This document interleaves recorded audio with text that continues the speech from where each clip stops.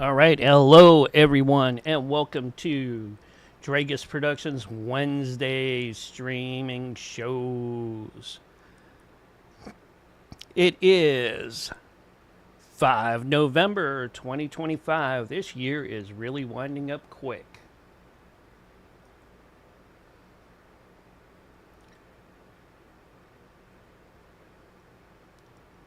Hope everybody had a great weekend and great start of the week.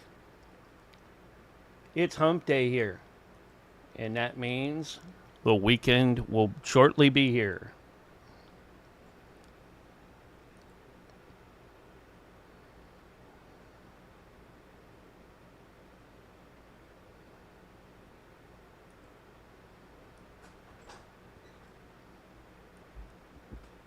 Setting up for Censorship Sucks Roundtable Radio show.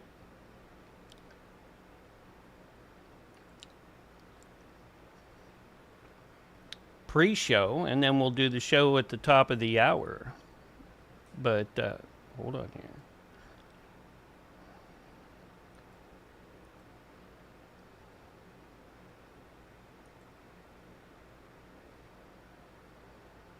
We'll get everything up and rolling here very shortly. Let me make sure we are all good to go, all over on the platforms and connected right up.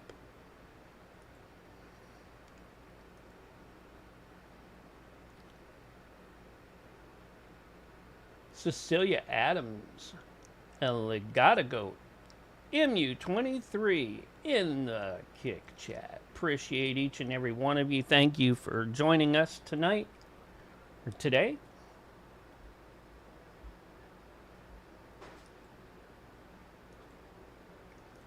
Like I said, I'm still setting up, making sure that all the platforms are up and rolling.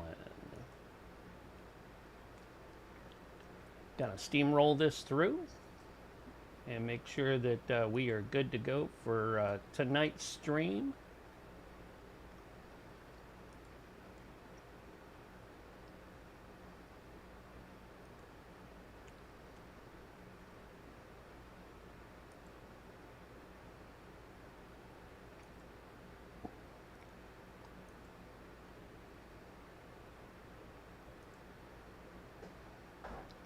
Like to welcome each and every one of you in as I set up. Hey there, Cecilia. Don't forget to give shout outs to folks that come into chat. Appreciate you when you do that, and then I'll pin them up when I take and get over there.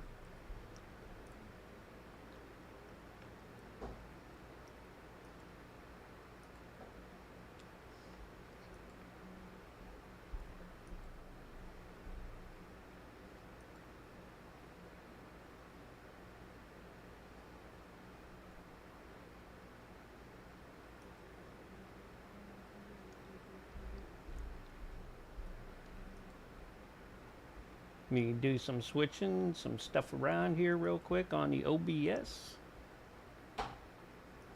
And then we can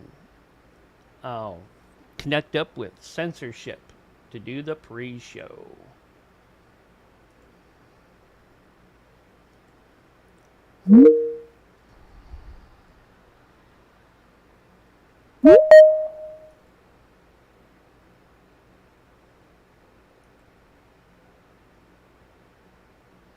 Hey there, David Hogg. Hola, how are you? I'm a-doing. How about you? Doing okay. How you feeling? Are you feeling all right? I'm feeling drained today, but I'm here. Yeah. Trying to get that Yep. censorship guy in here, you know? Yeah. One day he'll get in here. All right, what the hell's going on? And then there's Barry. You know, Barry's with us right now.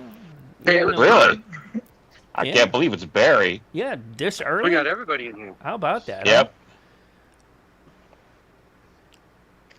All right, I'm gonna hang up and reconnect. I got something funky going on. I'll be right back. Oh, okay. That's All fine right. while I take and still get, stuff settled with the OBS.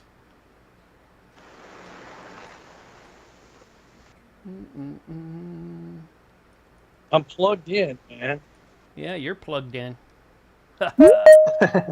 Check, check, check, check, check, check, check, check, check. Right there. Yeah. How you doing, man? How you doing? There you are. Doing all right.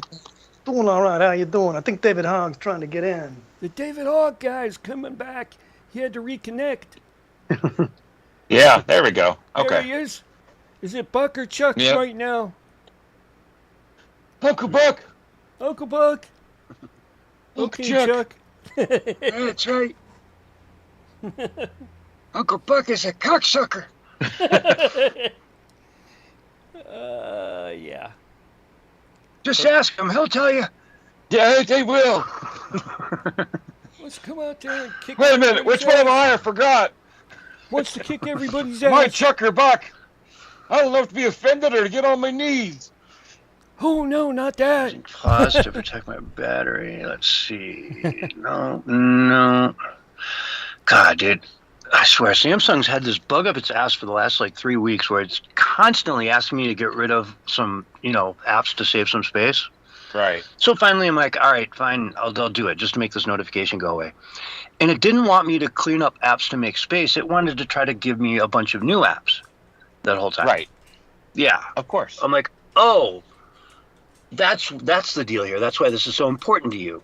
You want me to download Yeah. Candy Crush? How about no? Yep. Yeah. Sometimes it'll suggest that I get rid of all of my memes to create space. Uh-huh. No. I'm like, oh, hell no. For what? What am I making Yeah. space for exactly? Yeah, exactly. Lordy. Okay, let's see where we are here. All right. I feel a good night coming on.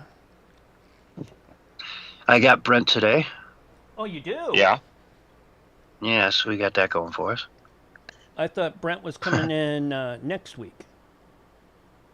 Well, that's why you shouldn't be thinking so much, Mark. Yeah, hey, I try to get ahead of the game and see what happens. I always tell you, if you're going to try to think, let me know first, and I'll clear it up for you. Okay. I'm working on that, I've been taking therapy, once a week for that. And, practice makes perfect, but, it's going to take me some more time. All right. Yeah, stick with producing. Forget trying to direct.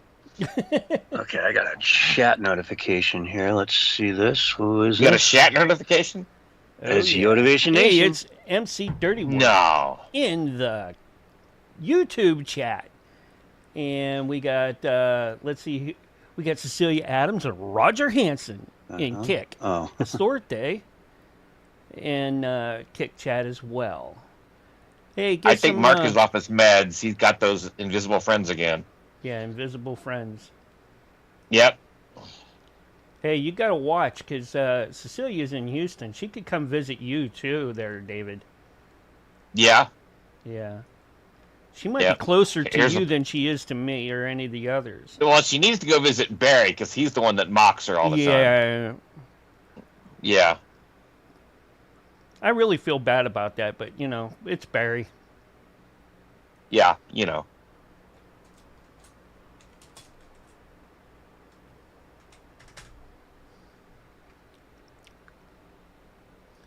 And while we do this, let me change the banner and the for the encore for tonight's show. 'Cause, Yeah, we she's got- sounding like she's just not going to be around for a while. Oh boy. Yeah. Yeah, which is sad. What's up this time?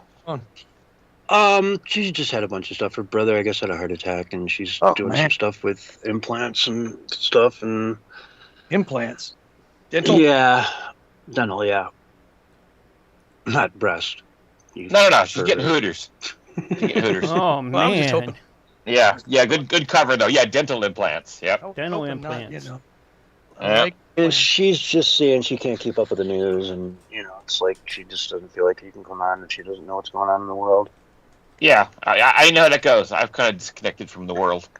Plus, when you get that kind of dental work done, I guess I wouldn't be surprised if she sounds a little funny, maybe a little bit, but that should heal up and get better.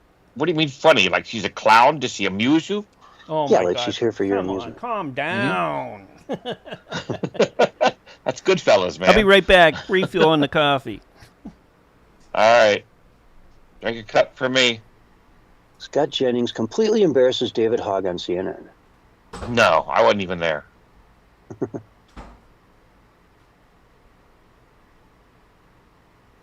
Yeah, like it takes a lot to embarrass David Hogg.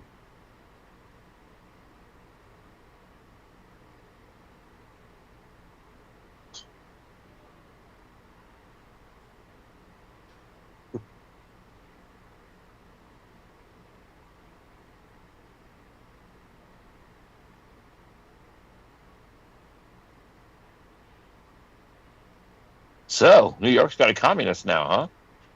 Yeah, looking good. Yeah. It's kind of hard to avoid that one, you know, it's like all over everything. It's like, oh, okay. Yeah, and then they got these crazy liberal white women all excited about Sharia law. It's like, you have no idea what you're talking about. Yeah, I saw Yeah. that. Yep. Like, we're going to have Sharia in New York, the caliphate. Yeah. Yeah. Yep, I know. Just pigs will vote for whoever feeds them, even though they're going to be slaughtered in the end.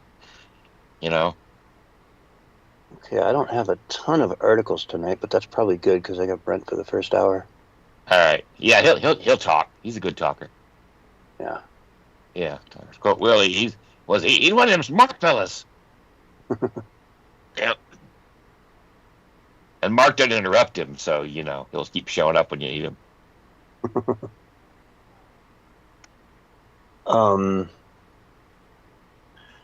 Yeah, let's see. He keeps hitting up Doc for money, like over and over. It's kind of funny.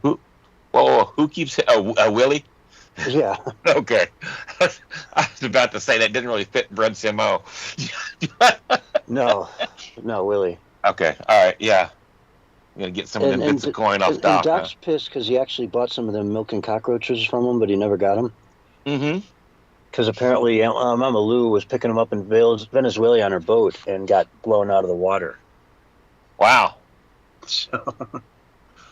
Well, you know, that's what happens when you use a submarine.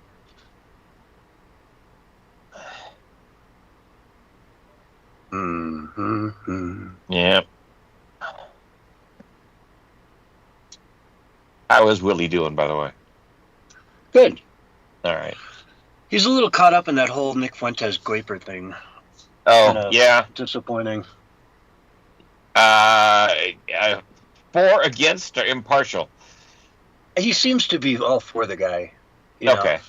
He's always had a bit of a anti-Jewish streak in him. Okay. But I don't know. Yeah. What's the joke I came up with this morning? Oh, yeah. Just because I don't like concrete doesn't make me anti-Semitic. Yeah. Yeah. There you go. Yep. Barry's being all quiet over there. I don't care what they say. You know, I like Johnny Castaway anyways, even though he's from Somatics. Somatics? Yeah, or what, something like that. I think that's... Okay. Yeah.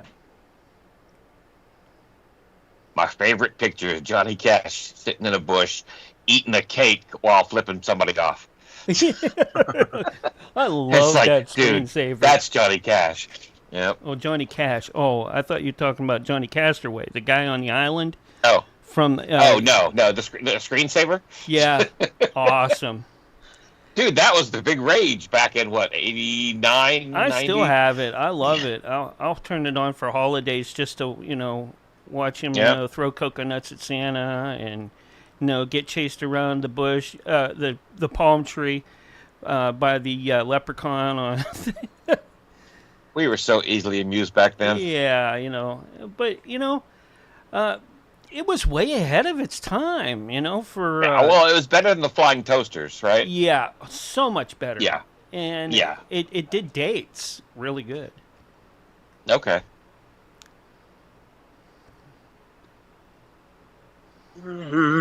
Fight! What do I have on my odometer here? 148.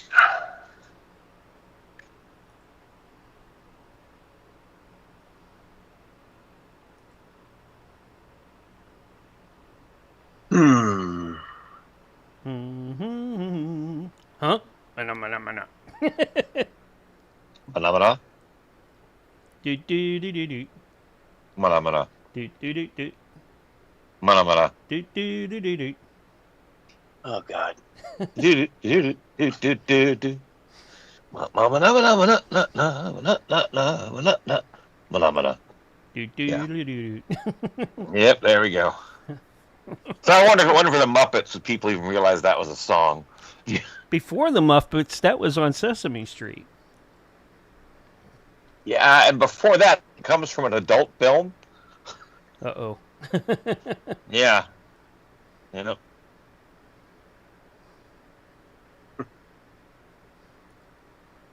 You know, I'd ask Grok, but it would give me the wrong answer. It gave you the wrong answer? It would. It can't even do simple math. I was just reading an article about Kim Kardashian complaining about like ChatGPT, I think it was. Yeah. When she was going to law school, and she kept asking it questions, and it would constantly give her the wrong answer. So she'd go in and take the test and give it the wrong answer, and then come home and be like, "Dude, you told me this, and I just failed this exam because you told me this." He's like, "Well, Yeah. I was just testing you. There you go. Testing your critical thinking skills." Yeah. When it didn't get math right, it told me it gets confused. Mm-hmm. I was like, man, you know, you can't rely on AI for just the simplest of things. If you can't rely on AI for math, then Exactly. the whole thing sucks. The whole thing goes out the window. It was a simple problem involving a jar of olives at a certain price, and you know what was the price per ounce, and it spit out a number, and Mrs. Hogg was like, "That can't be right," and then it heard it, and it said, "Oh, wait a minute." I'm like, "Uh-oh." And then it came out with what I assumed to be the right answer. I didn't double check it. At that point, I pretty much discounted anything it ever said, and that's when I stopped with AI after that. Like, you can't even figure out something simple, and people rely on it, and they're putting it in everything. You know? Yeah. Yeah. Corporations are using it left and right. Yeah, it's it's new. We have to have our internet presence. Back in the 90s, everybody had to have an internet presence. So, yeah, it's the new buzzword, and they're putting everything, and it's going to destroy us all. So there we go. And like one day, someone will rely on it for a really important thing, and it'll end up costing them millions and millions of dollars. Yeah. Oh, front page news. People were using it to draw up legal documents, and it was stating precedent that never actually happened. It's naming off these court cases that were fictitious. Yeah. Well, no, they're not. They're hallucinations. Well, here's the problem. A lot of it gets trained on Reddit, so that's all you got to say. Yeah. Roger says in chat, don't try to find information that's factual. That's true. True. Right. But it does work really well on scanning stuff for prompts. I'm finding out. Okay. So to create my prompts now, I use it for the, kind of as the basics. What right. Prompts? What do you mean by prompts? A prompt, you put it in and you tell it what you want to see, for your graphic. And then you've got the AI writing prompts for AI. Yeah. Oh, AI prompts. Oh, I see what you mean. Yeah, okay. yeah. Palcino. Because it knows best what Mark wants.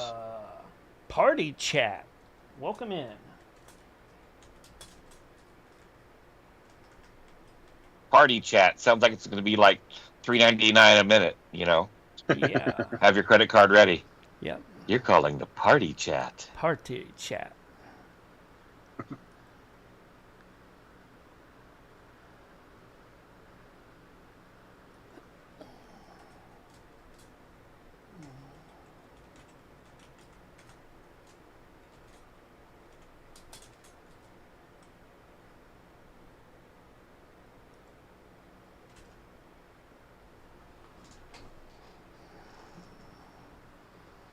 Oh, yeah.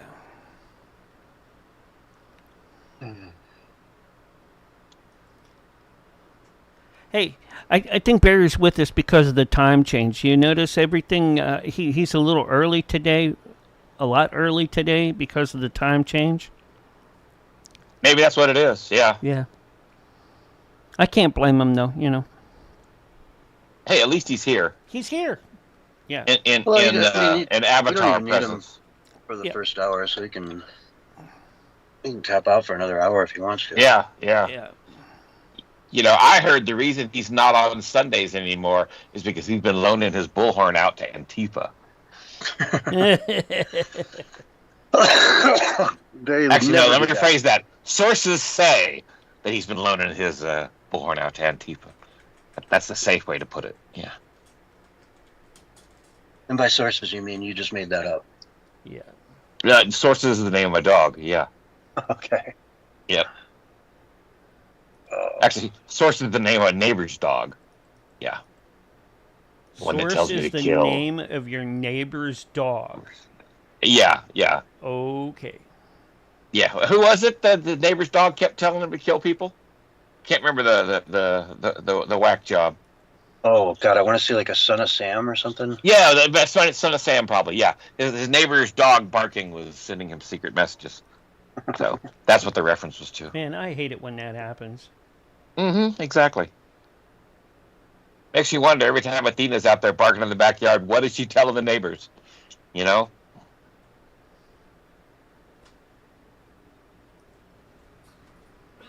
And she got this one bark I know when she actually sees something. She sounds like she's crapping herself. Yeah. No. It's just like every ounce of her being lets out a bark. And it's like, oh, there must be an animal back there. You know, otherwise it's just barking. She barks if there's an animal on television. If it's late night and like there's a cow or something on TV, everyone in the house just woke up.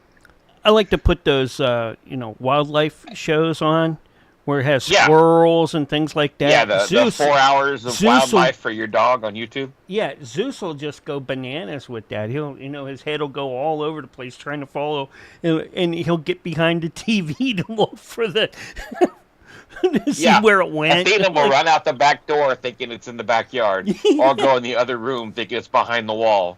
Yeah, but he's a good boy, you know.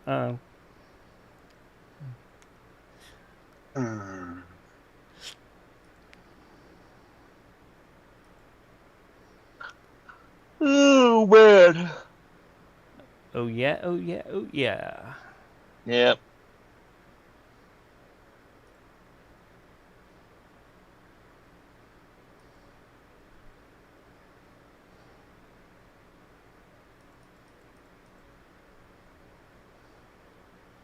You got fireworks going off there, Mark?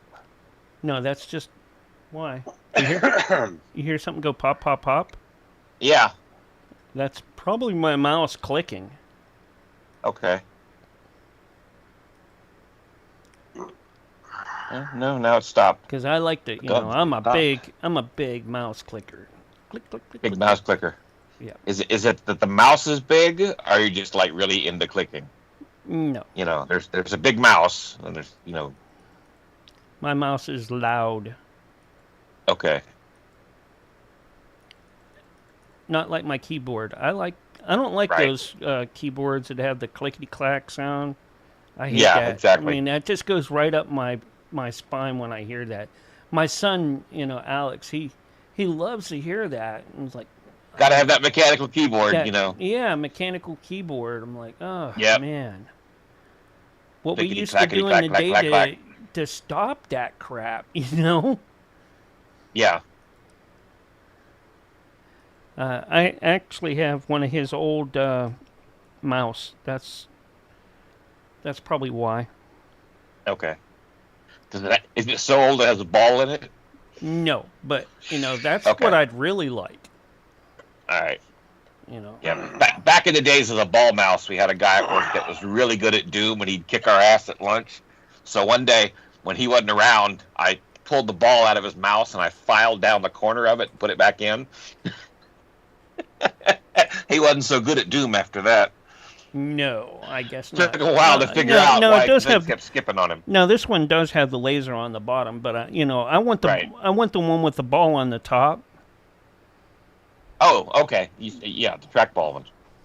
That's the one that I'm talking about. Yep. You know, kind of Okay. like they had at the old arcades. Yeah, yep. Yeah. Heck, my first mouse had a steel ball in it Oh man. back in the day. Yep. Didn't you replace it later with a marble? No. It didn't come out. It didn't. It was a come big, out? heavy thing. Yeah. Yeah. It worked on a color computer from Radio Shack. That's how long ago it was. Yeah. Yep. And who knows what it cost? Everything was really expensive. A floppy drive was $500. Yep, the good old days. Yep. Yep.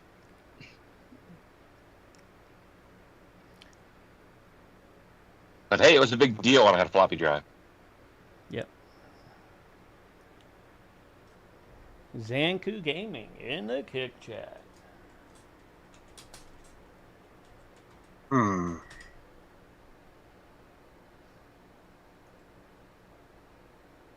Oh man,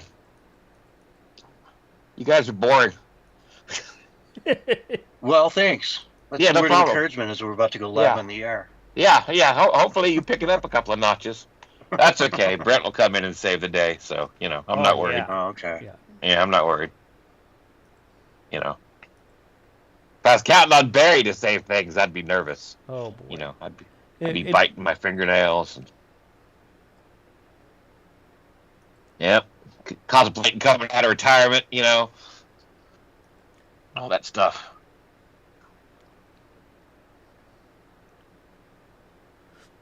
do, do, do, do, do, do, do, do, do, do.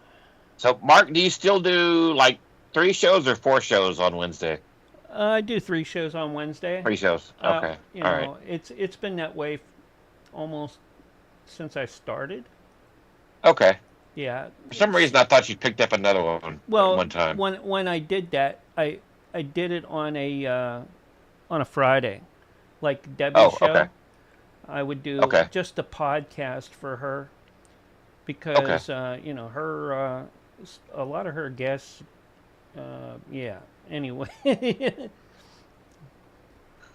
Think that we're gonna terrestrial radio, sure, they got the sensors, we can say whatever. No, that's not how it works. No, you just get censored by a different group. Yeah. The FCC is not involved No. yet.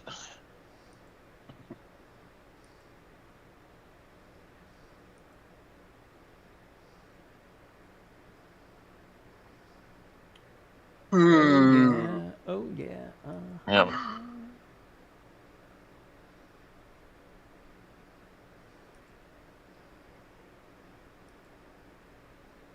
Well, the Yeah, I'm connect- hearing noise coming from Mark. What, Lots of white yawning? noise. My yawning? No, lots of white noise all of a sudden.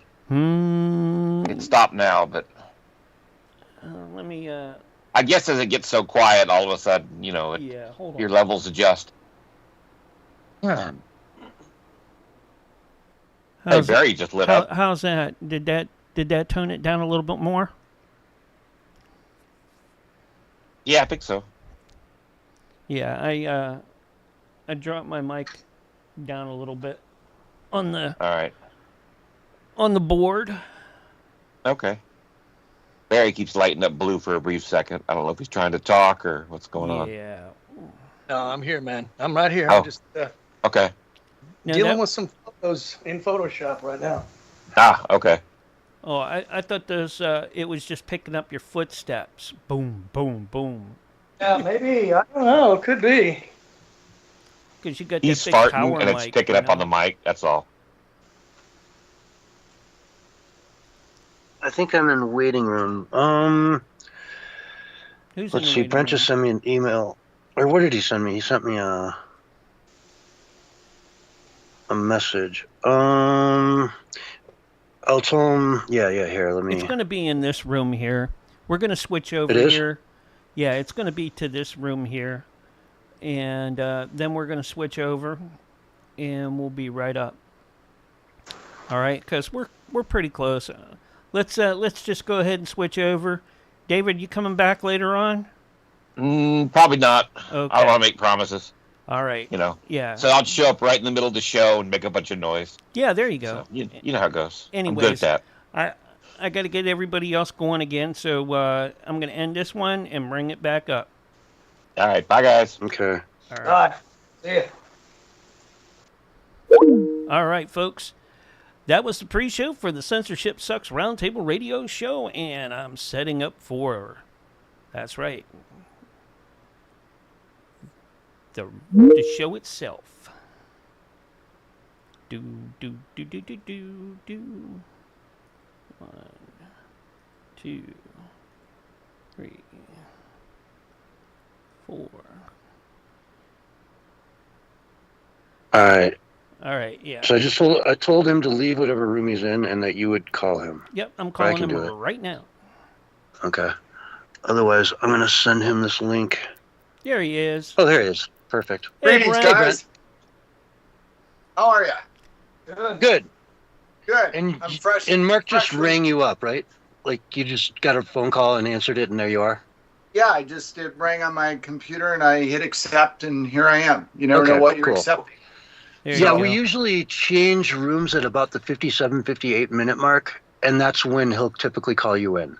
If you Okay. want to join us in the pre-show, let me know, and I'll send you the link to that. All if right. you just want to hang out early, Didn't know- you know. Yeah, didn't know how that worked. The timing's good. Just got home from the gym, so Cool. I'm all yours. Yeah, we use these meeting rooms, and they have a 1 hour life to them, so we have to switch over a couple times during the show. Ah, okay. Makes sense. So that's why we started at the 58 minute mark, so it'll get us to the break in the first hour. Sounds good to me. I'm in. All right. I'm How's fired everything up. going? Everything's great.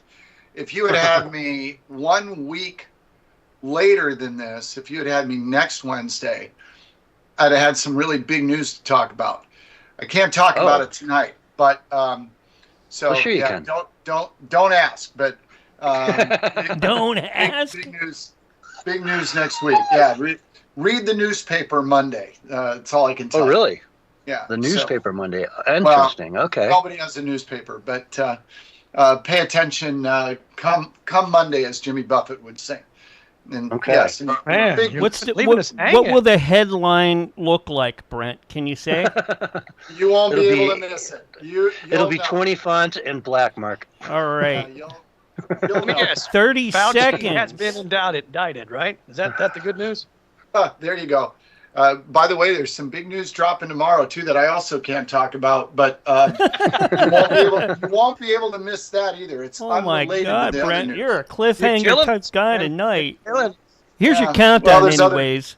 5, 4, 3, 2, 1, and you are live and on the radio side for the first time tonight, right now. Hello, everyone, and welcome to the Censorship Sucks Roundtable Radio Show, Wednesday night edition for November 5th, 2025. A banner day as we are coming off the major elections that went down yesterday in several states and cities. And with me to discuss everything, we've got Brent Hamachek from humanevents.com. Humanevents.com. How's it going, Brent? Couldn't be any better. Top of my game. Loving every minute of life and happy to be here again. Well, that's fantastic.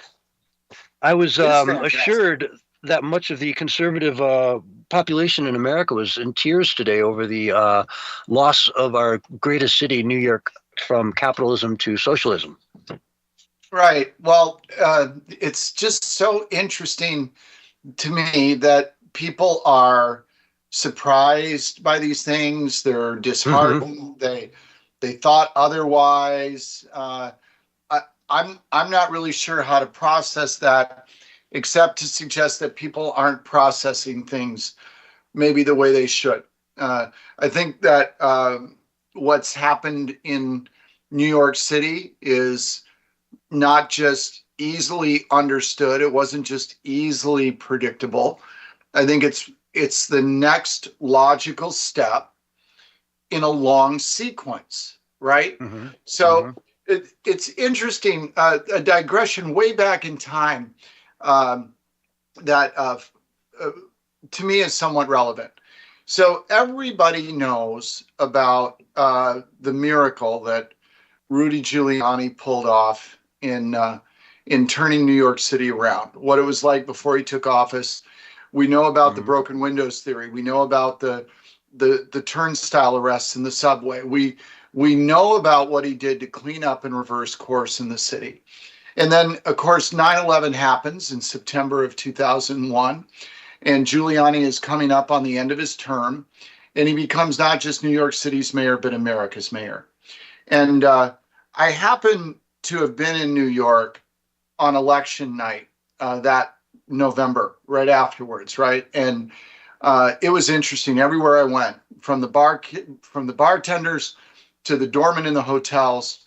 Everybody was talking about how they wish they could have voted for Giuliani again, and they wish that they had made an exception and all this other stuff. But what does that have to do with anything? Here's what it has to do with. Bloomberg, who succeeded Giuliani, was not winning the mayoral race until after 9/11, and Giuliani was endorsing him so strongly.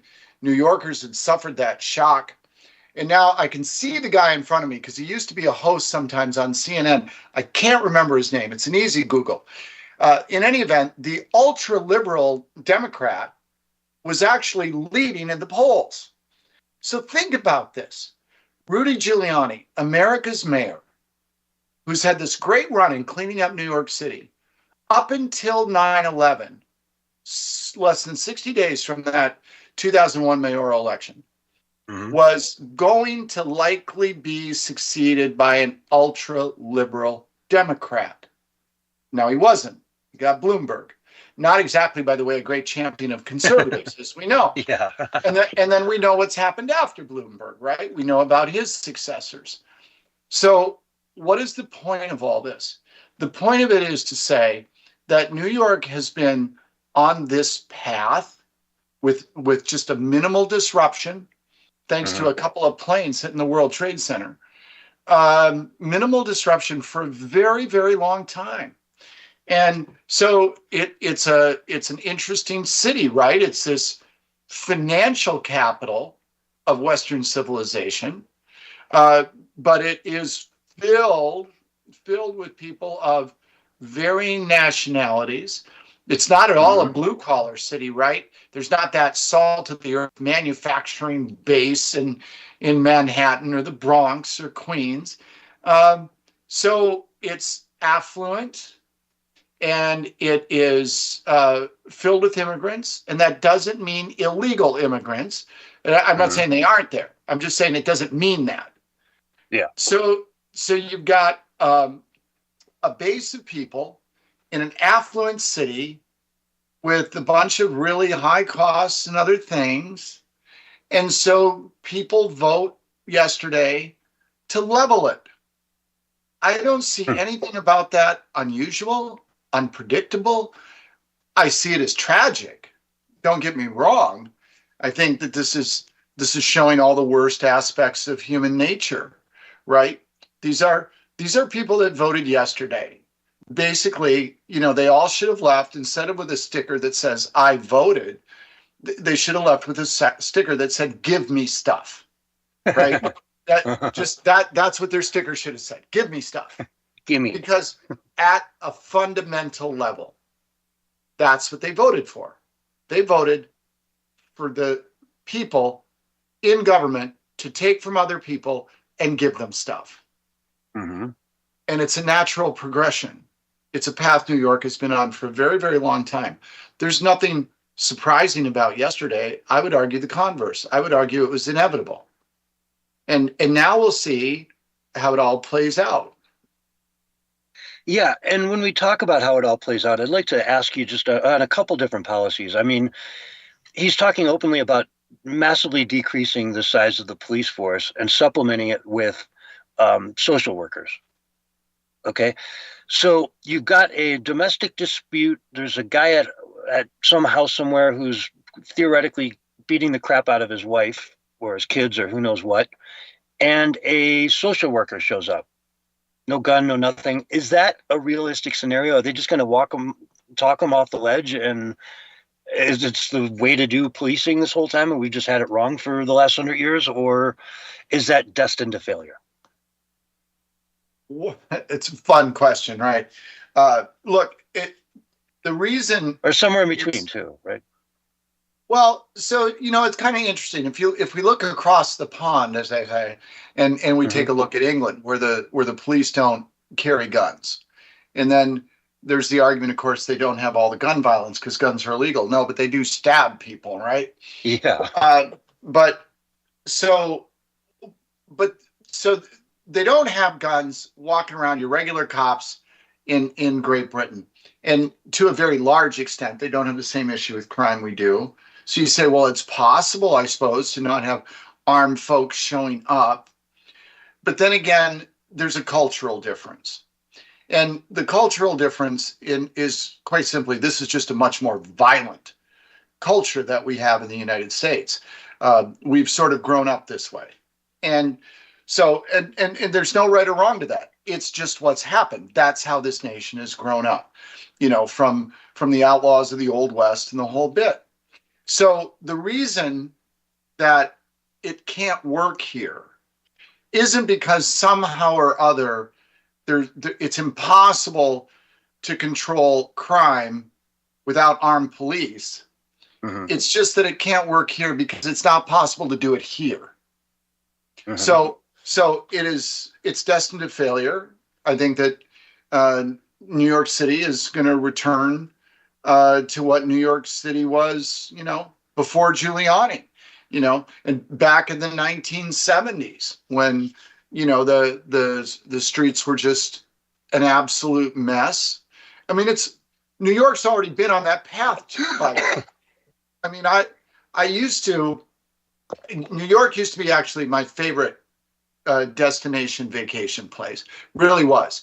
I mean, if there was a show to see, we'd get on an airplane and fly to New York as opposed to going downtown Chicago to maybe see the same show. New York pizza is my favorite food in the world. And so used to go multiple times a year right up through 2019. And it was in 2019, walking down 48th off of Broadway to go to a theater, that for the first time in the 20 some odd years I've been going multiple times a year, that I was actually stepping over homeless people. And I thought that was interesting, right? And that was pre-pandemic. And we all know about the deterioration that's taken place since then. I was in New York last year and I had a chance to talk to a bellman outside of a building, stood and had a morning coffee with him. And he was telling me that he had to ride the subway to work every day. This is in Midtown Manhattan. And he said, every single morning when I get off the subway and every night when I get off the subway, he said, I am just absolutely filled with rage. He said, what I see happening on the subway, the muggings, the violence, the people, all of it. He said, it just is so unbelievable. And he said, I'm watching it get worse every single day, right? Mm-hmm. So New York's already been on this path, and now it will accelerate. So can you solve crime other ways than having cops show up at domestic disputes without weapons? Sure you can, but not here. So I think that we're about to see some really bad things happen in New York. Yeah, and maybe if you do a pilot program in Des Moines, Iowa, it might have a little bit of a better chance. But Manhattan, the heart of New York City, Brooklyn, the Bronx, Harlem, it's a little bit more rough and tumble, I would say. What about, and you have a banking and finance background, what about freezing rents? What happens when you freeze rents? Well, the same thing happens as when you freeze any other kind of price artificially. You create massive shortages and distortions in the marketplace, right? So the idea of freezing rents will, if in fact it takes place. One of the things I'm not versed on, to be honest with you and your audience, is how much the mayor of New York is able to do autocratically and what he actually needs the city council to approve for him to do. It's just not my area of expertise. But assuming for a moment that whether it's through executive power or with whatever legislative cooperation he has to get, let's assume it happens. You will see distortions and displacements in the New York real estate market that will ripple everywhere. And it will impact bank loans on buildings where rent's charged. It will put various properties into what we call in the world of finance technical default, where they're actually still making their payments, but the loan goes into default because the numbers don't look as good. Any interference with the pricing mechanism in the free market creates it'll create shortages, and it creates massive distortions. And what's funny about marketplaces, whether it's rent or anything else, and that is markets always find a way to work. They just don't work efficiently. And so it's kind of like life on Jurassic Park. They find a way. So if you freeze rents in New York City, and by the way, I'm not even a tenth smart enough to figure all this out, but here's what I can tell you. A whole bunch of people, a lot smarter than I am, who own those properties and who finance those properties are going to start to come up with some of the most creative, destructive, inefficient ways to deal with that rent freeze. And people will still wind up living in apartments, but none of it will be done in an efficient or effective manner. And it will create distortions and inefficiency in the marketplace that will disrupt everything about life in New York, except, by the way, for the most privileged. Oh, yeah. They always do just fine. So it's a fascinating thing to see this happen. I mean, it was all these victories were pretty much predictable, with the exception of possibly Jay Jones. I wasn't sure if he was going to win or not, the Attorney General in Virginia. Right. And I'm surprised he did, because he said some really vile things and is really okayed and give a green light to many other people to say the same sort of vile things and get away with it, you know? Right. But all these other ones are pretty predictable. I'm not surprised to see Zoran win today or yesterday at all. I was a little bit surprised in Minneapolis, that the Somali gentleman who was running for mayor there did not win. I wasn't watching it very close. I thought he was a shoo-in, but apparently he wasn't. They had the what's that voting system they do where the ranked choice? Right, which, once it goes into that ranked choice thing, it's sort of like a black box. Nobody can really see what happened. Suddenly it spits out a winner and you kind of have to trust it, So I don't know. It's a good thing, but what is going on in Minneapolis? How is it so far gone that they almost came this close to, having a guy that literally held up a Somali flag the other day and swore allegiance to Somalia in Somali, and, Ilhan Omar and all these other people? It seems like it's just really far gone. I don't know. When's the last time you were even up there? Let's see. I went to the Mall of America a couple of years ago and bought a pair of John Rambo socks. So that's the last time. I probably shouldn't tell that to your audience. They'll think I'm insane, and I might be. Well, yeah, no, I get it. Look, one of the things I love about coming on your show each month and having the conversations we do, and we really do have a conversation, you and I. It's not like an interview, right? We have a conversation. And I always hope that your audience enjoys it at least half as much as I do. But the question you ask is a monstrously big question. I think it has a very, very big answer. So we've done a few things in this country over an extended period of time that are starting to collide. Number one, from K through 12, we have stopped teaching young people that they ought to be extraordinarily proud and grateful about being an American because of the way our nation was formed, the principles it was formed about, in the way they were codified in the Constitution as originally drafted and subsequently amended. I always say that, by the way, because people want to say, oh, well, when we formed the country, we allowed slavery. You're right, we did, and we don't anymore. And amendments to the Constitution are as much a part of the Constitution as the original document. So we don't teach young people that this is something to be extraordinarily proud of, okay? And we don't teach them why that is. What exactly was created here and the opportunity we were given that nobody else on earth had ever been given before. We've gone away from that. And then they go into college, and not only are they absent that fundamental teaching of gratitude, but then they're taught about all the sins of the United States and all the reasons. Not only should they not be proud and grateful for that, but they ought really be ashamed in so many ways. And we've been at that not for a couple of decades. We've been at that for about 4 generations. Okay? So that's setting in. And the other element is, of course, we have, as we've allowed more and more people to come into this country, oh, we're a nation of immigrants. That's what we do. I get it. We are a nation of immigrants. But in the old days, immigrants came to this country and assimilated it into it by coming to embrace the first stuff I talked about that isn't taught anymore. And that's not the case anymore. So we're not any form of a melting pot, right? Now we're a bunch of ingredients that don't dissolve, and we just float.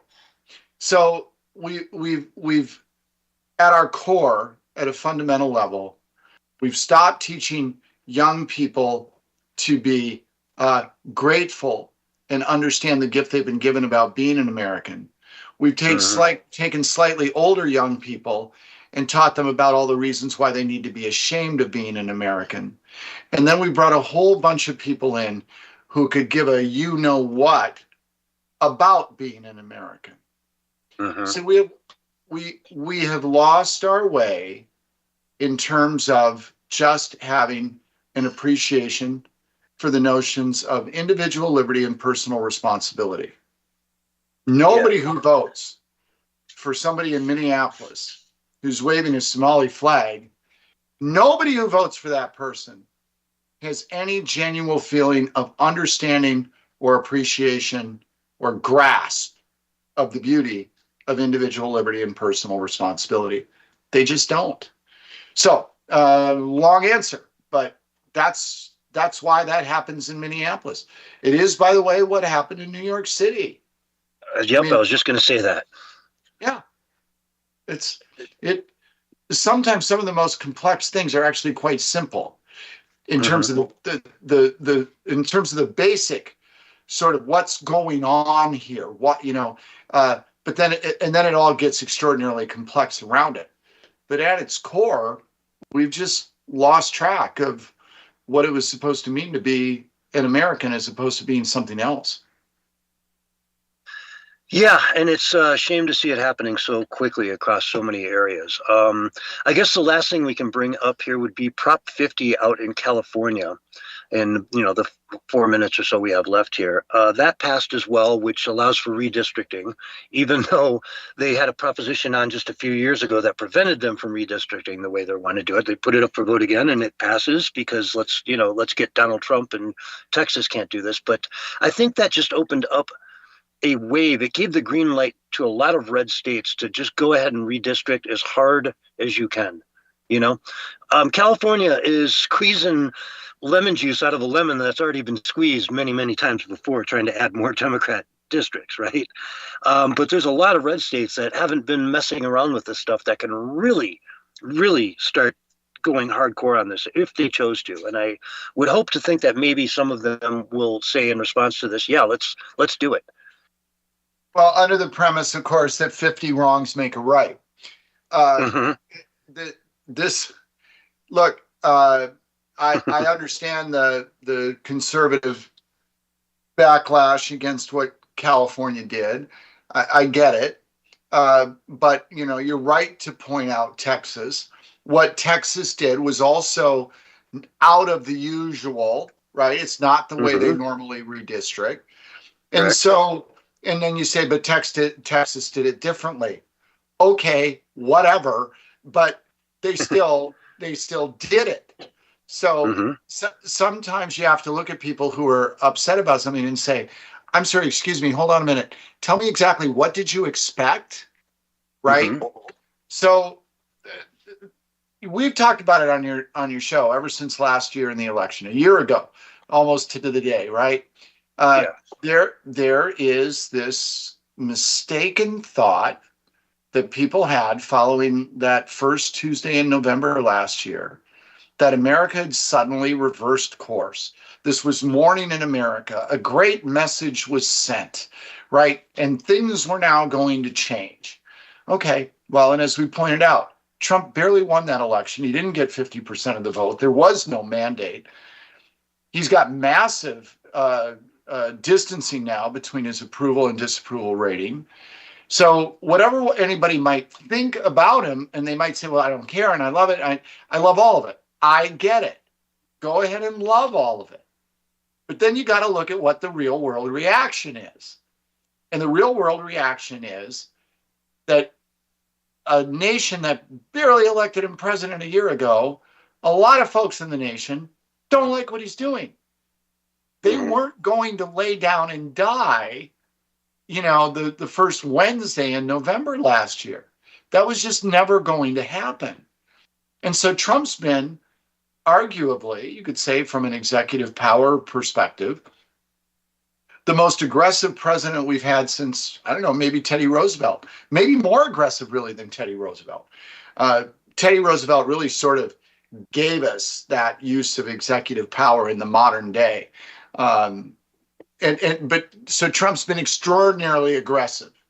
So here you got a guy taking really bold action who barely won an election. And now you're seeing some regurgitation of it by folks that didn't vote for him in the first place and who don't like what he's doing since he did get elected. And if somebody says, well, what do you do about that? You vote again, right? I mean, in other words, and I don't mean to be flippant about it, but the issue here is that nothing in America was settled a year ago. Nothing was settled last night. The divisions that we have inside this country are extraordinarily deep. They're not just deep between two parties. They're deep within parties. You can take a look at the recent, I know we got to go to a break, but you can take a look at what's happened with Tucker Carlson and Nick Fuentes. And I can't wait to ask you about that in the next segment, but we are right. We do have to go to break. This is Brent Hamachek from humanevents.com, folks. This is the Censorship Sucks Roundtable Radio Show. We're going to go to break. We'll be right back after this. All right, we are on radio break. And I definitely want to ask you about all that stuff, man. It's so frustrating to see some of this stuff happen.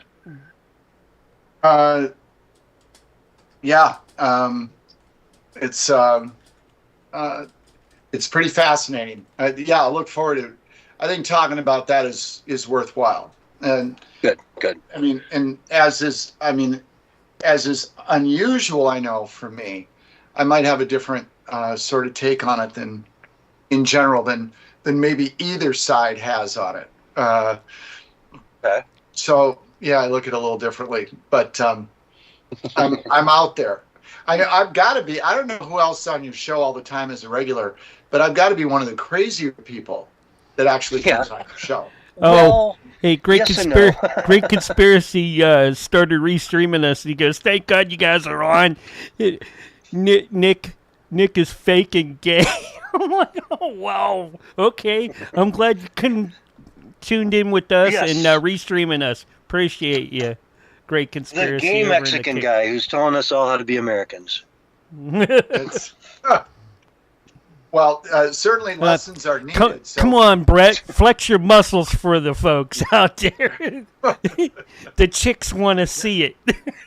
Yeah, right. Yeah, I'm in high demand. Yeah, so it's really funny at my age.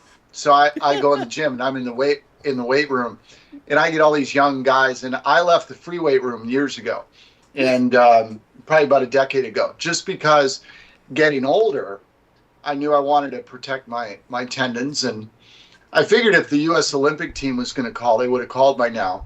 And if they did call, I missed the phone call, right? So I moved to the machine side of the gym. And now I have young people that come up to me and they're like, "Oh, wow, sir, I'm watching your workout." I'm like, "Man, you look great and you're in such great shape." And they go on and on. And they ask for pointers and they do all this stuff. And I'm thinking, okay, let me think this through. So I'm 63 and I'm using machines for my weightlifting routine. When I was in my 30s and I was in the free weight side of the gym, benching over 300 pounds, nobody said a word to me. Yeah. So here's what I realized. It's just because I'm an old guy, right? So it's like, oh, look at that cute old fella, and he's still here, able to do stuff. So I'm starting to get, the sympathy, pity vote in the gym. I kind of get a kick out of it, Yeah, it's kind of like going to the punk show and they see, oh, hey, there's one of the old guys. Man, he knew what it was when it first started out. Right. So they push you to the front, and then you're the first to get a beer too, though. But hey, there's some perks for that, though. Yeah. Old age has its privileges. I make a mistake in line at the grocery store, and I apologize, and I say that I'm elderly, and the girl behind the checkout thing, she's very forgiving and helpful. I pull the elderly thing everywhere I go. It gets me a lot of points. Yeah. And discounts. Don't forget the discounts. Yeah. Get you discounts. Yeah, I got my first ever senior citizens thing at a hotel recently on a trip. I checked in somewhere, and they started at age 63, and so I was able to get, I don't know, something off my room. And then you'll love this, at the same hotel, they noted that I was a rewards member, and they said, we're going to give you a free upgrade. And I thought, well, that's fine. I was just pulling off the highway, right? Yeah. Somewhere. You got 30 seconds, but yeah. Yeah. So you know what my upgrade was? They gave me a handicap room. I had a giant walk-in shower. I had metal bars. I could have fallen anywhere in my room and caught myself because there was a metal bar to hold on to. So that's what I got. My upgrade. You didn't get the All right, honeymoon look out, suite cats, or- dogs, and kids. Here's your countdown. 5, 4, 3, 2, 1, and you're live right now. Hello, everyone, and welcome back to the Censorship Sucks Roundtable Radio Show, where tonight my guest is the esteemed Brent Hamachek from humanevents.com. If you're not familiar with Human Events, folks, go check them out. They're an amazing publication. They've been around since the 50s, I think? 1944.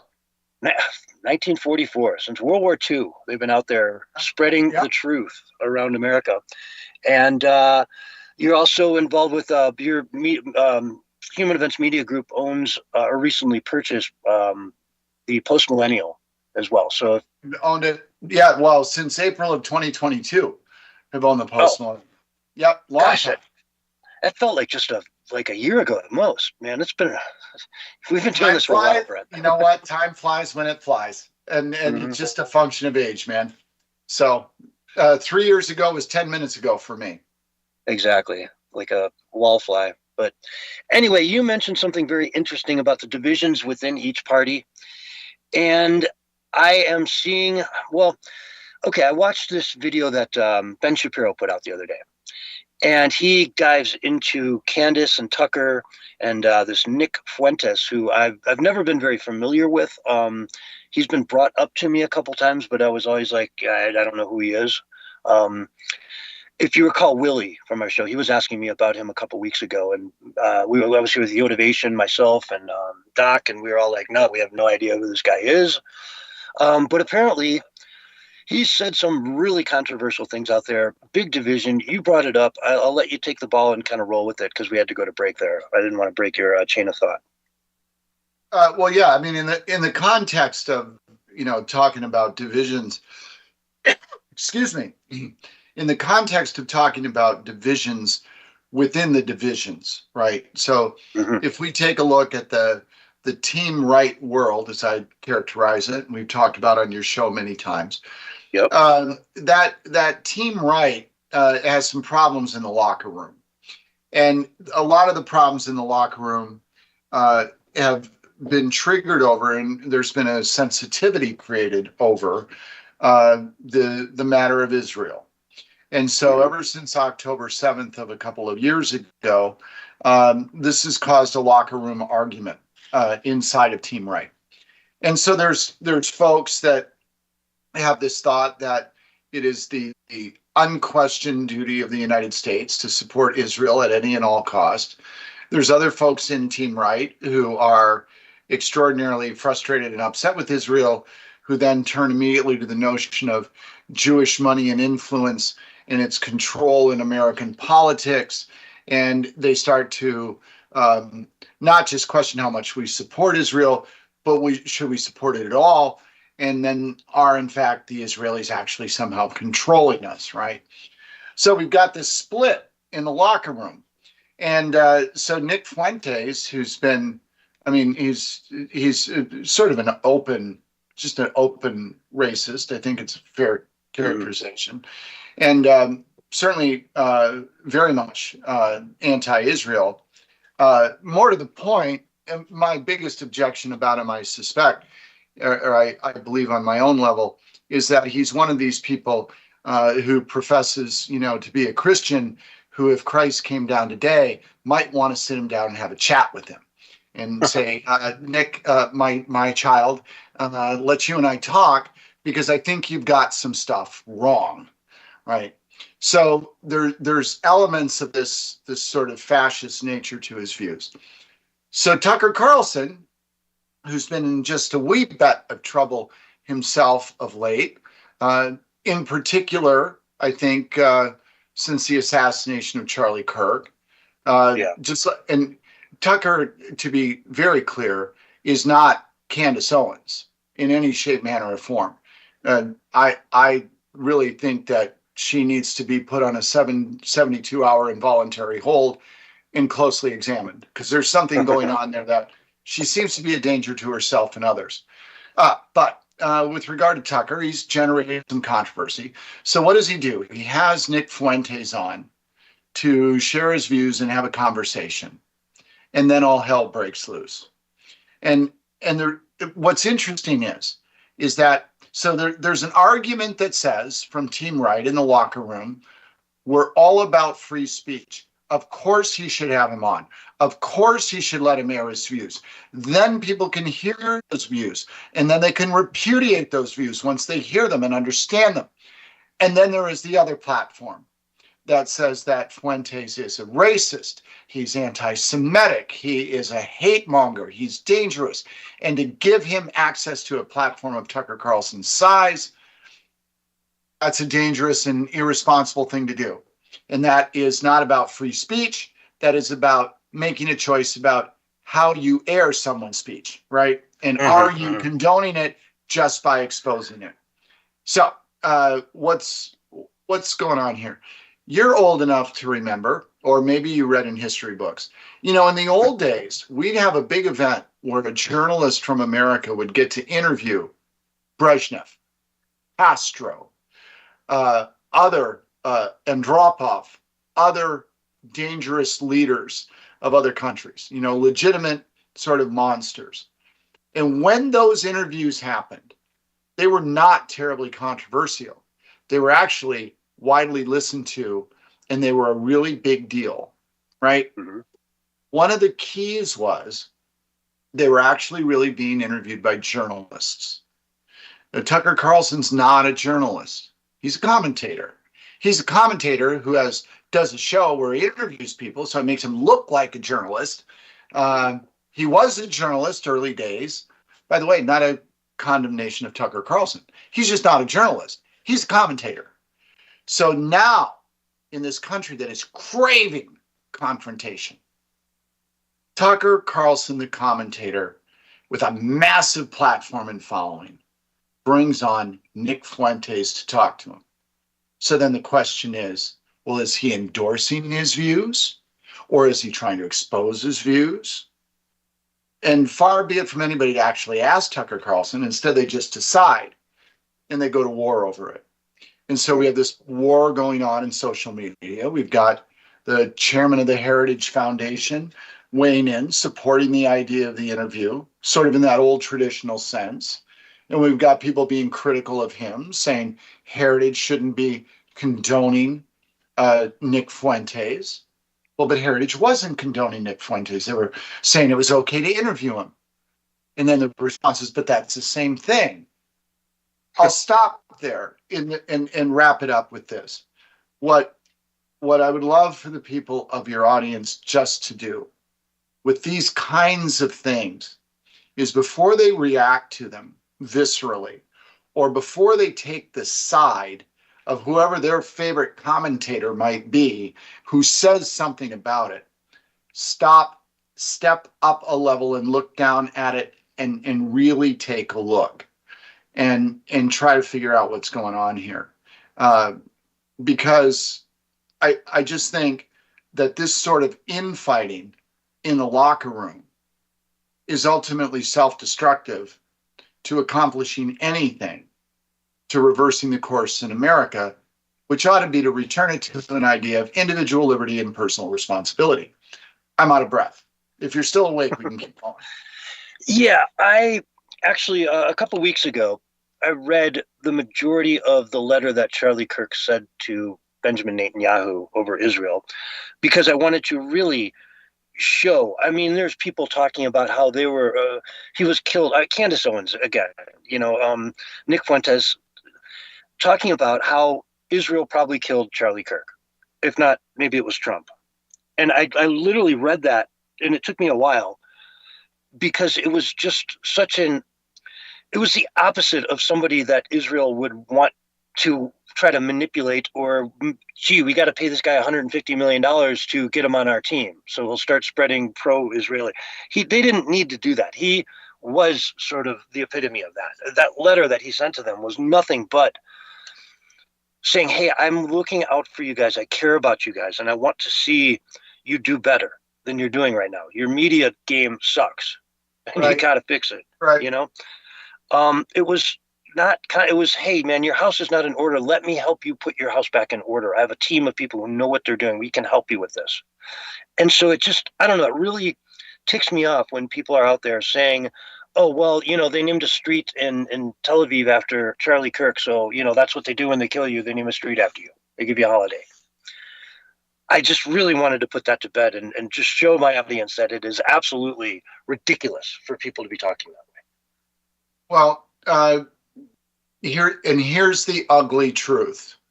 Mm-hmm. The ugly truth is that it's not actually about anything that Candace Owens says. Mm-hmm. It's that people pay attention to her. The tragedy isn't this arrogant, self-absorbed, money-grabbing fool posting content. The problem is people read it. Mm-hmm. The problem is they watch her videos. It is on some level. It is, excuse me. Sorry. It is always about the consumer. Always about the consumer. We are the ones. The only reason there's a controversy around all the garbage that Candace Owens throws up out of her mouth every time she speaks. The only reason there's controversy is because of the fools that listen to it and then on some level take it seriously.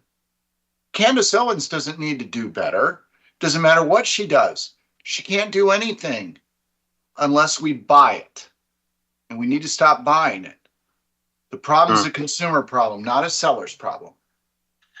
Exactly. And getting the message out from both sides and letting people understand that, she, like you said, needs to be probably in a little bit of a rubber room for a little while to get her thoughts straight, Yeah, I think a 72-hour cycle holds in order. Exactly. Pardon me. We both My got a cough little is bit of a cough contagious. tonight. I coughed a couple times. You coughed. The whole audience is going to get sick. Everybody who's listening right now, put your mask on, please. Right, Yeah. and stay 6 feet back. Just 6 feet back from your listening device, so we can slow the spread of the cough. It'll just be for a couple of minutes. I've been nursing a bit of a cold here since about maybe the weekend, but it seems to be getting better. And I'm heading for a little bit warmer climate here in the very near future, so that'll be nice. But let's see. The last thing I had on my notes for tonight to talk to you about is this whole government shutdown. We mentioned it kind of trivially last time we spoke because it wasn't that big a deal, but now we're a month and change into it. And SNAP benefits are going to be ending soon. All kinds of really important programs are going to be ending. I'm hearing rumors that a bunch of Democrats have now reached out to the Republican side of the aisle to maybe start talking now that the election is over and they've got all their dream team in place. But I don't know. What do you think? What do you see? What do the tea leaves sort of point to as far as, is this thing about to end, or are we just in the middle of it? Well, I think it's almost about to end because it's almost Thanksgiving. Mm-hmm. And I do not believe there's a universe in which this doesn't end before Thanksgiving, simply for one reason: air travel. Air travel is what ended the last government shutdown, the disruption to it, and finally brought the politicians together to end it. Look, there's no one to cheer for here, in my mind. I'm just watching the behavior of all of our elected leaders, all of them, and saying, let me see if I've got this straight, that you are so dysfunctional and you are so filled with your posturing and positioning that you actually can't figure out how to keep the government of the United States functioning. I mean, it's easy to argue the two different positions. I understand the dynamics about the healthcare piece, what the Democrats are trying to do, totally against it, completely against it, right? I get it. But that on some level isn't the point. People, there's that whole idea, that we've heard over the last 50 years a lot about throw them all out. I think that would be an excellent idea. There is not a single Republican or a single Democrat that I can imagine is worth voting for. Let's get rid of all of them. Because the idea, people, you just have to think about it in a nonpartisan sense. What's happening here? The human beings that we've elected can't sit down and keep our government open. It is extraordinary when you strip it to that basic level. So it's going to end before Thanksgiving. I'm reticent always to put time frames on things because it's easy to sort of see a lot of times what's going to happen, but it's difficult to actually say when. But I'll go on record and I'll say the Thanksgiving week's a hard stop for this, because otherwise the American people are going to go absolutely insane, because by that time we'll have been several weeks with air traffic controllers not being paid. They are going to get virally sick.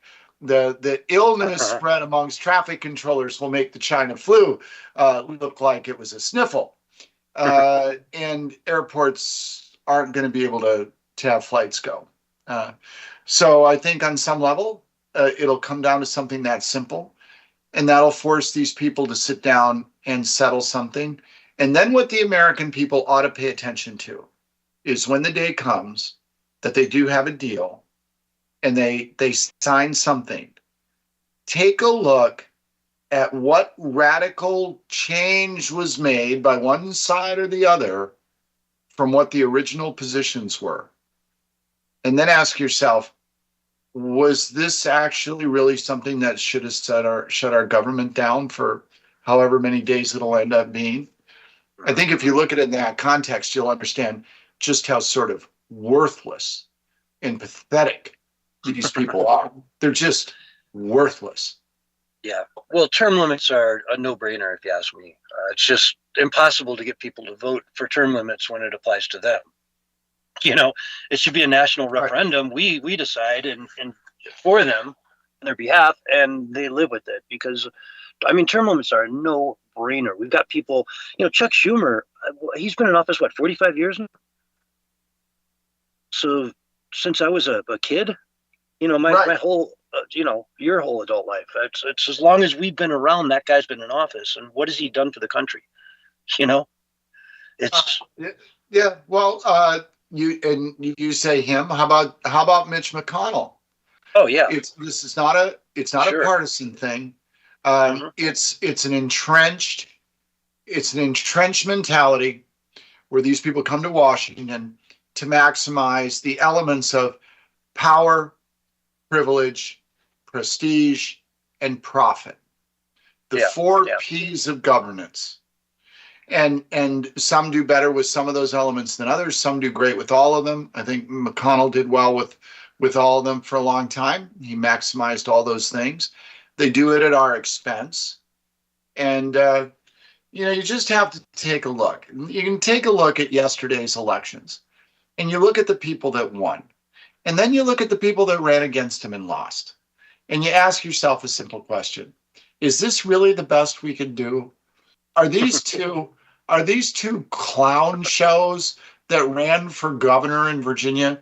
And they're both just absolute clown shows. Are they really the two best people in Virginia? Oh my goodness. I mean, everything about the system is absolutely insane. Take a look at this. Here's something that might not be terribly popular with the audience, so I apologize in advance. In the last days before the election, Trump endorses Cuomo in New York. You say, oh, well, he's the lesser of two evils. And hold on a minute. Andrew Cuomo, when he was governor of New York, forget the sex scandal. I don't know, good for him. I don't mean that, folks. I don't mean good for him. But the sex scandal pales in comparison to the people he killed with his policies during the pandemic. He killed people. And so, let me get it straight. So Trump and Musk are endorsing him because he's the lesser of two evils. I don't know. Maybe. I don't know if Madami has killed anybody. Cuomo has. He has killed people. He's responsible for the death of a lot of people.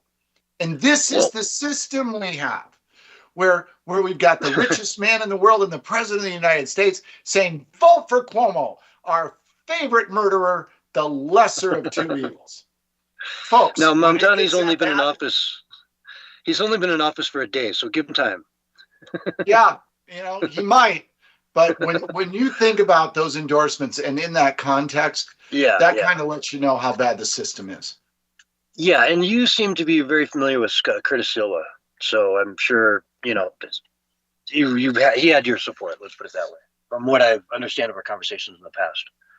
Well, I think first of all, he'd make a much better mayor than either the communist or the murderer. He never had a chance. Colorful figure. Hey, he was on the streets in New York back in those days, trying to do his part. Yeah, to try to help make New York a safer place. I've got a dear friend who likes to use the expression about being boots on the ground. Well, Curtis Silva was boots on the ground, and for that, he has a lot of respect from me, and he certainly would have been a better mayor because, I repeat, he's not a communist or a murderer. So, like the other two that were the front runners. That's quite the high bar. But I don't feel strongly about it. All right, in our few minutes left, we've got about, 3.5 minutes or so. What's going on with Common Ground nowadays? We're getting well into the school season. How's that all moving along? Moving along well. We recently got a nice grant. We're looking at another one coming in here soon with a look, fingers crossed, and a little bit of good luck. We're being recommended for some commendations for the work we've done. We have a new program that's launched where we're working with what I'll call some Common Ground Campus alumni, kids who have been through the events, and now we're working with them. I say we, I'm the village idiot, but my partner is working with them in helping to train them in how to express their voices using the tools of social media, but to do it in a way that is constructive and positive as opposed to destructive and negative. So trying to train young voices to find that voice, but to express it in a way that does no harm. Everything about everything we do is simply about trying to get people to do better. You know, that's the program's slogan, and we're very big on trying to really get people to ask other people questions, understand them by actually caring about the answers they give. And if somebody says, well, there's no point to that, you can't talk to these people, you can't reason with these people, okay, I get it, then please give up and stay out of the public square, because you won't do us any good. It is only going to be the individual that's willing to step up and engage other people constructively that can actually change the course of this country. To the rest of you who think it's a waste of time, good for you. There's plenty of stuff on Netflix. Stay home and get out of the way, because you're part of the problem, not the solution. But I don't feel strongly about that either. Yeah, no, you never really come here with a very strong opinion on one thing or another. You're like the Tim Pool of prognosticating over here. So anyway, it's always a pleasure to have you on, Brent. Let's see. We've talked about human events and post-millennial. Is there any other headlines you want to front run on the show? Well, no, just to let people know that I know why you're saying that. I will say that if you're fans of our platform, stay tuned, and there's some really neat things that are in the works that are going to happen soon that I think are pretty exciting. Actually, I think are very exciting. So stay tuned, and that news will be coming very, very soon. And I think your audience will enjoy what's to come. Excellent. You've got me very interested. I'm very curious. I wish we could get you to spill the beans, but you're too disciplined for that, I can see. Well, curiosity kills cats. I don't know if spilled beans hurts them. I don't know. I'm mixing up metaphors and sayings, but just stay tuned is the best I can do for you. Awesome. Brent Hamachek from Human Events, thanks so much for coming on. It's always our pleasure to have you on, and we'll see you next month. We will, if you have me back. Thanks for having me. I always enjoy it a lot. Appreciate the platform and the conversation and respect. So thank you. Awesome. Thank you. Folks, this is the Censorship Sucks Roundtable Radio Show. We've got to go to break, but we're coming right back with hour two right after these messages. Awesome job, guys. Awesome All right. job. Hope that was all okay. Yeah. Oh, yeah. Yeah. Fun. Yeah, and the girls still want to see you flexing out there, Brent. Anyways, Well, nobody wants to see a 63-year-old guy flex, right? So it's funny. So I'll have people in the gym. Literally, I'll have somebody say to me like, "Man, you're ripped. You look great." And I'll say, "Yeah, I'm ripped, but I'm 63." And so it doesn't do you any good to be ripped at 63. I said, it's not like you can go to the beach in a Speedo. And I'm like, but you look great. I just say, look, I got a lot of mirrors in my house. So there you go.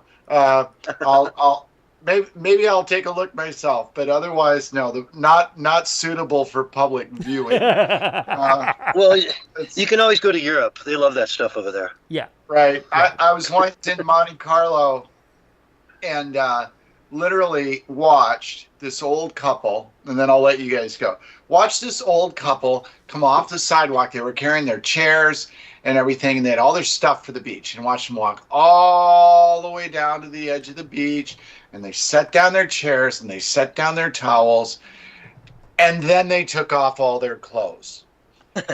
And that was like 30 years ago. Guys, I'm not over it yet. I'm still not over it. and I am not going to let somebody tell that story about me 30 years from now. Okay, not happening. No, but we, So smart. you know, we would want to be the first, you know, on the Censorship Sucks no. Roundtable Radio Show, DREAGUS Productions, you know, to, you know, show I'll it. tell you what, do it on a radio show. That's your best bet, Brent. Yeah. I'll tell you what. But don't forget, folks, you have to look at the little pip down at the bottom of your radio dial, you know, so that you can see everything that we're saying and hear what we're doing in between stuff. No, I'm kidding. And But we're here's about the to thing, lose this room. if I did that on your show, you would no longer be Censorship Sucks. You would be Censorship Deserved. You'd have to change the whole name of the show. And anyway, it was fun. It was fun, guys. I'll let you go. Have a great next hour. Awesome. All right, Talk to you I'm going to, after Brett hangs up, I'm going to take and click us to the next room, which will be the same one. Okay. All right. All Bye, right. guys. So if you get a ring, Brent, don't pick up. All right. That was hour 1 of the Censorship Sucks Roundtable Radio Show. Hour 2 coming up right after I get them going again.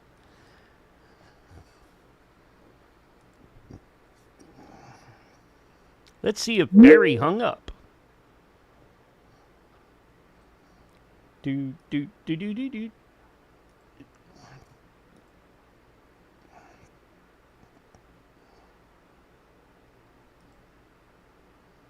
Okay. All right, we are back.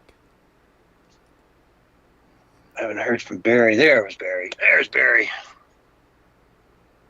Yep. The bullhorn himself. Kneel to the great Kiyosama! Boy, they don't like him very much over there. He's getting so much love, dude. The dude is fantastic, man. I love that guy. He's so masculine, man. He's a real. Oh, he's, you know, he makes Trump look weak, you know. The way he punches I guess. bag, the way he punches that punching bag, the dude should really think about fighting Jake Paul. I mean, come on. Yeah. Kiyosama, man. Kneel before the great Kiyosama. I've been saying that all day today. Just walking around my house saying that. Kiyosama. Kiyosama! Oh, Lordy. Well. Everybody listening, let's do it all together one time. Heil Kiyosama. Heil Kiyosama!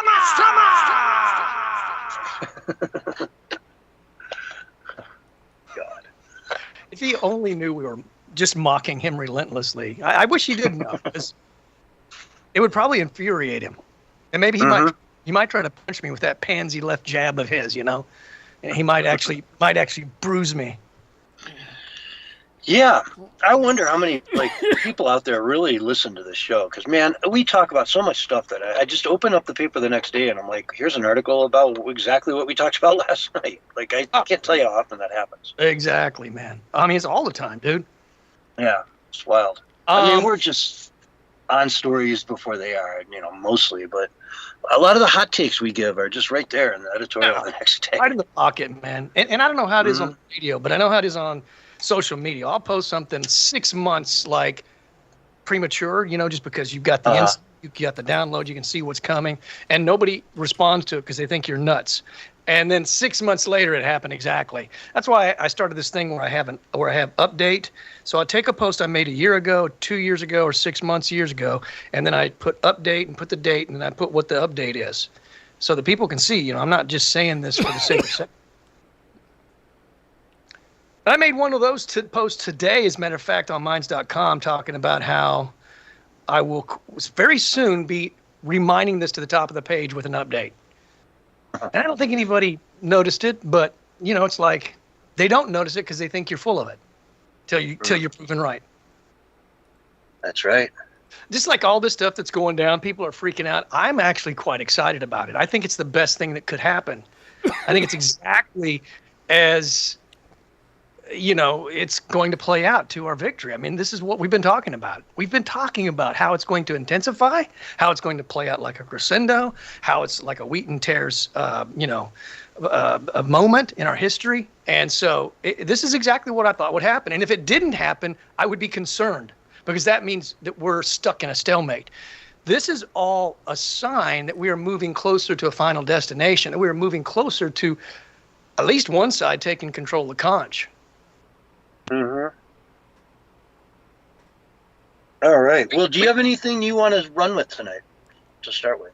Well, I mean, my angle is very optimistic. I think the infighting doesn't even bother me. None of it is affecting me whatsoever. You know, I think it all has to happen because this idea that we're going to have a hive mind in the Republican Party is a pipe dream. It's not going to happen.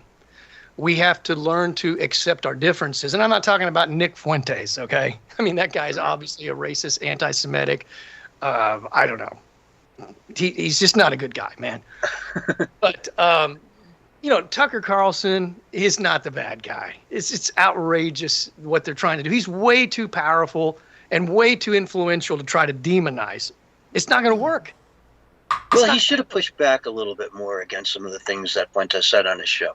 You know, he doesn't know. I think that's Fuentes. He does not know a lot about Fuentes.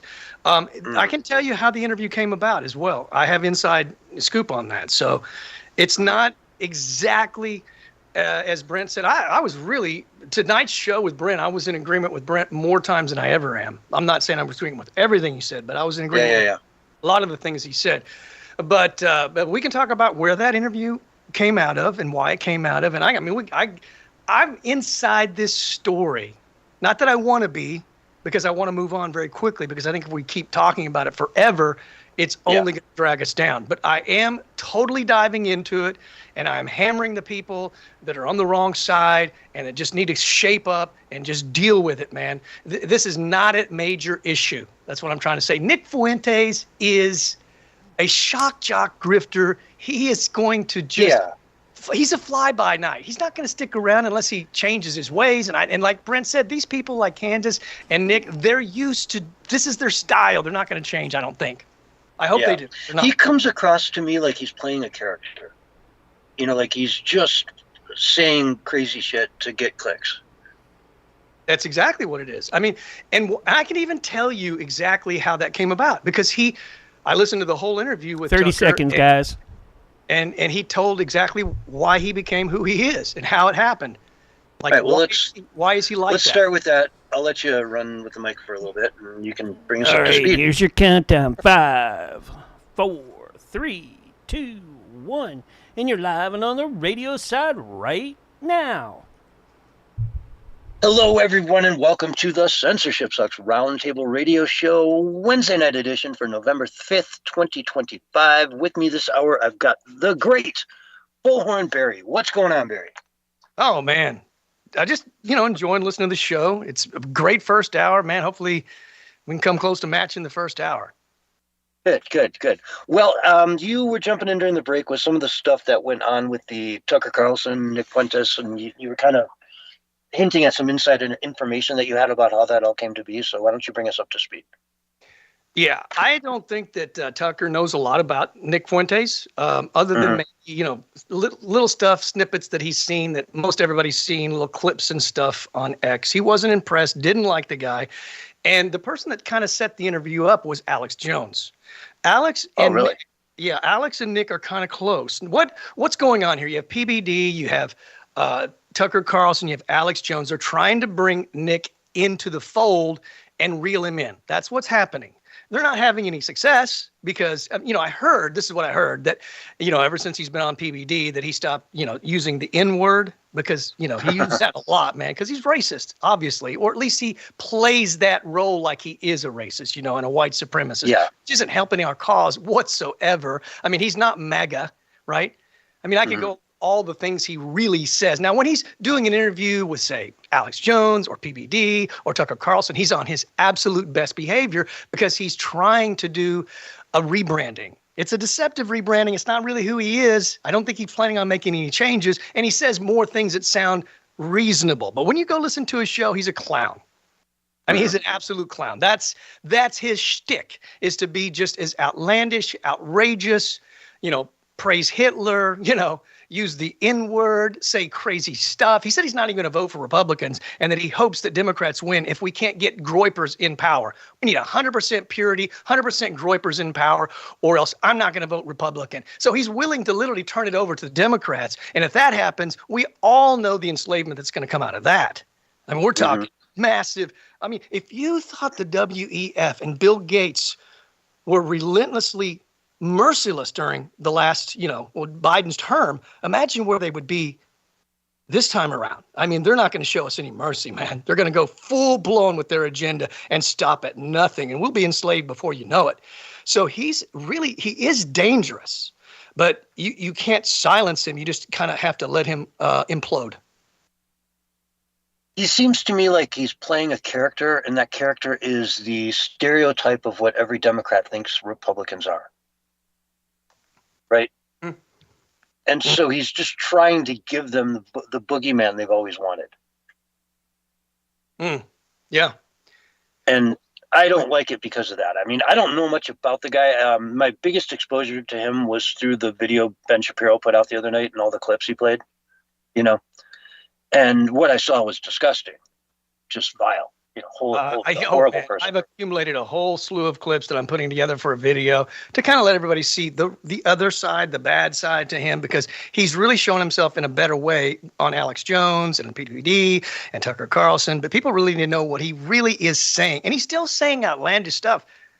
I mean, like every day. Like I said, he's still like sticking with his little clown show that he has. I don't think anyone that's an intellectual thinker or free thinker is taking this guy seriously. I really don't. He appeals to the person that's kind of, I don't know, maybe in their mother's basement playing video games. I think that's kind of the people that he appeals to. I don't know anybody other than, these people that have had him on, Tucker Carlson, PBD, and Alex, who they see that he has talent. They see that he has the natural gift of gab, and he is smart intellectually. I'm not saying he's smart in common sense, but so they want to try to help him, but I don't see it happening. I don't see it working, because PBD said they interviewed him too.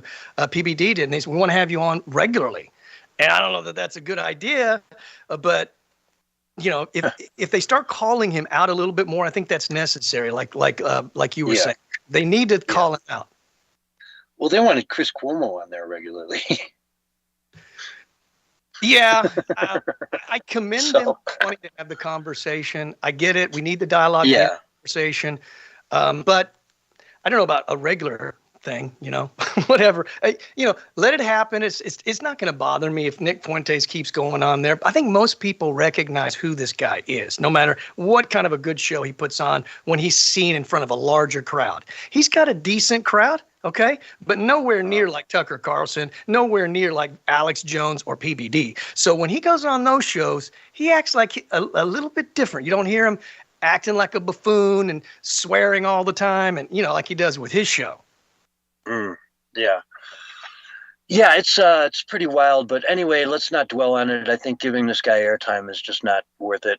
There's better people we can be talking about right now. Let me say one last thing, though. I would just say this. Sure. Tucker Carlson was right in that he thought he might be a Fed. And I don't believe he is a Fed, but he fits the model of a Fed. He fits the model of, come on, we're going into the Capitol. We're going in. I mean, he's the Fed. To basically ruin MAGA, to make us look bad, to discredit us. He might as well just be a Fed. Yeah. Or Democrat. I mean, again, if he's playing a character, he's a total, lefty, and he's just playing this character on TV to, make everyone look like fools, like Colbert, then I get it. I see what he's doing. It makes sense now. But if he truly believes the things he believes, then he should be avoided at all costs. And anyway, let's get on. Tragic, horrible news. Dick Cheney passed away at the age of 84. I don't know, man. I was thinking about maybe dedicating the next hour to just going through his life from beginning to end and really just doing a deep dive into Dick Cheney, or we can cover news. I vote for news. Okay. All right. Yeah. Dick Cheney, boy. What's amazing is he died at 84 and he was vice president. It seems like a lifetime ago. Mm-hmm. right? And he's pretty much Biden's age. You know, Donald Trump's what, 81 or 79 or something nowadays.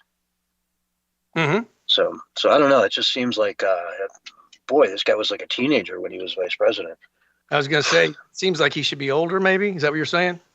Yeah, like 84. I'm like, gosh, That's half young. the politicians out there are 84 right now. What's he been doing the last 50 years?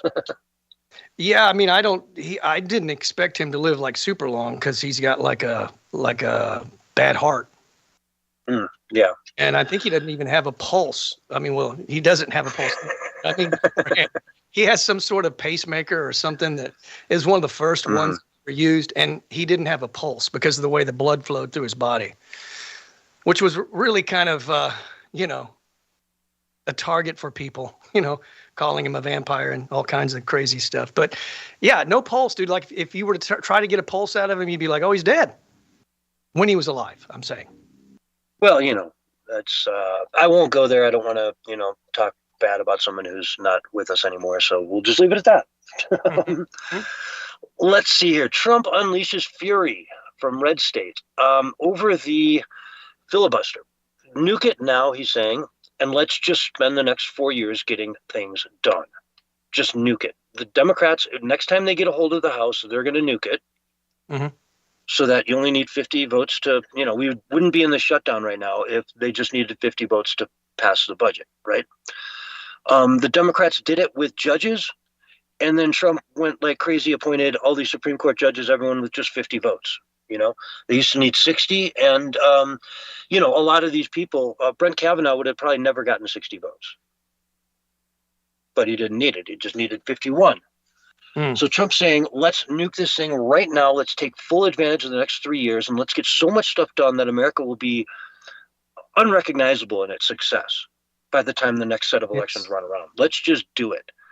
And no one's really taking him up on it. I'm surprised. What's your take on that, Barry? You think that'd be a huge mistake, or do you think it's a strategic move?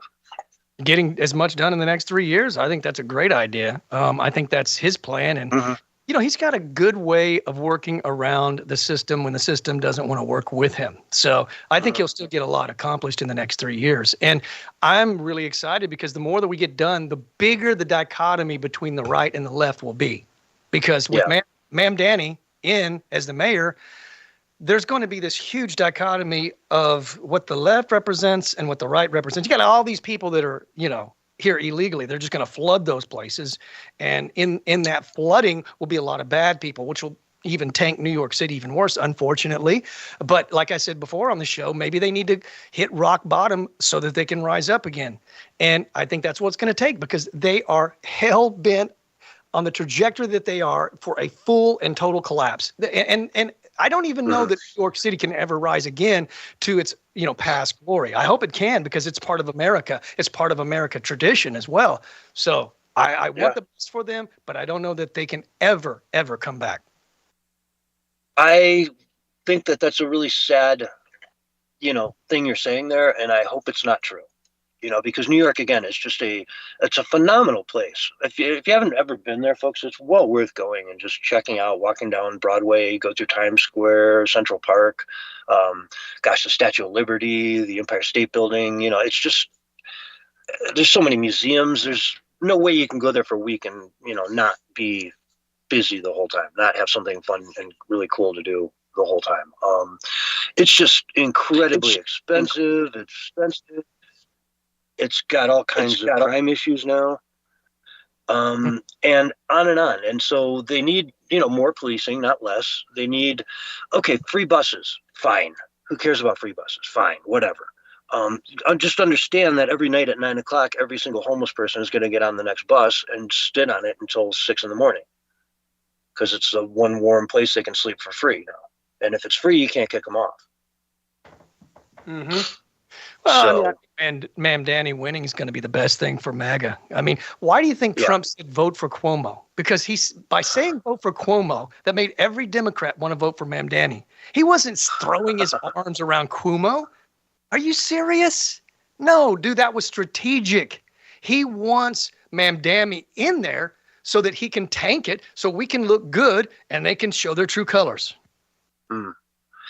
And they will. It's going to be really crazy. He's talking about companies that just do business in New York will have to pay income tax to the city if they're just doing business. If they're headquartered in Miami or New Jersey or whatever, it doesn't matter. If whatever business you're doing there, you're getting taxed on. And I don't know if he's saying the whole company we're going to tax everybody or just if you do any business in New York. So, I mean, that's the kind of thing where all of a sudden Apple one day says, gosh, we're just not going to sell in New York City anymore. If you want to get an Apple product, go to Jersey City or, wherever else, Hoboken, and go pick one up. Mm-hmm. And would you blame them? You know what I mean? No, you wouldn't blame them. When jurisdictions do things that make it nearly impossible for you to successfully work in those jurisdictions, i.e. like what Europe is doing to the social media sites, at some point it's best just to say, hands up, I'm done, I'm out of here, and good luck to you guys. We'll see you around. If you want to use TikTok, go buy a VPN, or even better, move to America, claim political asylum. Mm-hmm. I mean, there's a lot of people too that are like very radical that have surrounded themselves around this Mamdani guy. I mean, it's showing a lot about the Democrat Party right now. And of course, you have all the, mainline Democrats embracing him as well. Hollyweird embracing him. So I think it's, like I said, it's the greatest thing that could happen for MAGA. This was not a blue wave like the left thinks or the doom and gloom black-pilled right thinks. These were mostly already blue areas, deep blue areas, as a matter of fact. Yeah. And Jersey. Yeah. So we didn't cause it. This was expected, and they probably stole some elections here and there or what have you. I mean, it's just not even a concern. If anything, it's going to help us. But the black-pilled right doom and gloomers, they think that, it's just all over, and we tried to warn you. We tried to tell you, we're making great progress. We're making great momentum. We're moving forward. Trump needs to go full speed ahead with that. Let's get as much done in 3 years as possible because that is how we win.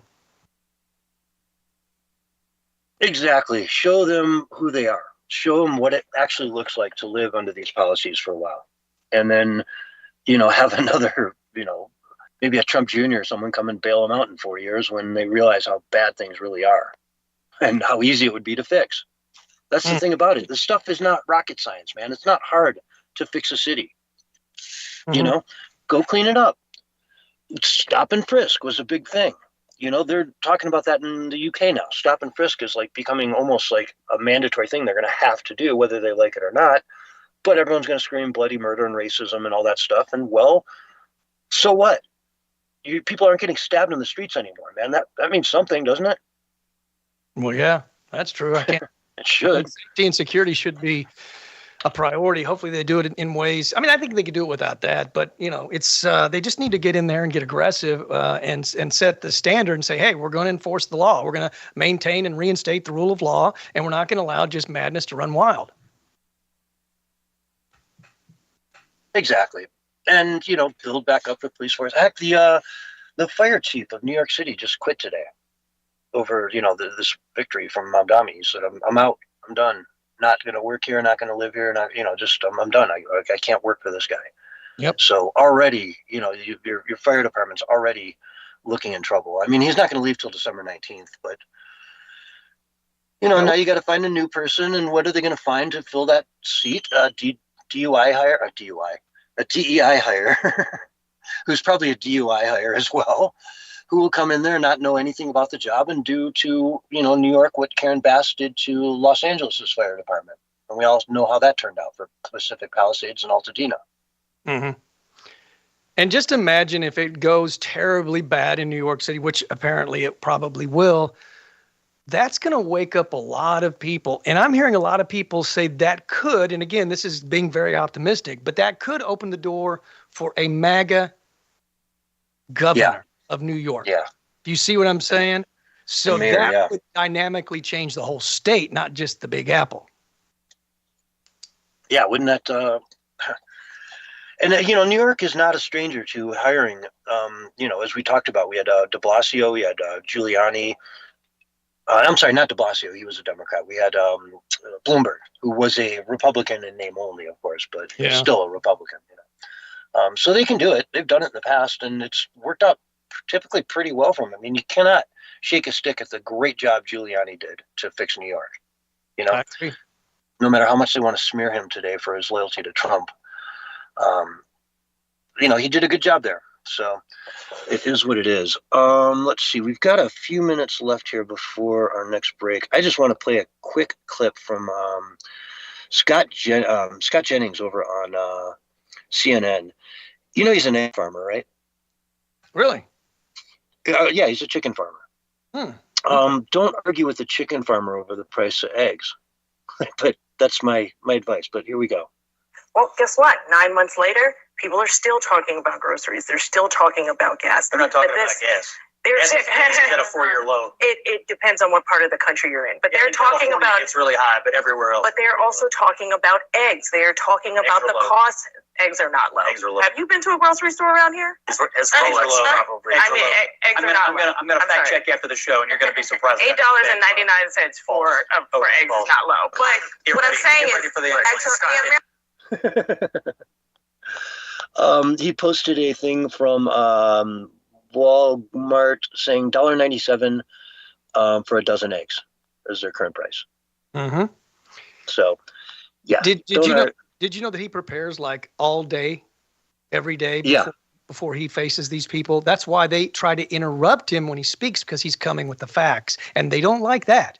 Because they just want to be able to throw out whatever they want. It's this, it's that, it's the other, when it's none of those things. So he prepares diligently. And those people that I wouldn't even call them reporters, right, at CNN.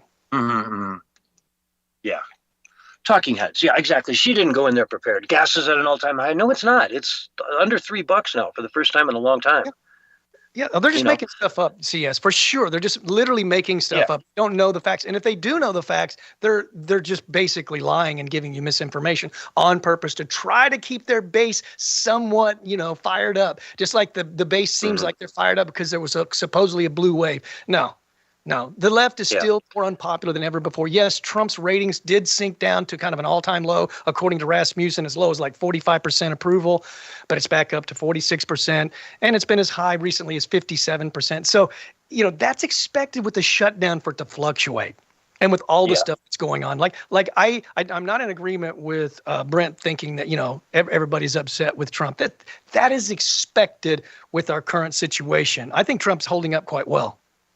Yeah, I think he is. In this shutdown, the left really thinks it's his fault, and the right really thinks it's the Democrats' fault. It's just a news divide. Where you get your news is what you believe, And so either way, it needs to be ended.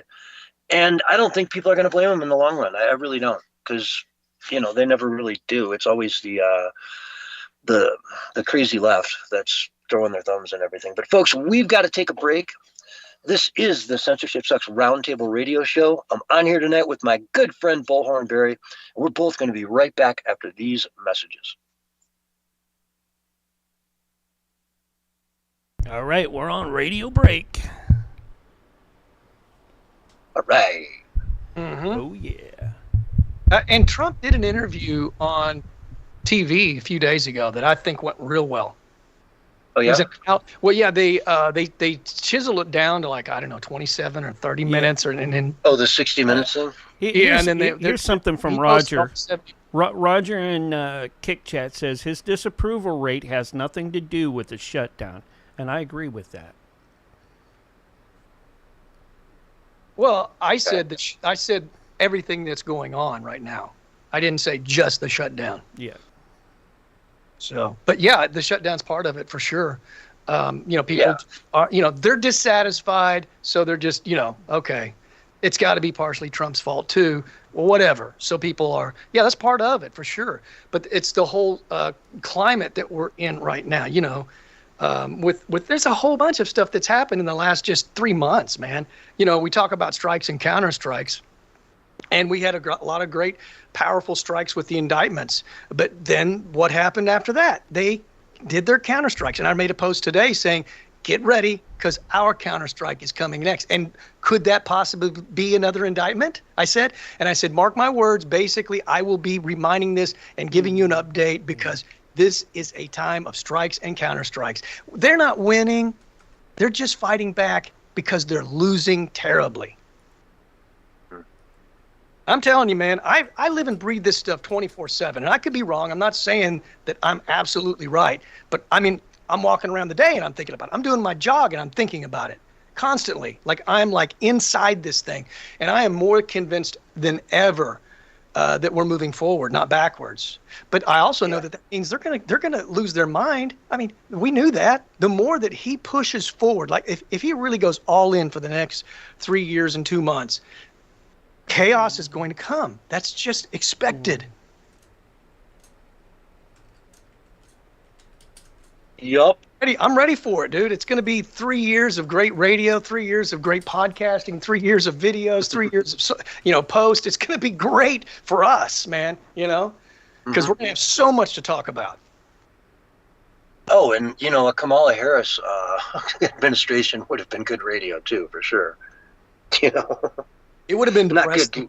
It would have been not depressing. Good living, but good radio. You want to just laugh every day at the insanity of it all. Well, I'm just wondering if she won, how much longer they would allow anybody to have a voice that was like opposed to their, position. Because they shut down everybody else before. So why would they not go with that same agenda, but just do it more wholeheartedly? You know what I'm saying? I think they would go after everybody. They shut those 60,000 people down in one day. Imagine what they would do if Kamala had won. How many people they would have shut down in one day. You would never see Tucker Carlson on air again. You would never see Alex Jones. You would never see any of these people on the right. Yeah, sadly, you're probably right. And, I would imagine they'd go after little people, too. They've got all this data. We've now found out. They've got data on everybody. And it turned out, remember they said, there's this list of people that the Biden administration is going after, and it was this list of whatever it was, 60 or 100 people. Turns out it's like tens of thousands of people we're finding out now through whistleblowers and through documents and so forth. So a very large number of people they've got their eye on. Basically anybody that has even mediocre influence, they want to shut down. Yeah. It's wild, isn't it? Yeah. And they did it during, the Biden years. They did the Obama years were just crazy, free-for-all. Wonder what Jack's 100%, going to be talking about tonight. He's been talking a lot cryptocurrency here lately. You guys should check that out, too. So usually the first portion of his show has been a lot of cryptocurrency in there. 30 seconds till we get back on. That's Barry's favorite. Yeah.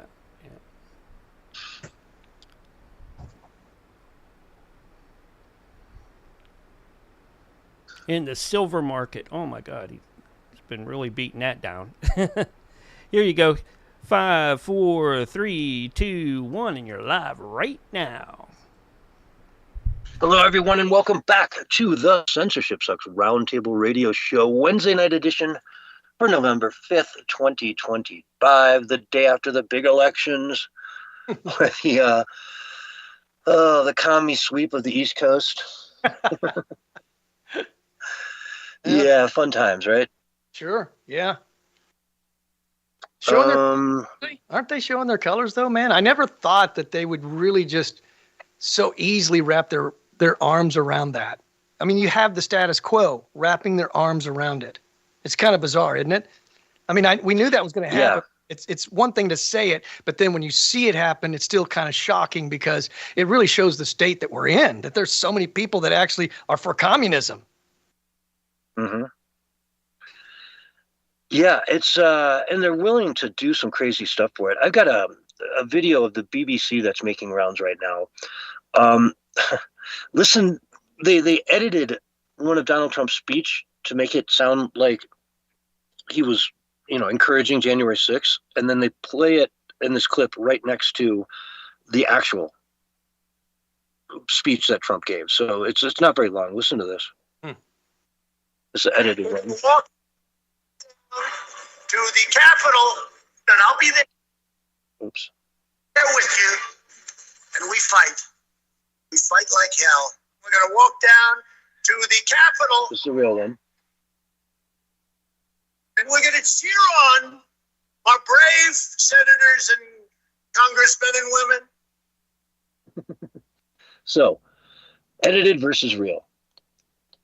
And we talk about these two sides of the political aisle that get completely different information. Completely different information. You know, the sky's blue, no, it's purple. Okay. That's it right there. That's a perfect example of somebody listened to that and said, wow, he told him to go down there and fight like hell. Instead of, wow, he told him to go down there and praise our brave senators and congressmen, you know, like, wow, that's night and day from reality. Was that a video or was that like something they broadcasted on BBC Radio? No, that was a video they put on BBC Panorama. How did they show the video? Did they show him like, did it make it look like he said it in one string? Yeah. Or one flow? Yeah, if you weren't, you know, if you're just watching it casually, it looked very legitimate. Yeah. Yeah. Wow. That's incredible, man. How deceptive, you know, you have to be to do that. How fake news you have to be to do that. I had somebody telling me the other day, I don't like Tulsi Gabbard. I heard her, she said this, blah, blah, blah, blah. And I know she didn't say that. And I just wanted to tell the person, look, man, do you not realize they cut things up to make us say things that we don't say? And Trump won $16 million because of that. Yeah, exactly. And it's kind of interesting that 60 Minutes would even have him back on again, right? Yeah. Because, I mean, he sued him successfully for $16 million. And they're like, hey, you want to come back on the show? Sure, I'll do anything. He aired the full 70 minutes, 60 or 70 minutes of the show where they wouldn't even play the whole thing, obviously, because it probably would make him look too good, and we can't have that. Well, they often will do like a 60-some minute sit down and then edit it down to fit the time slot, right? Which is what they were saying they did with Kamala. That was their big defense with Kamala Harris before the election, when they, you know, completely edited her answers to make her sound much better than she was. And I mean, people are saying, oh, you know, this has been edited down and yada, yada, yada. Well, here's the full transcript. Here's the full 70-minute or whatever long transcript that Kamala did not release. Trump has released it already. Here it is. Go watch it. You know? And I would encourage most people, if you want to watch that interview, go watch the whole thing. Don't just watch the 60 minutes edit. Watch the whole thing in its entirety, because it's obviously going to be much more balanced and true to what occurred, you know? Yeah. Yeah, they cut it down in a way to actually make them say things that they didn't actually say. This happened with the Megyn Kelly and Alex Jones interview, and that's why Alex filmed the whole thing and then aired the full thing, and then it made Megyn Kelly look ridiculous. This is before she became MAGA. She's kind of on our side now, so that's a good thing. But back then, you know, they lit Alex in a really bad way on purpose, you know, because, you know, if you're CBS, you know how to light people, okay? It's really simple. You put soft light, not hard light. Right? You use diffusion. You don't like blast them to where, you know, they look horrible. But they do that. That's part of the demonization. Yeah. Exactly. Let's see. On some good news, though, I got some really good news here. Nancy Pelosi just announced that she will not seek re-election in 2026. So her time in Congress is officially going to be done in, in a year from now. You know? I saw her, you know, using a walker. Did she have an injury, or is she just getting old? I have not seen her with a walker, but it's probably just getting old. It could have been an injury. Could have been AI. Maybe I missed something. You know, AI these days. Yeah. So, yeah. Well, I mean, there was that clip of her the other day where she turned around and told that reporter to shut up. Yeah. Stuck her finger in her face and said, "Shut up. You're lying." When she was asking her about why she didn't allow the National Guard into the Capitol on January 6th, she got really pissed. Really pissed. But I didn't see her with a walker or anything in that clip, right? And that was just like 5 days ago. And she just did an interview on CNN, which was the greatest thing for MAGA ever, because she literally said that Trump is the most vile creature on the face of the planet. Basically, he's Hitler and Satan on Earth. And, you know, he just... like 8 wars, saved millions of people's lives. That's a fact. That's a documented fact.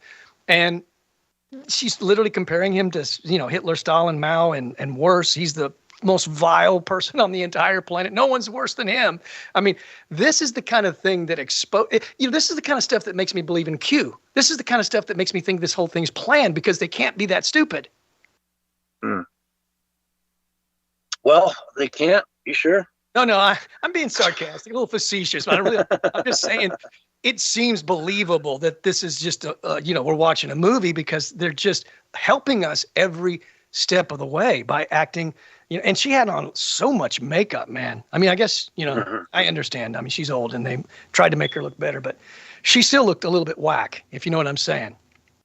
Oh, yeah. I know what you're saying.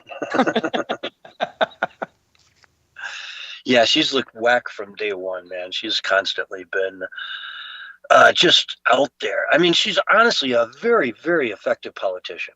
I mean, she is very good at what she does. It's just such a sad thing that her intentions are just so dark and evil and just pointed in the wrong direction completely from what America stands for, from what we really believe in as a country. Yeah, she even admitted it during the campaign for Biden, but that turned out to eventually be Kamala. She said, "We're reptilian, man. We go over the dark side. We're reptilian," she said, which of course made conspiracy theorists go crazy. You know what I'm saying? Because a lot of people actually literally believe that these elite are, reptilians from another planet or demonic or something like that. And maybe the demonic part I'd buy. But anyway, yeah, it was funny. Yeah, well, they're flying a different flag, that's for sure. I'll just leave it at that. Well, metaphorically, I mean, she probably is a reptilian. You know what I'm saying? She admitted it. I don't doubt it at all. Yeah. She shapeshifts. Let's see. So for sorry, I don't mean to interrupt you. I'm just looking at our next story here. I've got a quote from Mamdani that I would like to play. This is kind of indicative of what we should see coming from New York in the near future. We will prove that there is no problem too large for government to solve and no concern too small for it to care about. And my source for that was actually Libby Emmons over at Post Millennial. So shout out to the human events world over there. But no problem is too small and no problem is too big. We will prove that there is no problem too large for government to solve and no concern too small for it to care about. In other words, kind of terrifying. We want to be in all of your business. Absolutely. Operating at a level that's just, where your free will is pretty much just gone, man. They just want to dominate. Who would want to turn themselves over to the state? That's why they've weakened people and put them in a position to where this is the only thing. Because people can't fend for themselves anymore. You know what I'm saying? Think about it. I mean, people are just not strong like they used to be. And that's all been done, through social engineering, and people have been weakened on purpose. But, that's why it's so important, man, to eat healthy, have a good spiritual life, practice charity, exercise, do all these things, man. And you can really kind of rise above that negative energy. Yeah. Absolutely. Absolutely. But it's interesting, though, that, he's going after the billionaires and all. But Alex Soros posted a picture of him and Mamdani arm in arm. And he said, quote, "So proud to be a New Yorker. The American dream continues. Congratulations to Mayor Zohan Mamdani." That's Alex Soros, folks.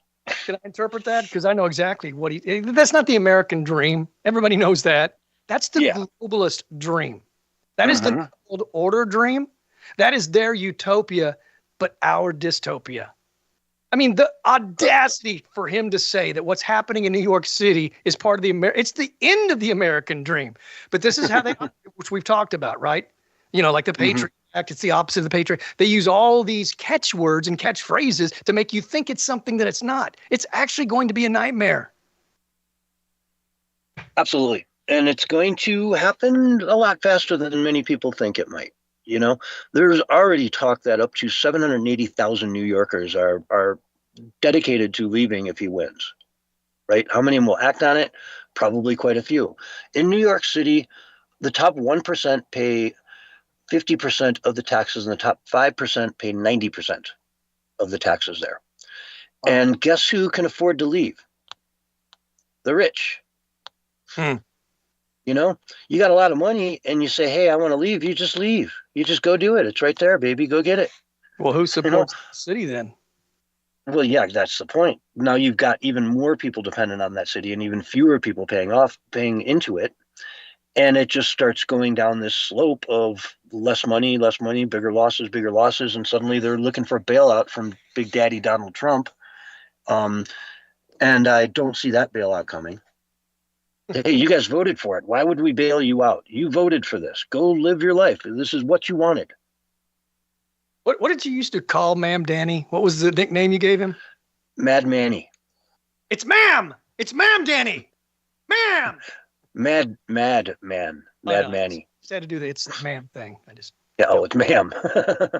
It's ma'am. I don't know. I think it fits since, everybody was saying on X today, woke is back, man. We're back stronger than ever. I was like, no, actually, you're not. Even the left was admitting that, wokeism is dead. I mean, if they try to resurrect it, it's going to fail miserably because nobody really likes it. You know what I'm saying? A lot of Democrats don't even like it now because they targeted Democrats too. They target anybody. You don't have to be a Republican or far right to be targeted by the radical far left, the woke left. They'll go after anybody and everybody. Exactly.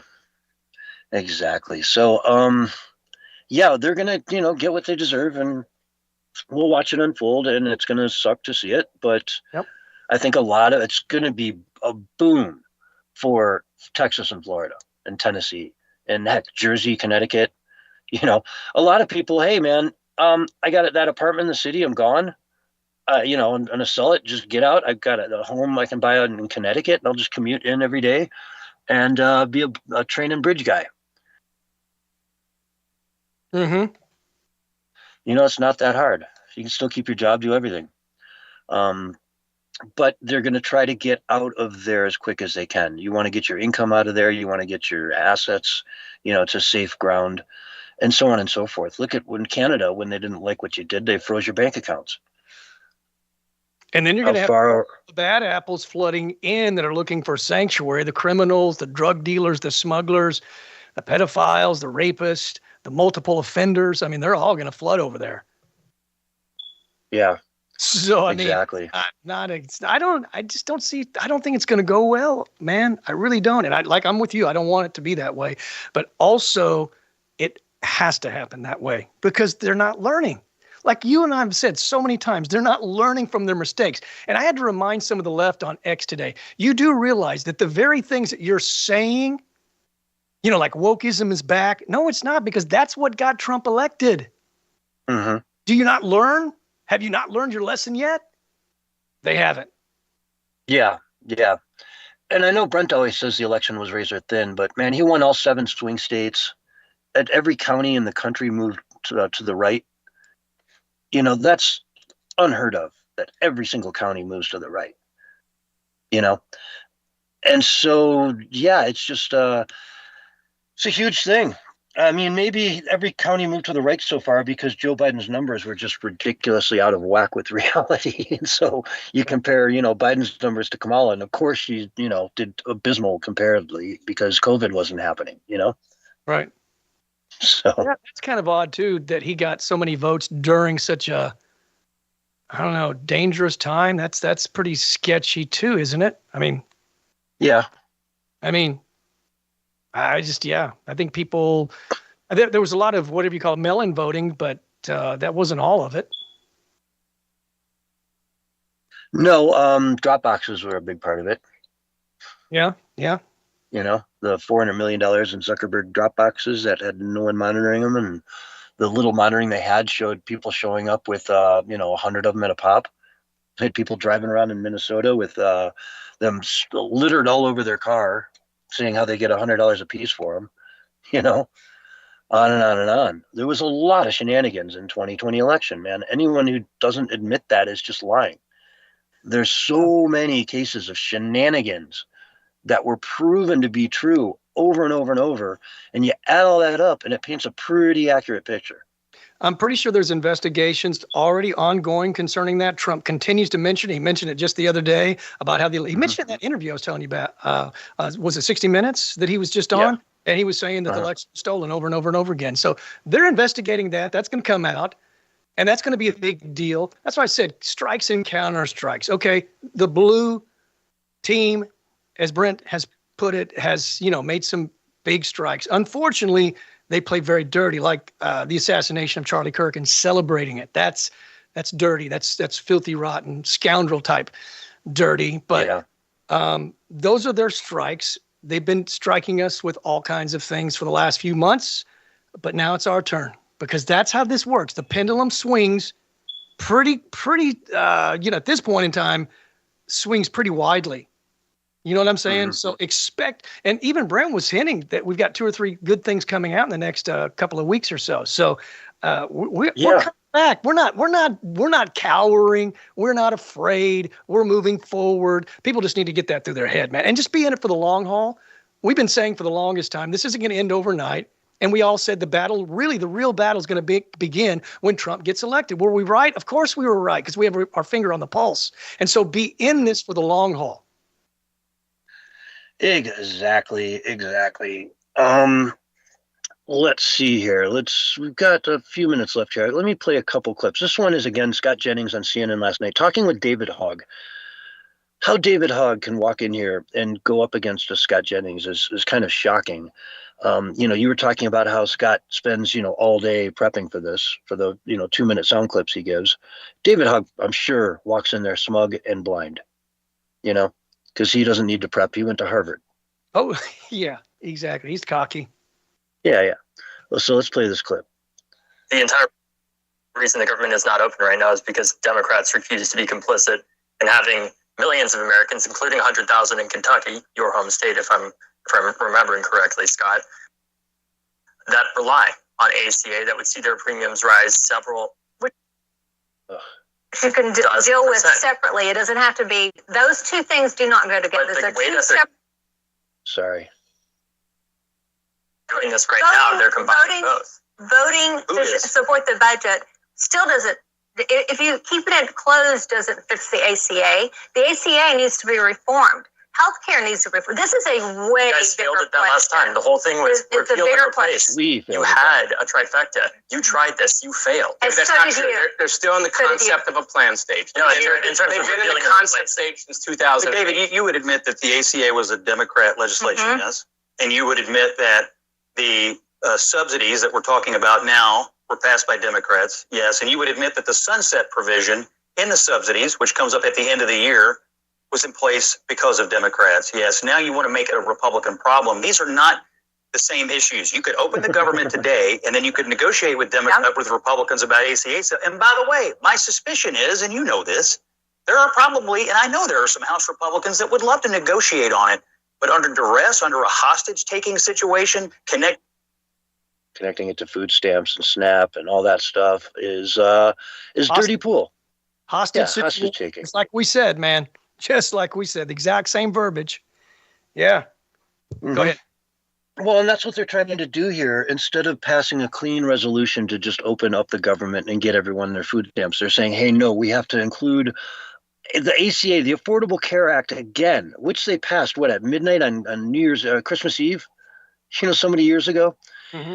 And it was a disaster. And Nancy Pelosi told us we would find out what's in it when it's passed. Mm-hmm. Because even they couldn't explain and justify the things they were trying to do to get that passed, this is a Democratic issue. It's all on the Democrat Party, and they're the ones that need to just bite the bullet, open up the darn government, and let's get back to work. And then we can sit down and negotiate. But until then, no thank you. This is not how you do business. The Republicans in my memory, have never done anything like this. Just try to put forward major legislation on the back of a continuing resolution, right? Mm-hmm. It's just it's a dirty thing to do. Yeah. Well, they admitted. Many of them said we need to use this as leverage, whatever that means. I mean, I've got my own theory on that, but it's not a leverage for the American people. It's American for the globalist, socialist Democrat Party. And I mean the elite that run everything, because they want to keep their empire of dirt going. They don't care about the people. They'll give you some crumbs, but they're not going to get like in New York City, they're not going to get a whole bunch of stuff. Okay. That's just not going to happen. They may get some crumbs, you know what I'm saying, and say more is coming, but they're never going to be taken care of like they say. And the idea that these Democrats care about these people is ridiculous. Mm-hmm. Yeah, and it's just shown, for what it is. Now, are you seeing any of these videos of the people that are not getting their SNAP are just going out and robbing stores? I They're have. filming it. I was wondering what's going on with that because I have not gotten updated on that. So what's happening? Well, I mean, there's just, if you go over to TikTok and, look into Snap or whatever, just put up the right keyword, you'll find dozens of these videos of people telling you, hey, go out there at 7 o'clock this Sunday night. We're just going to rob the place blind. Oh, I've seen everybody shows up. Are there videos of doing it already? Well, there's videos of people in the stores with like a full cart and they just walk out and they're showing, they're like holding a camera. And they're like, see, nobody cares. No one's going to do anything. Just walk out. And then they walk out of the store. They go to their car and start throwing all their stuff in, one by one because they have no bags, I would bet Which is, these, corporations probably said, yeah, we're just going to let them do it because they're woke, some of these people. And they just say, yeah, let them do it. And we said that's what they were going to do. They would fill the cart up to the max, we said, last Wednesday, and they would just walk in. Because it's a misdemeanor even if they do get busted. It's no big deal. Yeah, it's under 1,000. So Yes. they're not even going to, in a lot of jurisdictions, they don't even prosecute misdemeanors. So yeah, the police can write you up for a misdemeanor, but you'll go to court and they'll say dismissed because we don't prosecute these. Well, I was at these 2 months ago, and there was people that stole $700 worth of stuff. It was like 2 or 3 people, and I was checkout, and I was watching, and I could see there was like a hustle and bustle. People were the people that were stealing stuff were dropping stuff and picking it up and trying to get it. And the people, kind of went over there, the employees, and tried to stop them verbally. And they didn't lay any hands on them. And I said, man, what just happened? Oh, they just stole like $700-800 worth of food. And I said, well, can't you guys do anything about it? And they go, no, not really. Huh. And you witnessed that firsthand. I did. And in fact, I questioned a couple of the employees because they were over there, trying to talk to them. But they just were dropping the stuff and then picking it up. And then there was like 2 or 3 of them. And they just walked out with about $700 worth of groceries. And they're told not to do anything. Yeah. And there was another video of a woman who just bought a large amount of meats and whatnot, who was going out to her car. And right when she got to her car, another car pulled up. They jumped out and just started taking the stuff right out of her hands and throwing it in the back of their car. Like, Really? Like, yeah, a lot of like pricey meats and stuff. I mean, it looked like a very, very expensive shop, and she just got robbed right in the parking lot. Point blank. And you said that would happen. And I was saying, yeah, that probably will happen. But also, we both kind of had an angle and both of them happened. That's odd.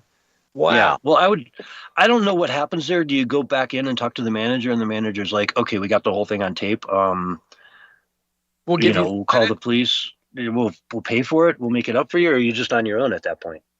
Managers say, hey, sorry, not much I can do about it. Oh, if it's a liberal leftist hellscape, they'll just say, sorry, you're out of luck, man. Yeah. I mean, the victim in the leftist hellscapes is the person that's the predator. Yeah. Yeah. But anyway, Barry, we are all out of time. Folks, thank you so much for listening to the Censorship Sucks Roundtable Radio Show. We're going to end our show right here, but stay tuned. There's much more coming from DREAGUS Productions right after this. Kisama! All right, well, you got that in. Nice. Been a great night. Thanks, guys. Appreciate Great night. you. And all right, I'll man. get this up and out later on tonight or tomorrow. Okay? Sounds good, Mark. All Mark, right, you are I'll the catch up with you guys later on. Let me get absolute Jack best, up and man. rolling here. You're the best. Thanks. Legend. Don't let anybody tell you differently, dude. Yeah, legend, right? Except for your kids. They know you better. Yeah, Legendary. Okay, hey, I gotta go. You guys take care. All right, see ya. All right, bye. Oh my God, those guys are great. I love them, but hey, it's time to get Jack Carey started up in with the Paranormal Intelligence Agency radio show. So let's call Jack up and see how he's doing tonight.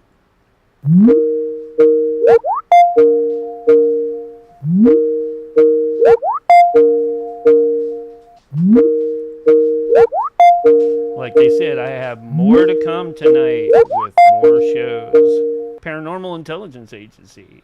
Hey, Jack, how's it going? Hold on. You there? Yeah, I'm here. Hang on a second. I'm walking down with my laptop. Okay, there you go. I'm going to get us, all situated on OBS, and then you can start your camera up whenever you're ready. Yep, going down to my office. All right. So how you doing tonight, Jack? Doing good. Just, you know me, man. It's a crazy town. Always something going on and trying to get something accomplished and following all the craziness going on around the world. Yeah. That was censorship. Pretty good. We had Brent Hammond check in earlier, and Brent had a lot to bring to us tonight. So, and apparently next month or sometime this week, we should be looking in the newspapers or on the TV about stuff about human events or some of the other things that he's involved with. Oh, okay. So, yeah. And I think John and I think John and Barry are going to be listening to us tonight as well because they're always interested in the cryptocurrency type stuff. Oh, cool. Yeah. I'm not sure who they are, but oh, you know John and John from is Censorship Sucks, and Barry's his sidekick. Oh, okay, yeah. Okay. You've been on with them. Yep, I gotcha. So what do we got for paranormal and crypto tonight? Well, we're going to be talking about, the main topic is alien abduction, but and that's because there's a lot of attention being poured on that right now by some pretty respected ufologists out there, like Richard Dolan. But we're going to cover a lot of stuff.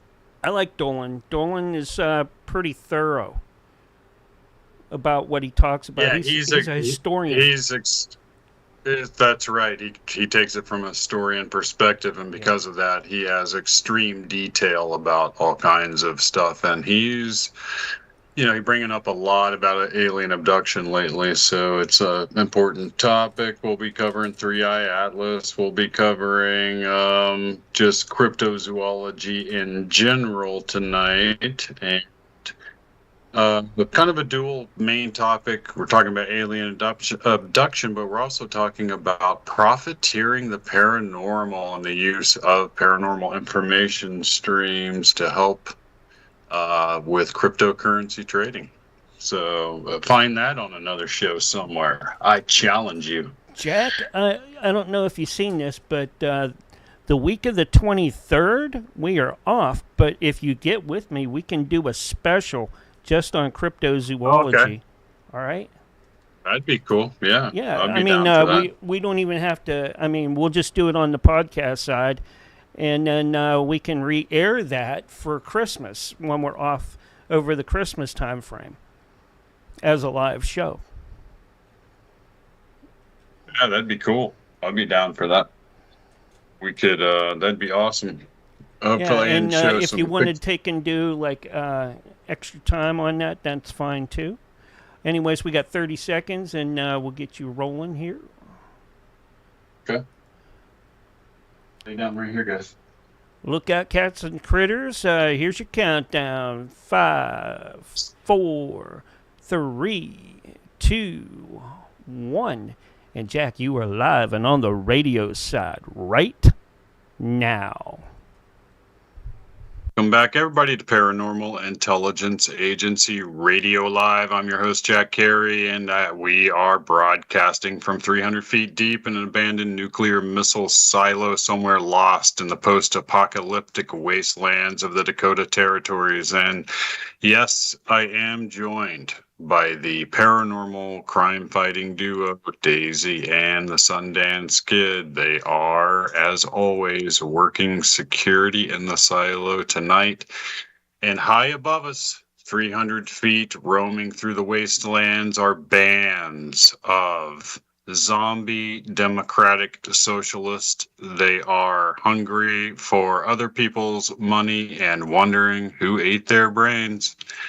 But you know, Daisy and the Sundance Kid, they're looking out. We won't have any of those crazy democratic socialists wander into the silo tonight, hopefully. And if so, well, my dogs will eat them. So it's been another crazy week. I've been covering a sort of a new topic, and the reason why is because all paranormal channels of intelligence information have led me into the grand world of cryptocurrency trading. I'm not a novice to markets at all. I have traded stocks for over 30 years and have been quite successful at that. But, you know, I don't really like stocks when you compare them to cryptocurrencies, because cryptocurrencies have a whole other new asset class aspect to them. And at the same time, you have all of these intelligence streams coming in from paranormal world, like the WebBot, like the remote viewers over at the Future Forecasting Group, headed by Dick Algeier, who have pointed out that what the intelligence is telling them, what the remote viewings are telling them, what the WebBot and its data trend analysis, language data trend analysis is saying is that cryptocurrencies are about to take over the financial world. That would be interesting in and of itself, given that that information is coming from two very reliable paranormal intelligence streams. But then you have confirmation in the real world, and stuff happening like Larry Fink being on Fox Business just the other day. The guy that runs, you know, BlackRock, the company that owns the world, saying that he's about to tokenize all real world assets. That's huge, guys. That means everything is about to move onto the blockchain. Cryptocurrencies are about to become part of your reality, whether you like it or not. And it's something that I find fascinating, and having traded stocks for a very long time, and I'm a technical trader. You know, I'm a polymath, first of all, and I have a photographic memory. And I once held an above top secret security clearance on nuclear submarines because of my ability to analyze codes and things like that. But what's interesting to me is that you're able now to literally invest in an asset class that has really an unlimited potential upside. And I'm not a financial expert. I don't give financial advice. What I do is give out intelligence reports, and, you know, cryptocurrencies happen to be part of my intelligence report because that's where all of the other intelligence has led me. And, you know, I find it fascinating now that I am trading cryptocurrencies actively. Literally, that's what I'm spending all of my extra time doing. That, and I still am painting paintings. Of course, I'm a professional artist, but right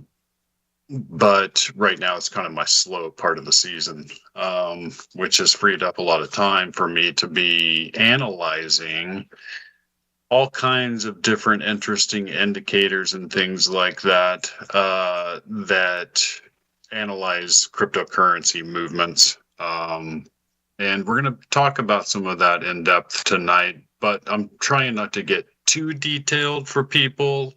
I'm not sure what my listenership is like and how experienced they may or may not be when I'm talking about certain indicators like an Elliott wave oscillator, let's say. How many people out there, raise your hand if you know what an Elliott wave oscillator is, right? Not many people know that.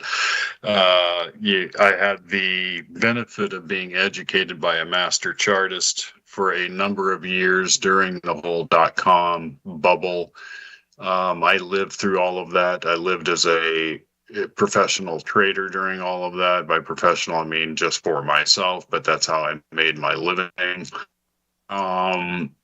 Believe it or not, I began to pursue my passion on the side, and that was the paranormal. And I've always been interested in ways and means. Is it possible?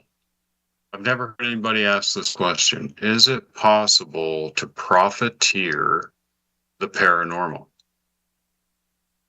What a fascinating topic. Can you profit off of the paranormal? And I mean, other than the obvious ways of, producing a documentary or writing a book, or something like that. By the way, paranormal books don't sell very well. It's a very popular topic, but people consume all of the information from video and podcasts and radio and stuff like that. Very few people actually buy a book on a paranormal topic and read that from cover to cover.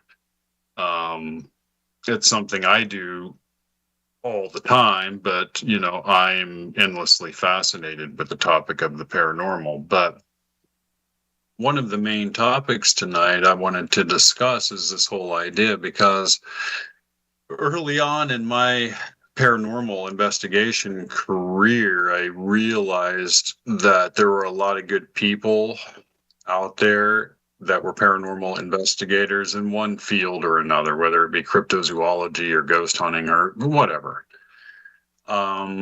who spent all of their own time and their own dime pursuing that. And it was to the detriment of their personal finances. That's a repeated theme in the paranormal world. I've seen it over and over and over again. And I made a promise to myself early on that I would always take from the mysteries. I would never allow the mysteries to take from me. I've seen far too many people take a powered nosedive with occult assistance, who end up with a fascination that turns into obsession, that turns into a life-wrecking reality. Don't let that be you. Don't let that be your situation. There's no need for that. And there's no need to bleed yourself or your finances for your pursuit of the paranormal. There might, in fact, be ways to profit off the paranormal, and there's a lot of people who are already profiting off the paranormal. And in that, I'm talking about the future forecasting group. Now, here's a group of them that many in my world would argue are the best of the best remote viewers from around the world. And they were all gathered together, recruited, if you will, by Dick Hallgeier. And they formed a group called the Future Forecasting Group. And yeah, they do side targeting of just regular events and stuff like that, but they spend the bulk of their time forecasting cryptocurrency prices and have become, some of them, quite wealthy from having so. So there's a perfect example of profiting from the paranormal. Profiting from a human psychic ability to determine a future outcome. That's pretty paranormal, right? So what if you took that information, combined it with some extremely ingenious engineering, computer encoding engineering done by Cliff High and his data trend analysis, which we refer to lovingly as the webbot. And then you use other real life I wouldn't call them mainstream. I would call them open source intelligence gathering abilities and techniques in order to confirm what's being proffered to us through paranormal means. Because that's what I've been doing. And so, like my previous example of Larry Fink at BlackRock, what else do you need to hear? The company that owns everything is about to move it all onto the blockchain, period. End of the discussion. There is no other discussion to be had. Combined with the fact that you have an extremely friendly cryptocurrency administration and the current administration, and by the time they're out of office, most of Wall Street will already be moved on the blockchain, and the crazy Democrats in this country who want to redistribute wealth will be too late to the table to do anything about it. They will simply have to accept it at that stage. So, we're people don't know how lucky we're getting, and we're escaping total disaster by the skin of our teeth. I don't know how people even sleep at night. I barely do. I know people asleep like a baby, and I'm like, wow, that's somebody that doesn't understand how close to the cliff's edge it all really is, because it's right there. That combined with, and we were covering this too, with the cryptocurrencies, is the fact that you had the webbot and remote viewers predicting a meteoric, an eventual meteoric rise in the price of precious metals, chiefly among those being silver.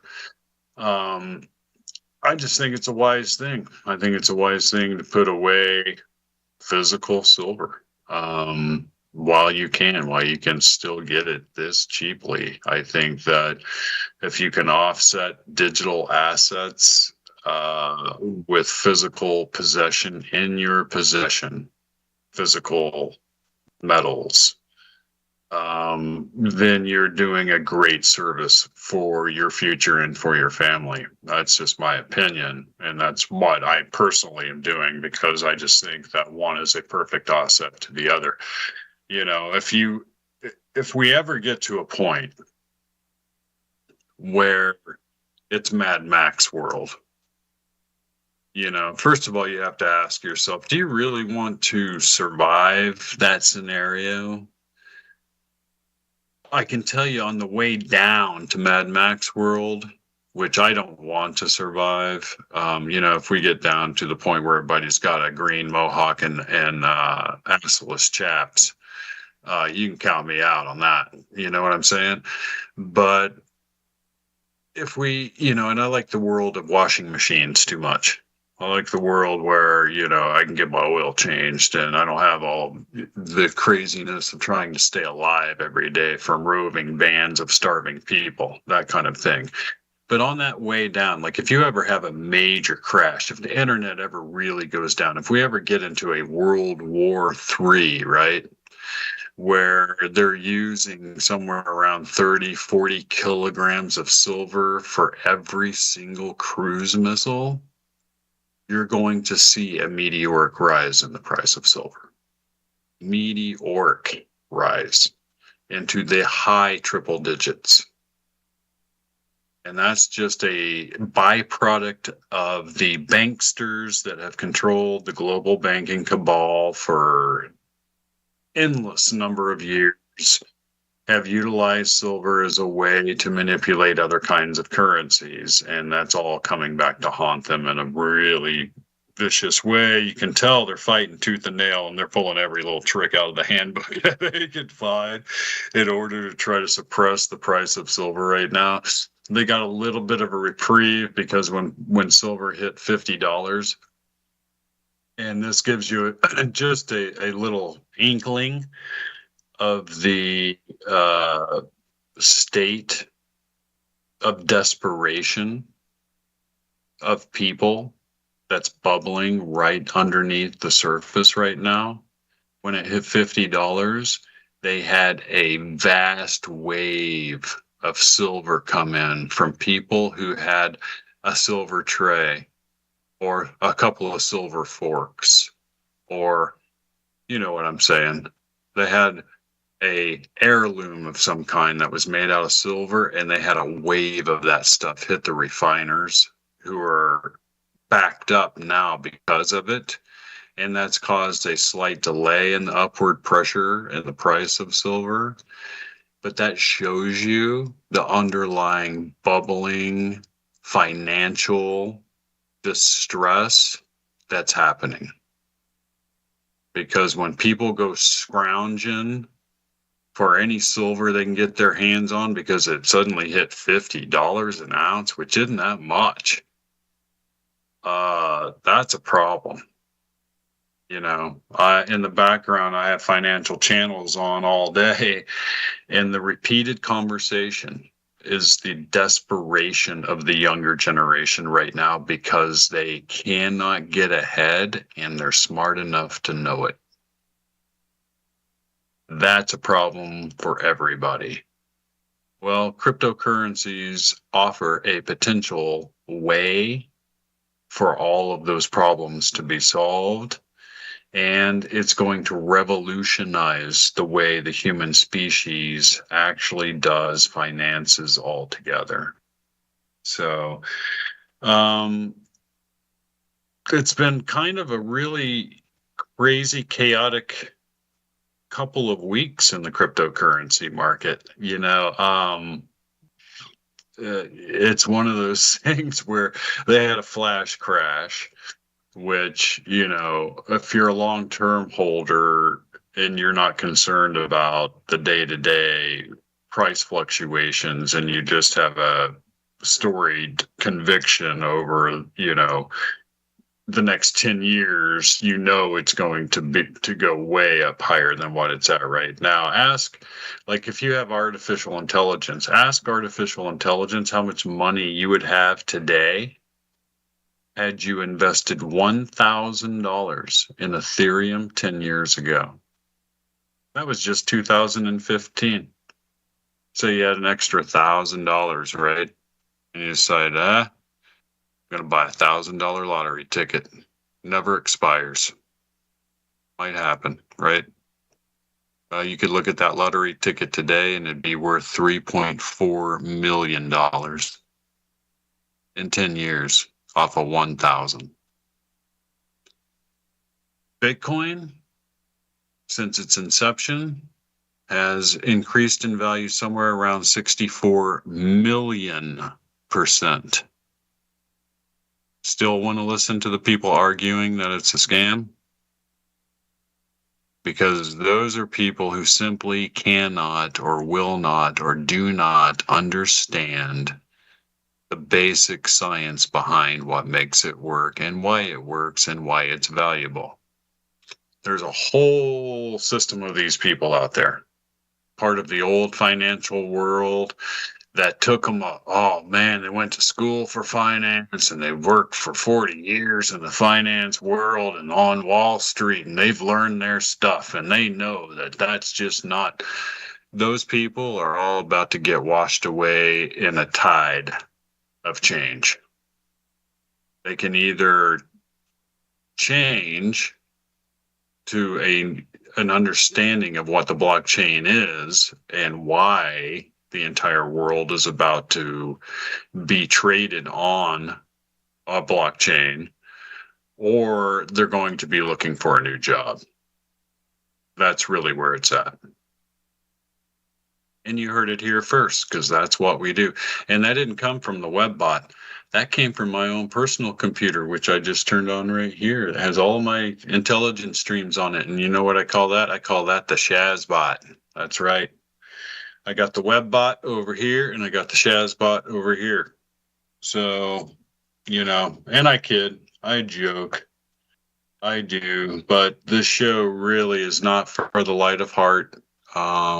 I've been meaning to give this public health announcement for a while now, and I may have to do it on each show. But if you're out there and you're listening and you're on heart medications, running a pacemaker perhaps, just know that this show is not for the light of heart. And we ask you at this time to please step away from the radio. So tonight we're going to be talking about the dark heart of alien abduction. I doubt there's a way to profit from alien abduction. I just don't think that that's going to be the case. Richard Dolan, the famous ufologist who's widely respected, he's a ufology historian, and his credentials and his research are beyond reproach in any way, shape, or form. Is out there talking about alien abduction a lot lately, you know? And alien abduction fascinates me because, well, like, for instance, here's a little tidbit of intelligence for you guys, and you can Google it. In fact, you can literally sit on a web browser while you're listening to my show and just Google everything I say, and all of the evidence will be there for you. That way I don't have to go into just extreme detail all the time. But I think you'll be fascinated by the fact that you can do that on this show, and there it will be. I'm not just making stuff up. But, you know, I was talking to my wife earlier about this same scenario with alien abduction, right? And I'm a big film buff. Watch a lot of movies, and most of the day the movie scenes running through my head because I have a photographic memory, and I love movie lines, right? And there's a scene in a really good movie with the title Heat, and it stars Robert De Niro and Al Pacino, right? And Robert De Niro is the head of a gang of robbers. They rob like armored cars and banks and vaults and precious metal vaults and stuff like they're high-end crew. You know, these guys, like they say in the movie, these guys they're not robbing liquor stores with a Born to Lose tattoo on their chest. These guys are the real deal, the crews that are out there pulling off real jobs, right? And Al Pacino is the cop that's out to catch him. And they get an anonymous tip that these guys are going to be at a certain vault on a certain night, a certain building, and the cops decide to stake it out, right? And they rent a big rental truck, and they put a SWAT team inside of it, parked across the street from where these bank robbers are about to show up. And the bank robbers show up, and they go inside, and they start drilling away at this vault, and De Niro's character kind of steps away back into the shadows where he can't be seen, and he's the lookout guy. And one of the cops inside the rental truck accidentally bumps the side of the truck with his elbow, and De Niro hears it, and he instantly knows that they're done. They've just been had. He walks inside, he tells the crew to drop everything and walk out right then and there. They're done. The cops decide not to take them down because they're like, well, we got them on nothing but breaking and entering. They didn't steal anything, so we're going to let them walk. Well, De Niro takes his crew back to the headquarters, back to their little hideout, and he says, assume they got us, assume they got it, assume they got everything. Everything's wired, everything's tapped, everything's bugged. They got us. What do you do now?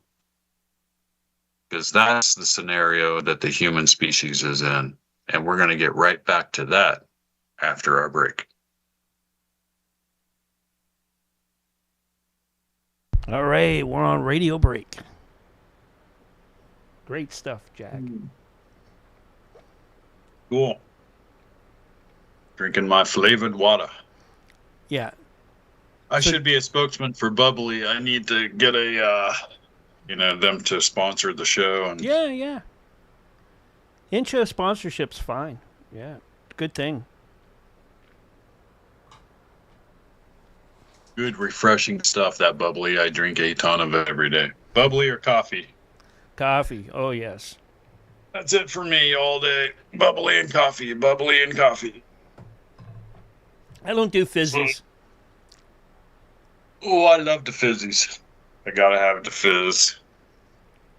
So It really messes my stomach up. So interesting. Yep. Interesting. Yeah. That's why I don't drink beer very often. You know, it's like Yeah. No, I gave up drinking years ago. I don't do any of that no more. I'm a good boy. All I do is work and sleep. Work and sleep and work. And that's all I do. But that's all right because I love what I do. So, you know. yeah, I gotta tell Nancy too about the end of the month. So but I will be, you know, I'll be live on video platforms, but running like old shows. But Okay. yeah, we're not going to be on radio that week. For Turkey Day. Yep. That's cool. We'll do a crypto turkey special. Yeah.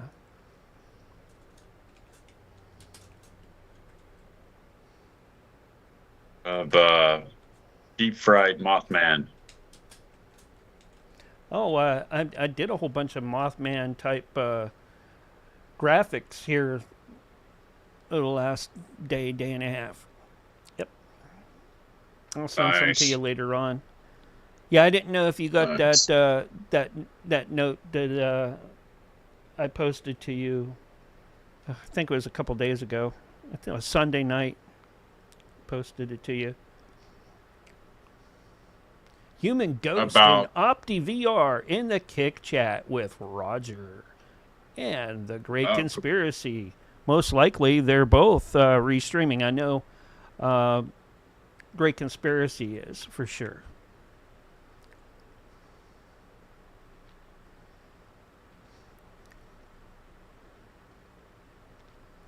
Yep.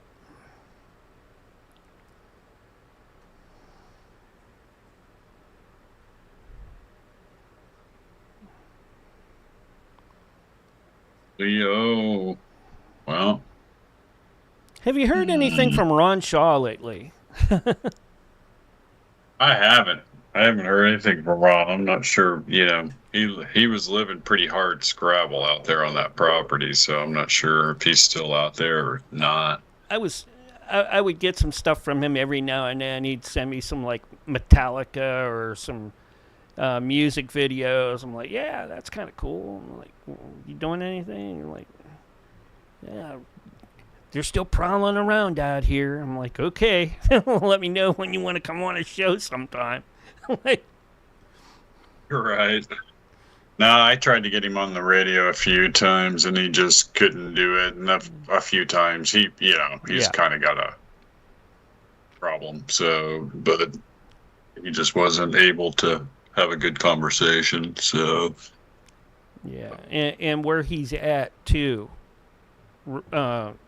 makes it difficult because his reception there kind of sucks, from what I gather.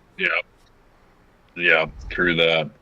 When you're that far remote, you're going to have, you know, Elon's system, you know. It's Starlink. Starlink, Yeah, get that you need damn Starlink. 30 seconds, Jack, and we'll be back in the... All right. Yeah. That's what censorship uses, and it works out pretty good for him.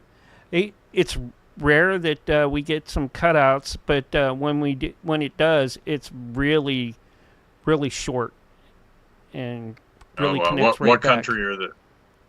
Anyways, what country is he in? Censorship. He's out in the. Anyways, here's your countdown. I'll get with you after the show. 3, 2, 1, and you're live right now. Welcome back, everybody, to Paranormal Intelligence Agency Radio Live. I'm your host, Jack Carey, your tour guide to the Twilight Zone. I've got a face for milk cartons and a voice for smell-o-vision, and tonight we're talking about the dark heart of alien abduction, and we're talking about profiteering the paranormal. Why not? If you can, why not profit from the paranormal? So, and I was talking earlier because I'm sure if there's a younger crowd out there, because the younger crowd is hip, they're in the cryptocurrency market and they're trading a lot. I'm constantly amazed at how many there are out there that, like the Gen Z generation, that are actively like trading cryptocurrencies, if not daily, weekly, or pretty frequently, let's put it that way. On top of that, you have institutional buying and institutional plans for the blockchain. So really, a lot of the cryptocurrency analysts that I follow are basically saying that this has turned from a retail investor story into an institutional story, right? These institutions are buying huge amounts of these cryptocurrencies. There are ETF inflows and outflows, and when you have institutions doing that kind of stuff, that is total adoption. So, and total, I guess, justification for everybody else to say, well, the water's just fine, guys, come on in. You know what I mean? Because right now it's like 13% of the American population owns some crypto. That's it. Only 13%. I heard Trump on a speech today, saying how America is going to be the crypto king of the world, and that cryptocurrencies are taking a huge amount of pressure off of the US dollar. Guys, it's over with. It's a done deal. So if you want to unscrew your future, because right now it's screwed, a very strong argument can be made that for any kind of like investing that you're doing right now, you have to make at least a 15% return off of that investment to break even. To break even. That includes your inflation, taxes, slippage. If you own property, you are actually paying a lot on the property. All of that means that whatever you have invested, you have to at least make 15%, because that's how much you're losing every single year. You're losing 15% of your value every single year. And that's just in holding the fiat currency. It's not sustainable.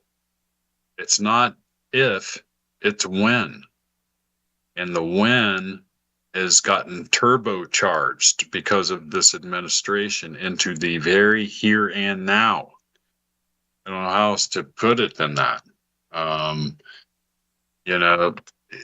It's one of those things where trading cryptocurrencies is going to be probably the most valuable skill one can learn moving into the future, because this transitional phase from the old fiat debt-based system into a blockchain-based system is a once-in-a-lifetime super cycle that won't repeat again, until maybe they come up with quantum currencies. I read a whole article today about quantum currencies.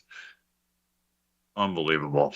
And that's a long way off. So you don't have to worry about quantum currencies unseating cryptocurrencies anytime soon. I just don't see that taking place. And right now, there is no better time. All the paranormal intelligence streams are screaming, now is the time to sort of move into cryptocurrencies. Yeah, there's stuff like what happened last week with the flash crash. That shouldn't matter to somebody that has a long-term time horizon. Now, if you're a trader like me, that's of extreme interest, right? Because a flash crash that's some good opportunity right there. Because if you are selling that high and it crashes and you bought it low and now it bounced right back again, you made a lot of money, a lot of it. And let's say you could do that repeatedly, right? Not with a flash crash, but let's just say you could repeatedly take advantage of stepping aside every time there was a little downturn and then picking it back up as it made its little upturn again, over and over and over again. That's what I do.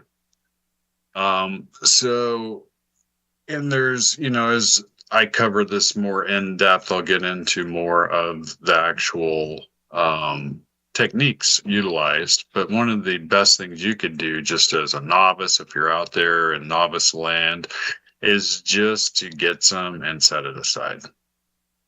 That's really all you need to do in the long term. Because if you had just $1,000 of Ethereum 10 years ago and set it aside, forgot about it, never dipped into it, never even looked at it, you would be a millionaire today. It's that simple, right? There's no reason to believe that same scenario won't take place over the next 10-year period. Tom Lee and I invest mainly in Ethereum and trade Ethereum. So Bitcoin's great. Got nothing against Bitcoin. Bitcoin's great to trade. It just doesn't have quite as much fluctuation in its ups and downs as Ethereum does right now. That's the only reason. I like Ethereum better, and I like Ethereum because the entire Wall Street structure is moving on to the Ethereum network. So, you know, you're talking about a financial city, let's say, in which there is finite real estate to be purchased. That finite real estate is in the form of tokens, Ethereum tokens. There's about 120 million of them. As transactions go across the network, completely, which are billions of dollars right now, are already taking place from financial institutions. It chews up the supply of the Ethereum, right? New Ethereum is created when you stake your Ethereum, and by staking it, you're basically agreeing not to sell your Ethereum for a certain amount of time, and they pay you interest on your money not to do it, not to sell it. It's called staking it, right? So it is a yield-bearing asset. That's a game changer, guys. A complete game changer. You can buy it, hold it, they'll pay you to hold it, and you can reinvest that, what they're paying you, because they're paying you in Ethereum, right? So you can just let it just keep going and going and going. And there's a finite supply. That's huge. For anybody out there that wants to figure out how they're going to get ahead, finally go out there and buy that house, start a family, do whatever, you're going to have to start thinking outside the box of traditional finance, because that horse is dead and they're still beating it. You know, there's just no way. I have, you know, family members, I've got friends, I've got all kinds of acquaintances who have given up hope of ever owning a home in the continental United States. It is brutally expensive. That's a major problem, right? Well, if you want that kind of a future, you're going to have to figure out a way to get vast amounts of yield or return on your investment, and the one asset class that can provide that kind of return right now is cryptocurrencies. And the Webbot's been saying this for like 20 years. You know, it's crazy, but it's true. And here we are, you know, Bitcoin over 100,000. It's amazing to me. But that's where we are. Can you profit from the paranormal? I believe you can. The paranormal, if you take in totality all of the evidence and you know, streams of information coming in from the better sources out there in paranormal world, because that's all I pay attention to. There's a lot of noise. There's a lot of static that you have to just filter out to get to the gold. If you were, and so that's what I attempt to do, and then utilize that information in a way that it can be profited from, and anybody can do that. Well, these guys, to make a long story short, the remote viewers and the web bot are both two major paranormal indicators, and they're both pointing in the same direction, and that is for vast upward movement in the overall price of cryptocurrencies. I don't endorse the altcoins. I'm sorry, I just don't. There's a lot of people out there who think, well, if I'm gonna buy the next Bitcoin or whatever, I'm a big believer in buying the top tier few. You might, you're talking about Bitcoin, Ethereum, Solana, and XRP. Those four, and I would even stick with like Ethereum or Bitcoin, because that's what the institutional money is being drawn to. And it's that institutional money that will provide a safety net backdrop to any kind of volatility taking place to the downside. Because every time there's a dip, these institutions come in and buy up that dip. Provides, if you're walking a tight wire, it's nice to have a safety net below you of somebody with deep, deep pockets who's interested in buying it on every dip, because that's what's taking place. So as long as you kind of have that safety net, you can be wrong a few times. And as long as your time horizon's long enough and your cash burn is low enough, you can survive any little dip. It's not that big of a deal or that hard to learn how to do. So, but, this week, turn your attention over to, look up on your browsers out there, quotes from Marco Rubio in a new documentary that's coming out on the UFO phenomenon. Rubio spills the beans. Period. He spills the beans. He says, I've seen the bodies. I've seen the bodies. He says, quote, I've seen the craft. Period. Now, either he's a liar and making up something to make himself look crazy, or that's just the truth of it. That's getting ready to happen. That's getting ready to happen.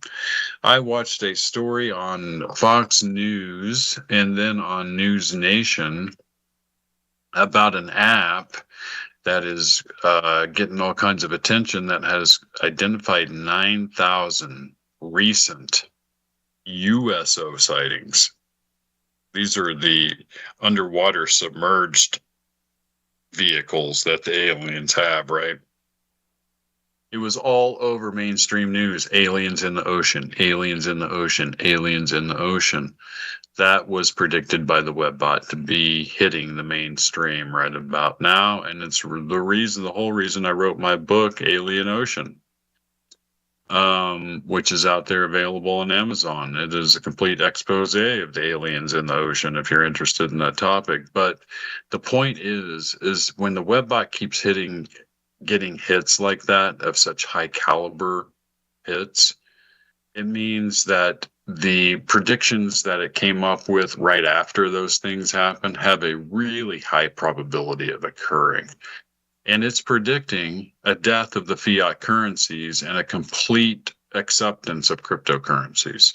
So what better time than now to get into that, right? Along with Marco Rubio out there making these statements about UFOs, and the fact that he's seen it all and is willing to admit it on a documentary, is the fact that you have Richard Dolan out there and he's hitting the alien abduction alarm bell. Ding, ding, ding. We got a problem here, guys. There is a skunk in the barn and they're starting to smell it. So, where there is smoke, there is often fire, and where the alien abduction phenomenon is, it might be the biggest fire burning, right? Dolan says he can take all known UFO sightings that have been documented, plot those around the globe. He's done this. Then take the number of estimated alien abductions and plug that into the equation, and he says there is a case to be made that the totality of UFO movement around the globe has nothing to do with anything other than the alien abduction phenomenon. In other words, the phenomenon exists to do nothing more than to do this genetic experiment. The genetic experiment, if the abductees are to be listened to by way of a lot of really smart researchers, but some of them were like Bud Hopkins and Dr. David M. Jacobs over at Tulane University, 40 years of alien abductee experience. They will tell you that these beings have spent 8 generations of hybrids to come up with the perfect hybrid that looks just like us, but is a perfect mixture of the alien DNA with human DNA, and they plan on them colonizing this planet. They have the genetic ability to manipulate human thought and emotion and therefore action within a given space and distance, although it is unknown what that distance is. There have been abductees who claim that the mantis-like beings who are making the hybrids seem to have instantaneous control over a human mind in their presence. The little grays seem to have less control, but are still able to control the human mind. The abductees seem to be on par with the grays or slightly more advanced in their ability to control human thought and emotion. It is thought by David M. Jacobs and now Richard Dolan, who thinks that David M. Jacobs' work is completely credible, that the idea was to introduce hive mind into the gene pool of the human species so that we didn't have this individual will anymore. The species will act like a hive, just like the aliens do. And we, us piddly little humans that don't have this neurologic superiority, which is what it is, they are neurologically superior, will be second-class citizens on our own planet. And they will slowly take it all over and they will colonize this planet. And they're doing it because they claim that our nuclear detonations from our earliest, nuclear testing damaged their world, which exists on another dimension, but shares the same space. This all comes from a 1947 FBI memo that I have in my possession from a FOIA request, dated only 3 days after Roswell, claims that these visitors came from another dimension, that they found a hole into this dimension that was created through the nuclear testing, and that their world was damaged because of our nuclear testing, and now they're looking to colonize this one. All of these pieces fit perfectly together. When they made it over here, they weren't genetically able to colonize the planet because genes in their dimension are different than they are here. So they set about fusing the two together in a way that they could create an offshoot of their species that could colonize the planet. Now, how many out there in Radio Land think you can run that little scenario by your neighbor and see if that flies? How much of that do you think they're going to buy? Because that's the truth of the matter. And if they're not going to buy it, then what makes you think a bunch of government officials who are struggling with that reality themselves, psychologically speaking, are going to just bring that up and say, yep, guys, there it is. That's the truth of it. The truth is too horrific for them to acknowledge. They will never acknowledge it because it's too easy to not acknowledge it. Like I said last week, I can tell old Charlie down the street, they could tell him all the secrets and say, hey, Charlie, go tell everybody. Nobody's going to believe him. Nobody wants to believe him. They don't want to believe it because it's too damn scary, period. And so this fight that we fight constantly about disclosure and when is disclosure and tooth and nail and we got to have the truth and all of that. The truth is like my friend Nick Pope once said. The truth contains a secret too terrible to be told. Because there's no way to stop it. That's the truth. And that's the dark heart of alien abduction. Now, we do live in a really interesting universe. This is an ontologically self-revealing universe to all the species that reside within the materium, right? And it put us in a position, weirdly enough, that we're able to knock a few of these things out of the sky and snatch up that technology, which we're actively weaponizing as fast as we can. As fast as we can turn that into a spear, we are fashioning it into a spear. And we're not the only ones. Rumor has it the Chinese, the Russians, a few others, they've got some alien technology they're attempting to weaponize too.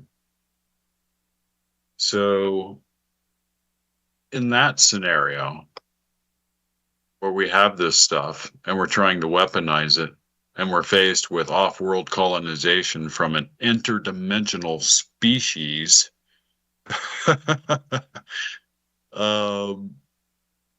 do you really want disclosure? That's a good question, right?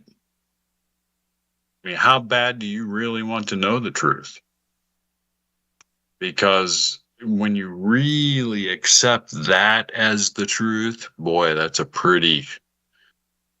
is a jagged little pill to swallow. And for most people, after they swallow that little jagged pill, boy, it's awful hard to get up the next day and go punch a clock at a job that you find zero meaning in. That's the problem. And we're just scraping the tip of the iceberg on our show.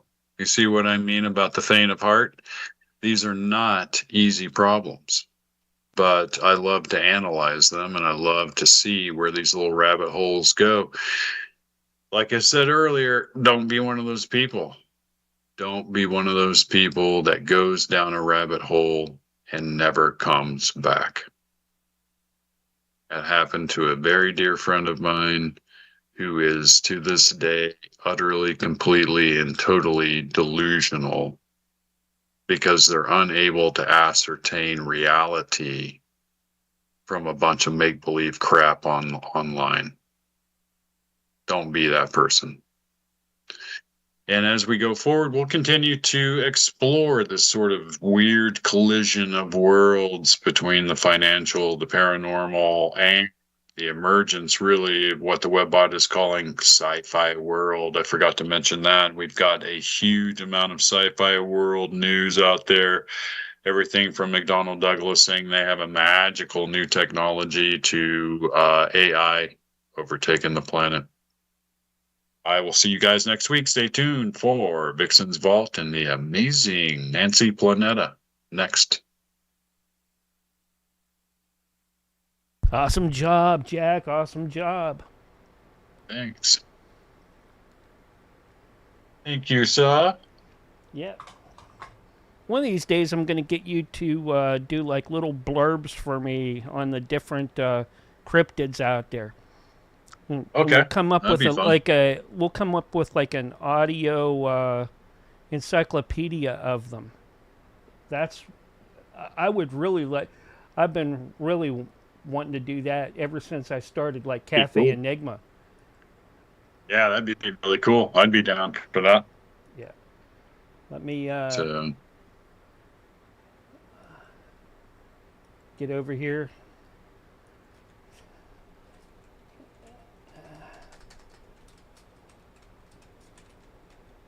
I'm sort of fighting a cold this week. Yeah, I've had sneezing, allergy stuff going on, and censorship had a little bit of a cold too. It's been bad. Yeah. I had to say goodbye to one of the platforms. Well, not platforms, radio stations. But, yeah, let me get Nancy up and going, and, hey, I'll catch up with you later on. Yeah, let me know what you think about doing that, Jack, and maybe we can get together later on or over the holiday to, kind of think about that'd be great. Something like that. Yeah, kind of put your idea or your mind to some different themes to cover, and then we'll do something. Yeah, that'd be cool. And then we can even, for your shows later on, we could play those in between for break. But anyways, let me get over with Nancy. And, hey, you have a great night, all right? You too. I'll talk to you later. All right, take care. All right. All right, time for the Vixen's Vault. I got to try to get these folks going here. See what Nancy and her Legion of Chaos will be up to tonight. There's David Campione. And Roger. Where's Nancy?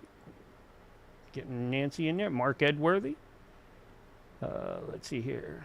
Jason. Hey, Mark. Hey, yeah, how's I came it in. going? Oh, not too good. Oh, no. Don't tell me that. Yeah, well, they did. I had my 5 weeks of being off, and they put more needles in my eyes, in my one eye. Oh no! Are you gonna be all right? You gonna make it in? Yeah, I guess so. Yeah, but I got to go back in 5 more weeks. For the last one, I guess. All right. Did they do the stem cells? Yeah. They did that to my dad. Hey, Jason. What's that, Roger? They did that to my dad about 2 years ago, 3 years ago. Oh, man. Yeah, they ain't fun. He lost his eye. Now he's got a glass eye and has to look sideways. Hey, Nancy, I can't hear you. Are you there?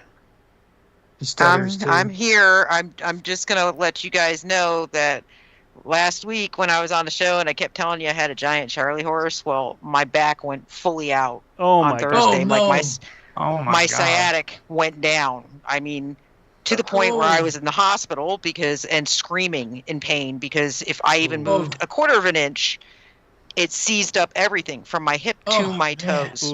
Yeah, that hurts. So how are you doing tonight? Are you going to be able to do the show? I'm trying. I'm not sure how I'm going to do, Mark. I'm on a lot of different medications. I'm on Lyrica for the nerves. I'm on, the only thing I'm not taking is painkillers because I won't take that on top of, something with basically Lyrica has a sedative in it. Well, if you could get us going, I'm sure we have enough folks here to keep it going. All right. That's kind of where I was going to. Where's Raph? I don't see Raph in yet. Hold on. Rafi! Oh, shit. Anyways, he's playing 30 seconds. He's playing video games. 30 seconds, and then you're live.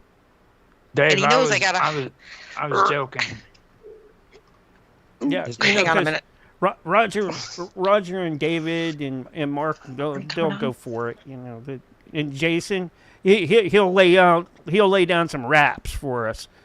But anyways, here's your countdown: 5, 4, 3, 2, 1, and you are live and on the radio side for the first time right now. Welcome, everybody, to the Vixen's Vault. Today's date is November the 5th, 2025. It is 9 p.m. Eastern Standard Time with the Beaver Moon on the rise. I had to get that in there. I really need to bitch slap whoever actually coined the term Beaver Moon because it's just in the modern day and age not a term you really want to hear when you're looking at a really beautiful moon. Yeah, there's just too many other connotations that go with that. Nice beaver. I'm like literally going, who came up with that? That was not very smart, but it is actually a super moon. as well as a full beaver moon. And I got to tell you, the pictures coming out of Tampa are absolutely spectacular as that moon is coming up. Just beyond breathtaking. So, but we living on the Gulf Coast of Florida, that is one of the things that we are very blessed to have, is when there are lunar events, we get a bird's eye view of it, and it's magnified. It's just spectacular. In fact, I'll try to drop some of the photos that I'm seeing into the chat. Just beyond beautiful.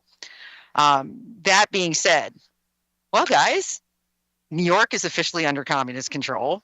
Gotta love it. Although I gotta laugh. I'm kind of laughing. 1st. January 1st. Dude, I don't know if he's going to make it to January 1st because he made a whole lot of promises that he cannot fulfill, and especially not without federal funds, and he ain't getting any. The chief of the fire department, who's Jewish, he just resigned. Mm-hmm. Well, 38% of the Jews in New York voted for this man. I'm like, bizarre. Yeah. What is wrong with you people? Are you feeling so guilted right now because Bibi Netanyahu is such a freaking idiot that you're going to hand it to a freaking communist? I mean, it goes beyond the pale. And by the way, there are little things within our Constitution that actually bills that were written in the 50s and the 60s that forbid communists from holding office in this country. Yeah. There's the two choices. I'd still rather have it. I'd still rather have a Muslim communist than the people that we've had. I will say that I would rather have a Muslim communist than Cuomo, because I think Cuomo is the evil that just keeps on giving. I mean, that man literally put our elderly in nursing homes to rot and die, and was never held accountable. 6,500 people died under his watch during COVID. Yep. That's a lot of people. Yep. So like I said, does anybody know how many sales of these books that was paid by the taxpayer? How many sales that made? How many what? You remember the book that he published on on the taxpayer's dime? Yes. Do you know how many he sold? I know it was not good numbers. I can tell you that. I also know his own brother kind of betrayed him. That doesn't get spoken about very often. Chris Cuomo went very public about a lot of the shit that was going down. I mean, like I said, Andrew Cuomo, I felt bad for. I thought the best pick of all of them was Silva. I really did. I mean, that guy's a guardian angel. He literally has devoted his time on a volunteer basis for decades to clean those streets up there. Started in the 70s, yeah. Yep. Yeah, I mean, he spoke common sense.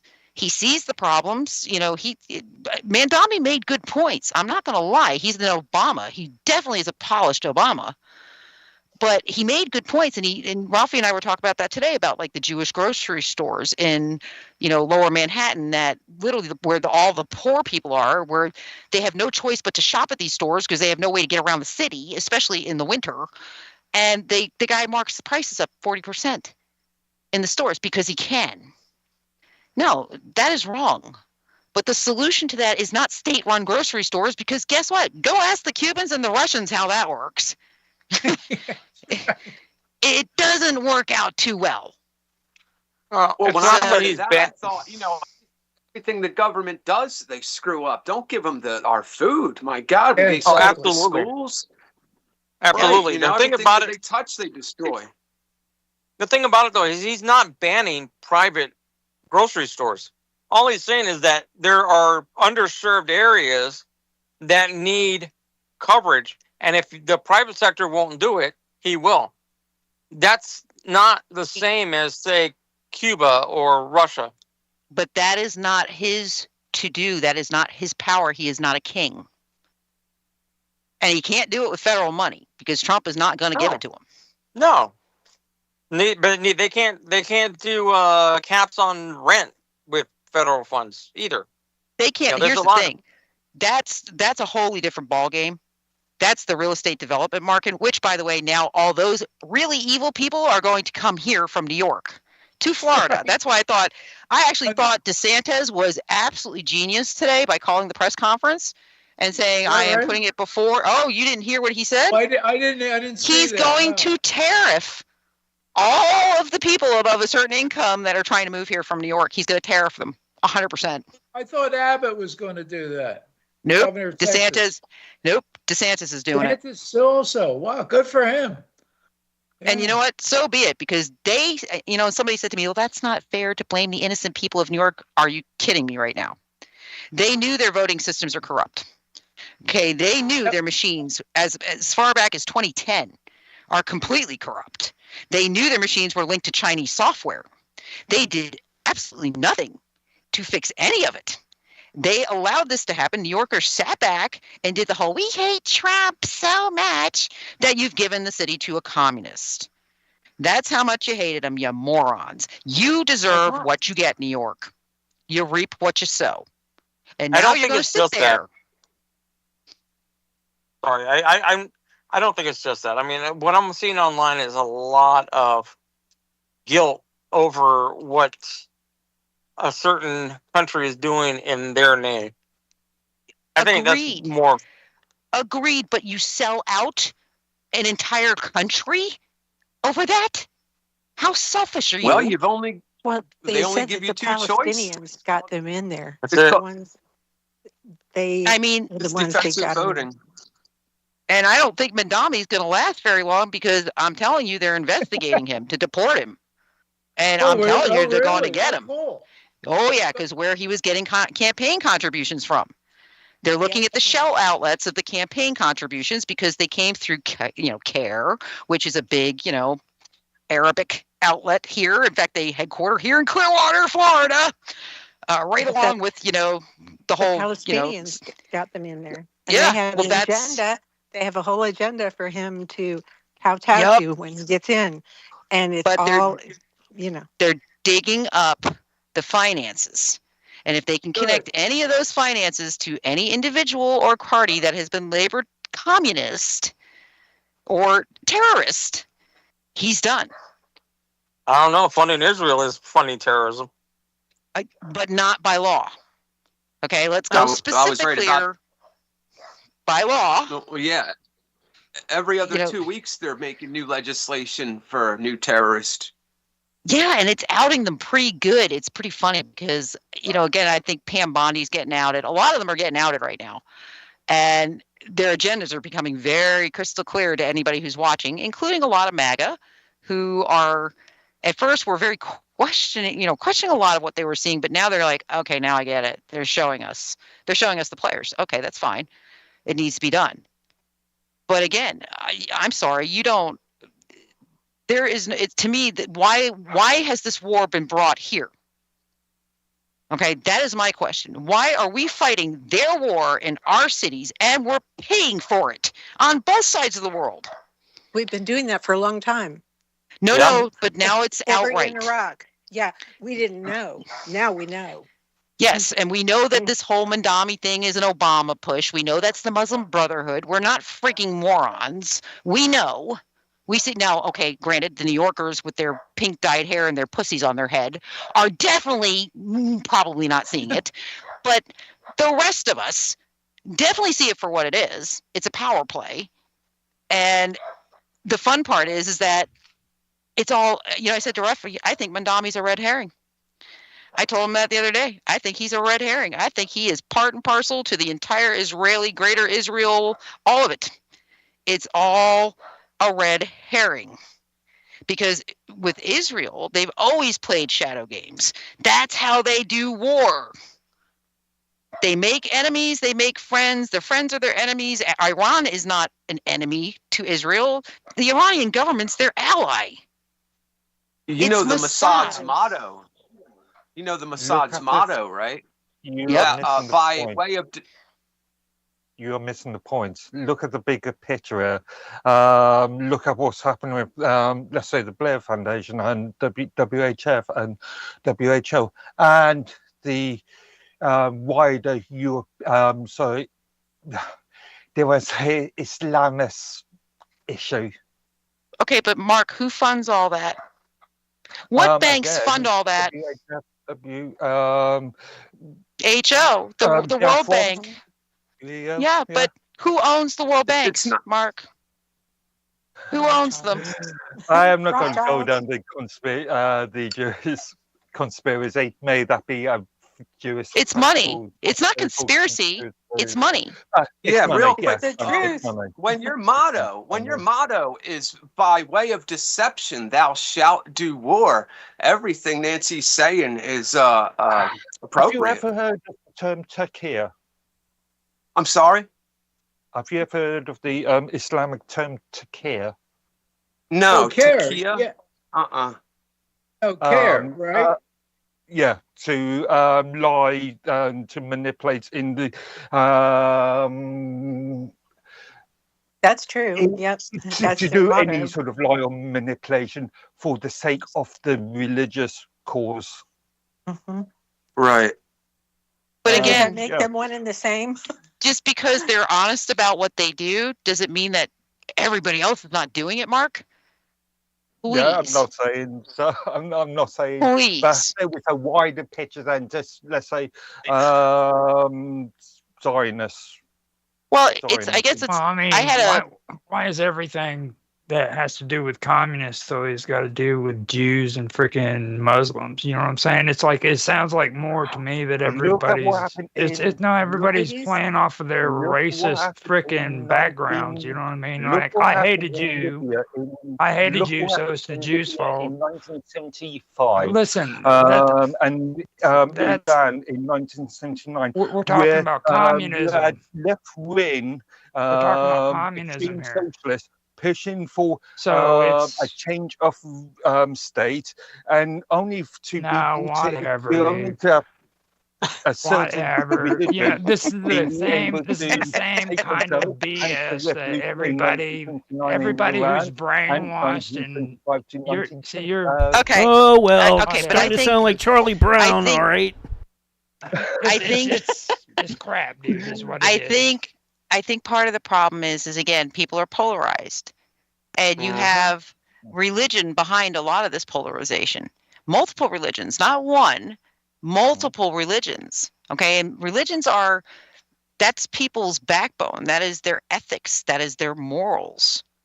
And like I say to people, rip the religion apart and show me their moral code. Okay. And I'm very serious about this. I had a very long conversation with somebody about this today because she was telling me how the difference between the Muslims and the Jews and how the Muslims were worse because the Muslims will kill you if you do not accede to their belief, whereas the Jews don't care. And I'm like, no, that's not true. You're not seeing it right. The Jews, they don't want you as part of their faith, okay? Unless you have money. They don't want you because you are a slave. You are so much further below them on the pecking chain. You're a number.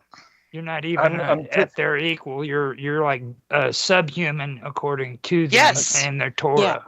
Yeah. I would rather be. It says that in their Torah. It has nothing to do with racism. Right. Okay. I've got They're to be the careful. chosen people of God. We're talking about extreme theologic, political. I also want to. I also want to bring. I also want to bring something up too. You wanted to mention the Muslims, and you and Robot had a conversation about this in chat about who was the ones who started the bombing. It was actually the Jewish who did it before. They did it so they could chase the English out. The King David Hotel.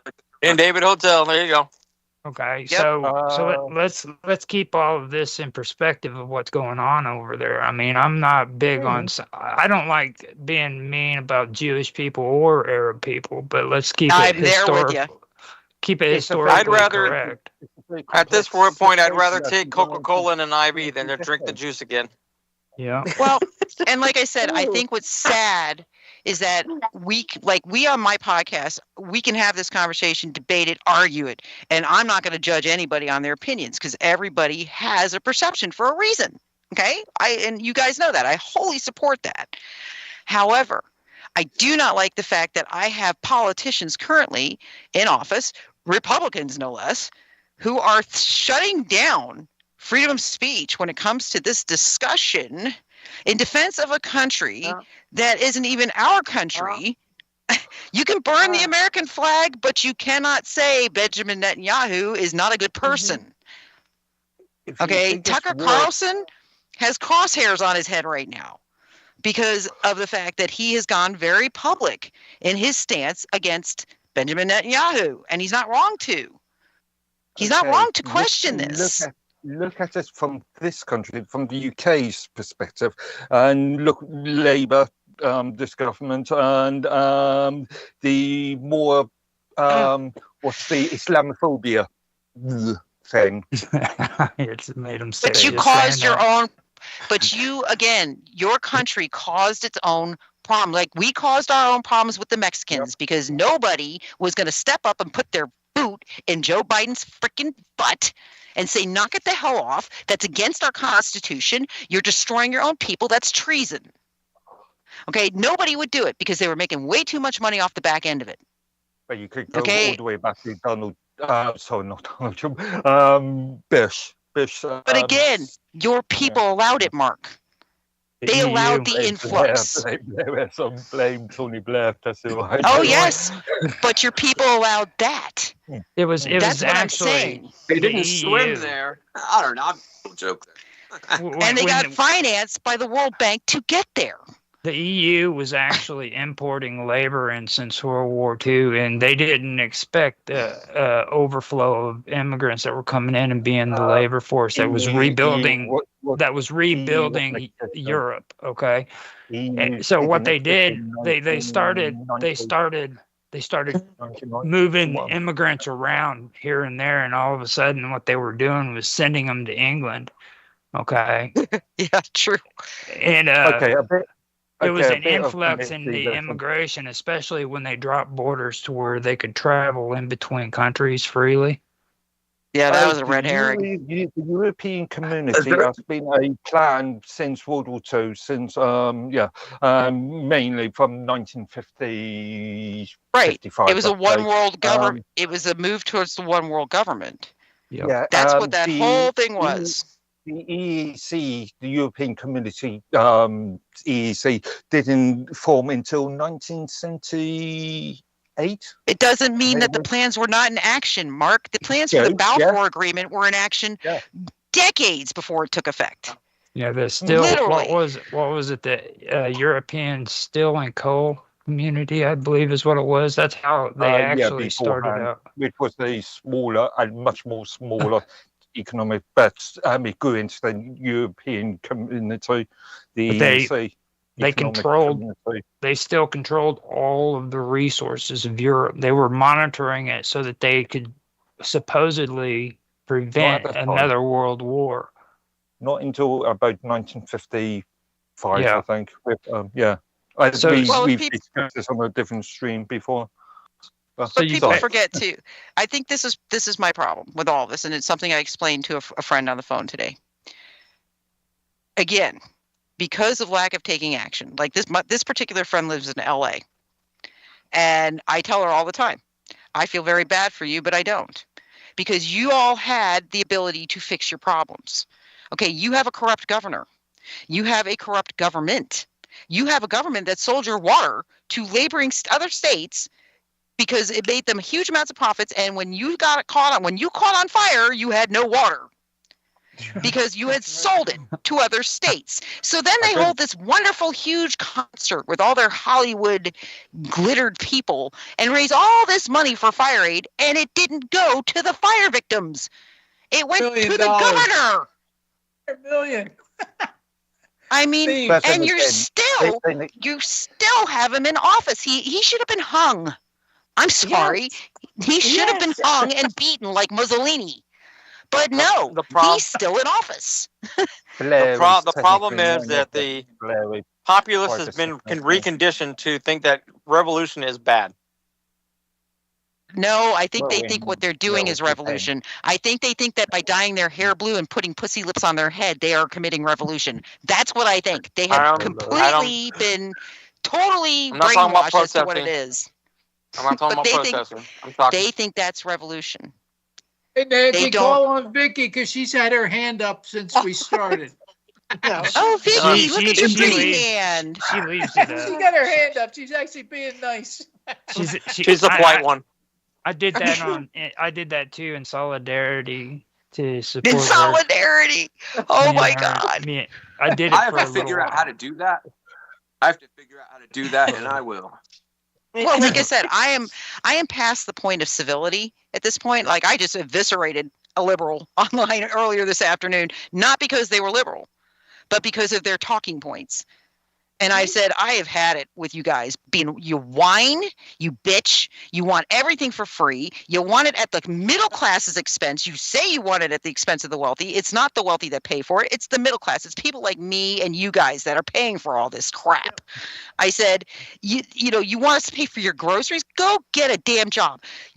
Now you're screwed because guess what? All the government subsidies you're getting, Narcan, all that shit that we have been subsidizing for you guys, it's gone.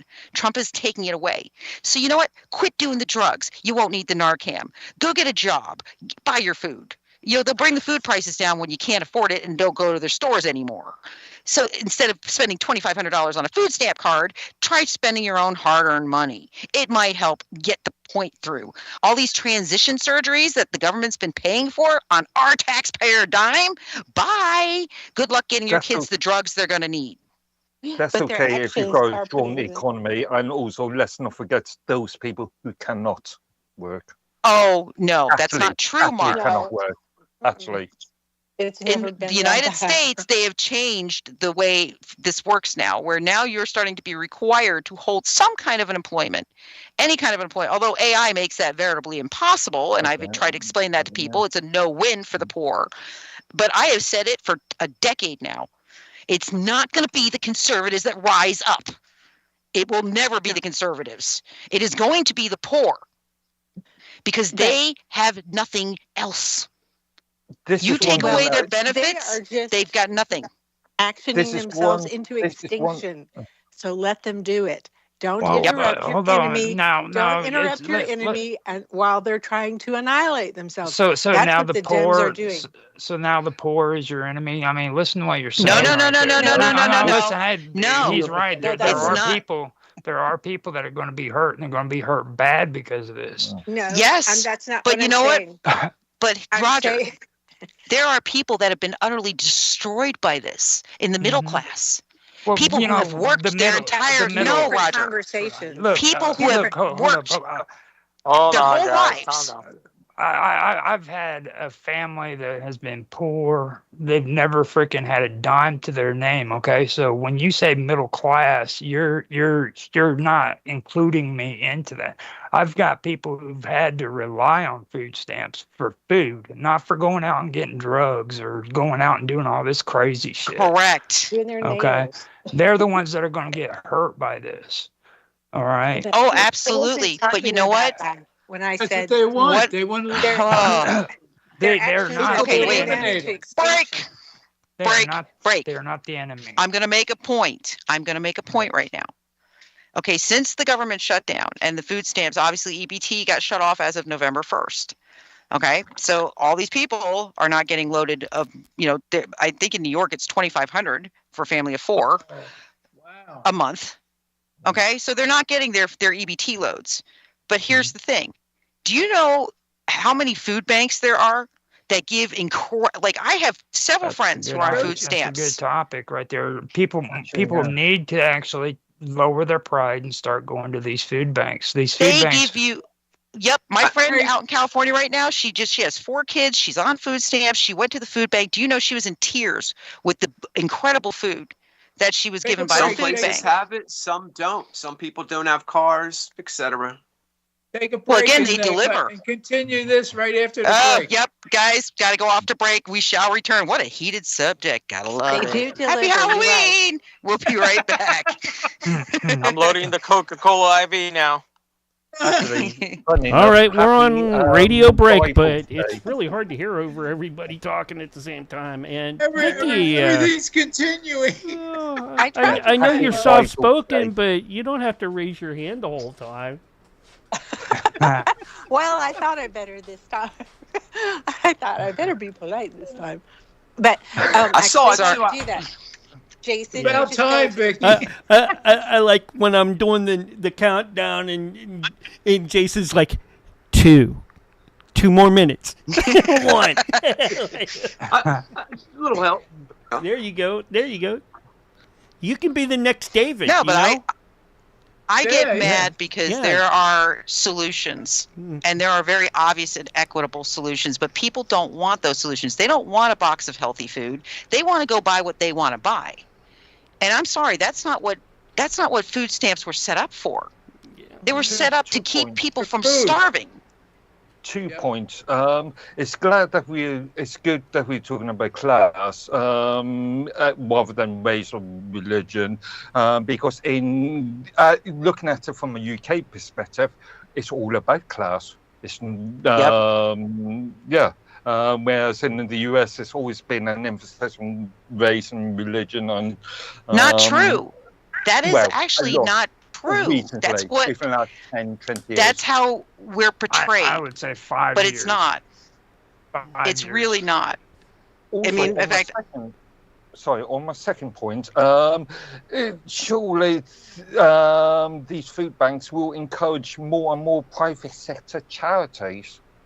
No, Mark, there's already, there is a ridiculous amount of private sector charity. Local community charities. I mean, the only Catholic churches organizations. The churches will do it. Yep. I mean, I can tell you where I live, I can name at least 8 food banks within 15 minutes of me, and I'm in a very rural area. Yeah. And they're not skimpy food banks. Like, we had a friend who after the hurricane hit, he had to go, and this is a guy who's not poor, but there was no food, and he had to go to a food bank. And I'll never forget that phone call. He was like, "Dude, have you ever been to a food bank?" He was like, couldn't believe the quality, what they covered, what they gave you. And he said they didn't want anything. I tried to give them a tip. They wouldn't take anything. No, because it's a charity service. Yep. And it's always been there. What I always had a hard time with is, how do you store that 40-pound block of cheese? Yeah. Dude, the cheese is the best part of those freaking programs. Like, the government you eat the cheese and then you have a heart attack, Mark. You'll come back the next time. Get a turkey. Yeah, I mean, like, they're Government giving out cheese. Turkeys right now. I mean, Metropolitan Ministries, and Catholic Charities. I mean, they really, and even the little local, like the tiny little local Baptist churches, they really do it. They do these huge boxes, and it's, it's and like I said, it's supplies. Food, and they give you snacks. Like, if you have kids, they throw Cheez-Its and stuff in there for the kids. I mean, it's not like you can't have snacks, but you're not getting Delmonico steaks and lobster, which is what they're buying with their food stamp cards. It's like, come on. Or have you seen where sometimes they'll sell it, go get their nails done? I mean, have you seen that? Oh, they sell their stamp money. Yep. Yeah. You guys It's gotta crazy. That's a big thing. Stop watching TikTok. I actually seen some posters of US stores saying you can redeem your swap food stamps for other purposes. Yep. Yeah, I've seen posters recently. 30 seconds, folks. There's 30 seconds. 30 seconds. I got you, Mark. There's all kinds of ways to sell your stamps. There's all kinds of ways to dog them. I live in the ghetto of Trenton. I'm here to tell you that is the absolute Grab minority. that mic and let's people go. do need to eat. Yeah. Lay it down, buddy. And here it comes. 5, 4, 3, 2, 1. And you are back live and on the radio side for the second part of hour 1 right now. 9:30 p.m. Eastern Standard Time as I watch the beaver moon brighten under our tempers this evening. No, it's not even tempers, but it is like, literally, this is a heated discussion, but not in a bad way. And that's what I love about when we talk about things like this, because we all see the problems. And Roger makes a great point. And Roger, just to make another point back at you, my daughter gets food stamps for my grandchildren. And she actually said today, I don't really need it, but the government, because of what I make, I'm honest, and I get X amount, but I don't really need it. So she thinks it's kind of superfluous, but if there's an emergency, that money is there. So I think it's a system that was peddled. And I think what's more horrific is that it's being given to people who literally never earned it. Their families never paid a dime into it. And it's being given freely, more freely to them than it is to the citizens of this country who do need it in some cases, including our military people right now. And yep, nobody cares to fix that. I think Trump was probably one of the first presidents that actually came in and said, no, we're going to put a work requirement. We're going to put, if you're able-bodied, and even if you're a single mother, and you can even do telework, anything, but you got to, even if you can't secure a job, you have to show that you're working to find a job.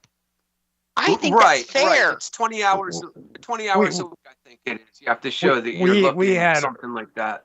We had earned fare here in Illinois for years and years. Okay, this is another welfare program.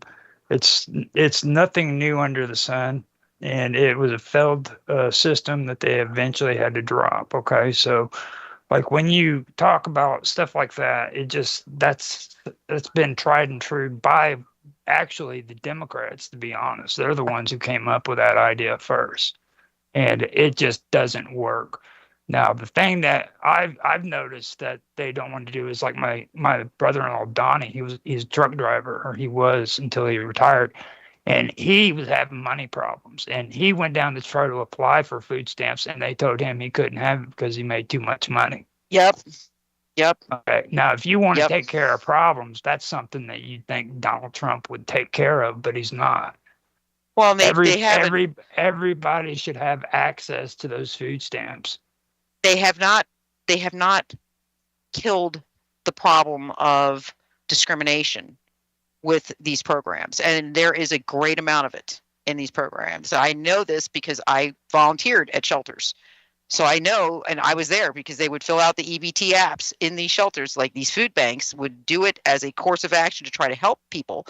But I can tell you, if you were a minority, you were not gonna have to produce this type of paperwork white people did. And there was a different threshold. And that's not right. I'm sorry. It's not right. It's there are poor white people, there are poor black people, there are poor Mexican people. There's a lot of poor people in this country right now, which is why I get so mad at all the money we're sending all overseas to Israel, to Hamas, to all of them, because we're financing everybody. Well, what about all the stuff we gave to the illegals? I mean, houses. We send money to five-star hotels. Yeah, 5-star hotels. I didn't know we send money to Hamas. Oh yes. Oh yeah. We send money to Hamas. We were funding Hamas. Yes. UNRWA. UNRWA isn't Hamas. Biden administration was sending money to Hamas. To UNRWA.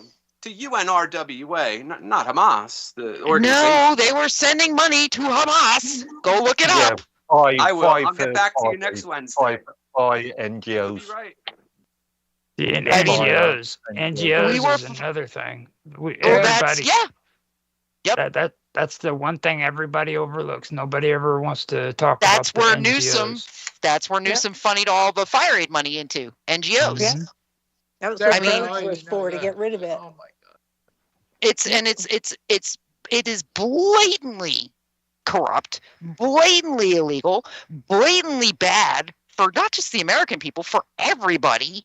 Because guess what, guys? When American people go broke, the world suffers because we are your nipple. You break us, there's no more milk. Did you really have to go there? It's true. I did. I mean, every time I think about it, I think about the what is that? Was it Liar Liar? When he's underneath the woman on the bench going, that's exactly what I think about when I think about how we finance everybody. Like our taxpayer dollars go and listen, when it comes to like starving kids in Africa and things like that, no, I am 1,000% feed these kids, get them some kind of agriculture. We should be financing those type of things. 1,000%. Gets stolen and they yes. never get it. They never get all it. the money we sent to Iraq after we went in there, all that money and supplies we sent to the Kurds got stolen. All of it. Money that went to Africa got stolen. Yep. They never got it. They never got any of it. All the Puerto Rico money with Hurricane Maria, all the supplies we sent, billions in supplies and money to Puerto Rico, and they said Trump did nothing. No, the Puerto Rican government put it in warehouses and it rotted. It rotted. Clinton, the Clinton Foundation got all the Haitian money. Haiti, no, we stole their orphan children and sold them. Are you kidding me right the now? help will just sit there and not be used, like the Paradise fires. The help just sat there right outside of Paradise for 3-4 months as the months caught up. I don't know. That's a waste. Where and my question is, where are the bleeding heart liberals with that? You know, you were fine with FEMA screwing anybody who supported Donald Trump after the hurricanes and skipping their homes, you know, devastating their entire lives because they couldn't get any help. And you were fine with that. But, you know, you had a massive fire out there in California that destroyed a lot of people's lives, and they were supposed to get help, you know, from these huge benefit concerts. They didn't get a dime. And you are still in love with your governor? Are you high? You know, me, Jeffy, and Mark actually covered that fire when it was happening, and on my show, or it was Minds Around the Table. And you know, the messed up part about that is according to what we were seeing on the map, the fire that broke out in Los Angeles actually happened up around frickin' where a lot of these supposed entertainers and actors were at. Like it was just south Malibu. Yeah, right around Malibu. I know several people who were in the crosshairs of that fire. So yeah, and I've been to Malibu. I was just after Paradise, the Malibu fires. Yep. I've been to Malibu, and I'll tell you one thing: I have no sympathy for them whatsoever. Those people are decrepit, and that state should fall off the frickin' side of the country, just right into the water. Nobody or no company, no organization, nobody has been held accountable for those fires. None. Have you? And it's the same thing with Maui, which everybody forgot I think about. There's still an awful lot of people disappeared. They say there's a very low number, but there's something like 50,000 people that were unaccounted for. I mean, they looked at the Walmart. There was a couple thousand there. There was a couple FEMA tents. And then, like I said, there was a zillion other FEMA stuff that just wasn't being used for anyone. There was nobody there to use it. Nope. Well, everybody gets all funny whenever I start talking about the guillotines and the old beliefs about FEMA and what their purpose is with Walmart, but Jade Helm. Yep.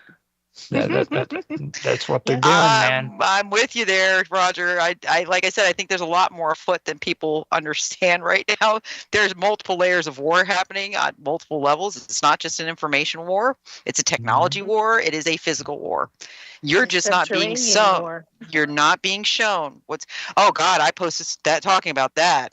I was posting seismographical maps of the last 2 weeks, and you can actually see a pattern in the quakes that is not natural. Yep. How about these are not natural? Some of those are. I mean, so shallow, it's unprecedented. 10 is really, because I've just been learning about this. 10 is really low. I mean, really, really, really, really low. 10, okay? Really ridiculously low. These have been 5 and lower. I think there was a 2 and even a 1. Never even heard of nothing like, well, I mean, I haven't heard of many of it. I'm just learning about it. But these cats that I've been talking to have never heard of it. Not anything natural. It could not be natural when it's that shallow. And that's what people don't understand. And where that's no what fault these things. Really. Yes. Well, that's Midland, Texas, dude. I've been following that for decades. You know why? Because guess whose home that is? and I've never liked him. It's For the CERN Bush. Collide? No, Midland, Texas is where the Bush family People thinking lives. that it could possibly be that. I don't No, know. it's not. Partially, it might be CERN. It's not. They're blowing up underground tunnels. I'm telling you now, that's what they're doing. They're taking out underground systems. It follows a line, and the line of seismic activity is dead on. I'm like, oh, right. I didn't that's mean what to they're say doing. CERN. I meant they were building a collider there like CERN, but and then they stopped building it apparently, like almost when it was done. Wasn't even. it in New But Jersey or they got to be something? blowing something up for it to be a one, right? I don't know. I mean, Yes. it's pretty wild. Even like Midland, Texas, like I said, there's not.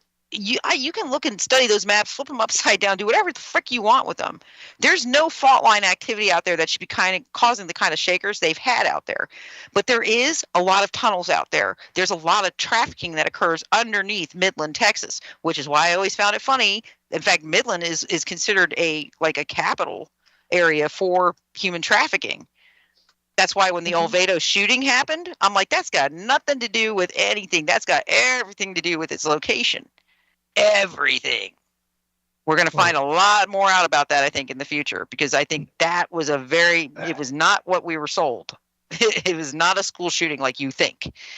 But again, this is not me being a conspiracy wacko. This is me doing a lot of research into multiple areas of study and fields of research to try to make sense of things that don't make sense.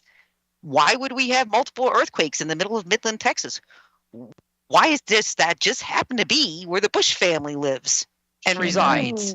Schumann resonance. Resonance. Schumann resonance. There you go. Resonance.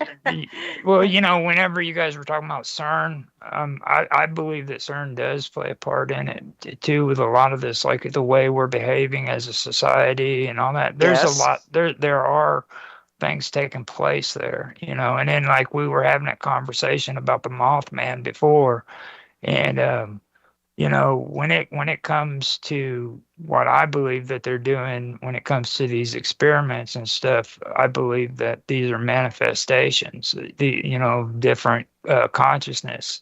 When people start talking about MK Ultra and they start talking about the freaking chair and start talking about how they're going into other dimensions and everything like that, that I think that that's all connected to CERN, and that's their final outcome. I think CERN was their defense against Looking Glass. I think that's what CERN was all about. They were trying to bypass the end result of Looking Glass and why Looking Glass was terminated. And I've always said that, they don't deny that Looking Glass was real. They don't deny that there was a program named Looking Glass and that its entire intention was to see future events and perform to mitigate or to enhance an outcome in the favor of the person controlling the experiment. That was what Looking Glass was. But they came to an impasse because they got to a certain point, and I believe it was 2025, where they could not change the future. They could not change the outcome. No matter what they did, no matter how many scenarios they played, no matter how many rifts they caused, they could not change it. Which means that's what we call the awakening. It's the inevitable. Okay? So the question would be, what is that? Why are they pulling a blue beam now? Why now? When you've got everybody keeps saying, Avi Loeb, and I start laughing. I'm like, he's a freaking Jewish peddler. Are you kidding me? What you're also What you're also talking about is what they call a continuum as well. Okay. Yes. If you remember, they came out with that movie. It was called the Bermuda Triangle back in the 90s. They had that machine that was under the ground that was created in the future, and it was creating a loop. A loop. Yep. And it was under the water. So whenever they finally stopped it, all of these ships and everything came out of the Bermuda Triangle, and they were back in our reality. And that sounds badass. I got to see that. And what about the little boy that you were talking about, Nancy, that disappeared? The one that was talking about, the smartest kid. Max. He has disappeared. That's Max Laughlin. Laughlin.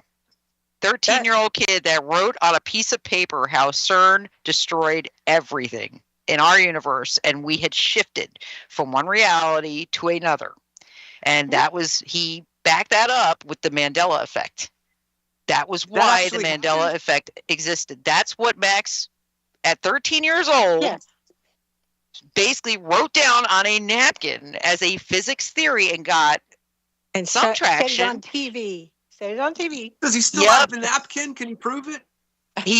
Actually, he did a video years ago. Yes, he did prove that he wrote it. That's far out. But he's missing. But he's missing again.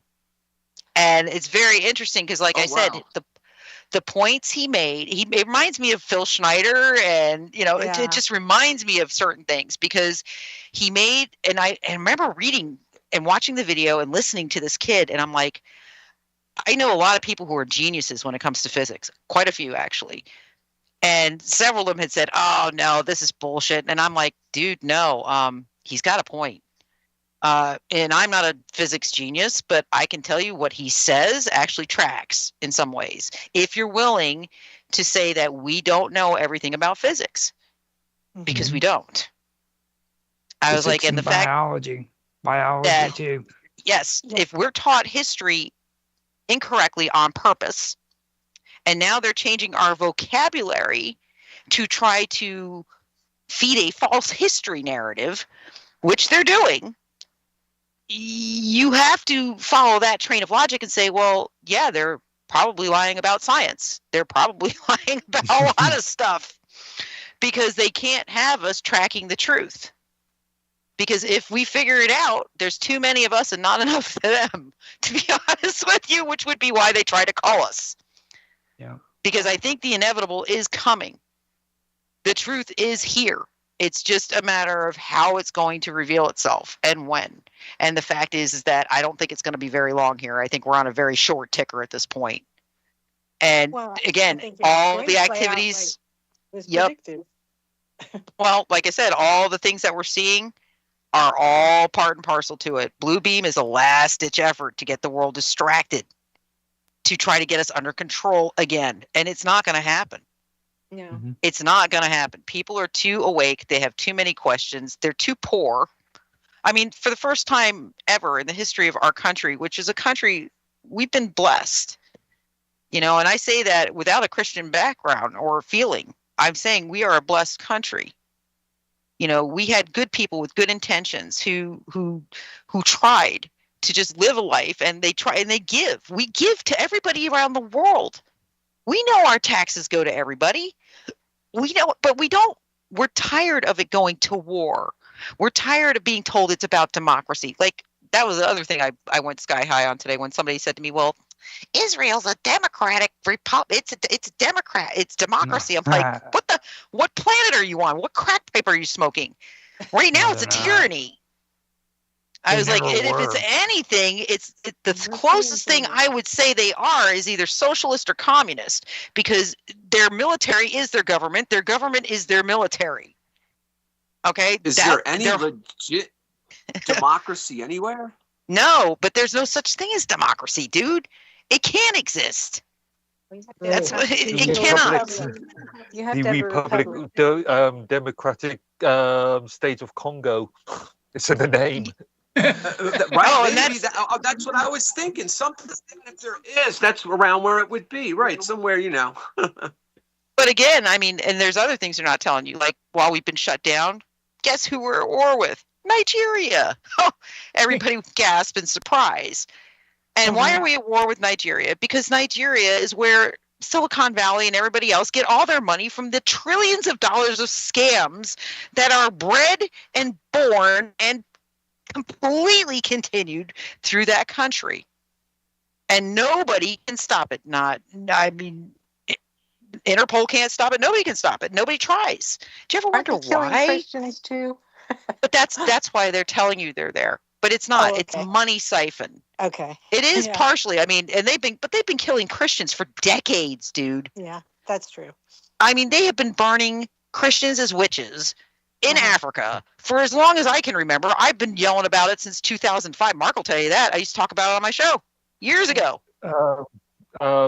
me, Roger, and somebody called Mr. Robot's been having a long conversation, and Mr. Robot's been obsessed, let's say, with the Israel and Palestine conflict. And I've been pointing out all the sub-Saharan related wars, including the one in Somalia and various wars, and he's sort of just been ignoring them. Again, just been obsessed with the Israel. Jews, the Jews, Yeah. those dirty Jews.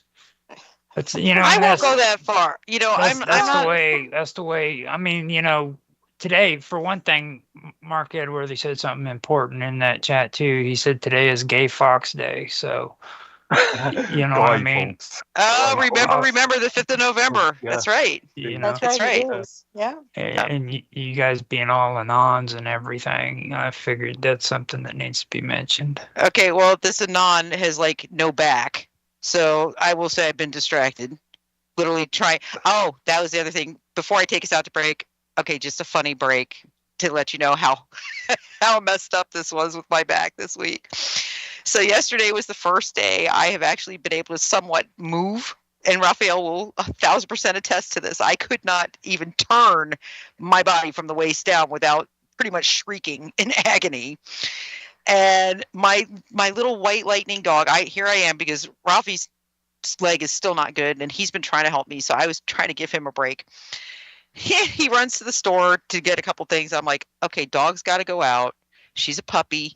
All right. I'm going to let her out. I'm just going to hobble my butt outside and deal with the pain and push this and stretch it out a little bit because that's part of the problem. It's the muscles are all spasming. The nerve is spasming. So it's got to be moved, and no matter how much it hurts. So here I go, and you got to imagine, guys, I made Night of the Living Dead look really, really good.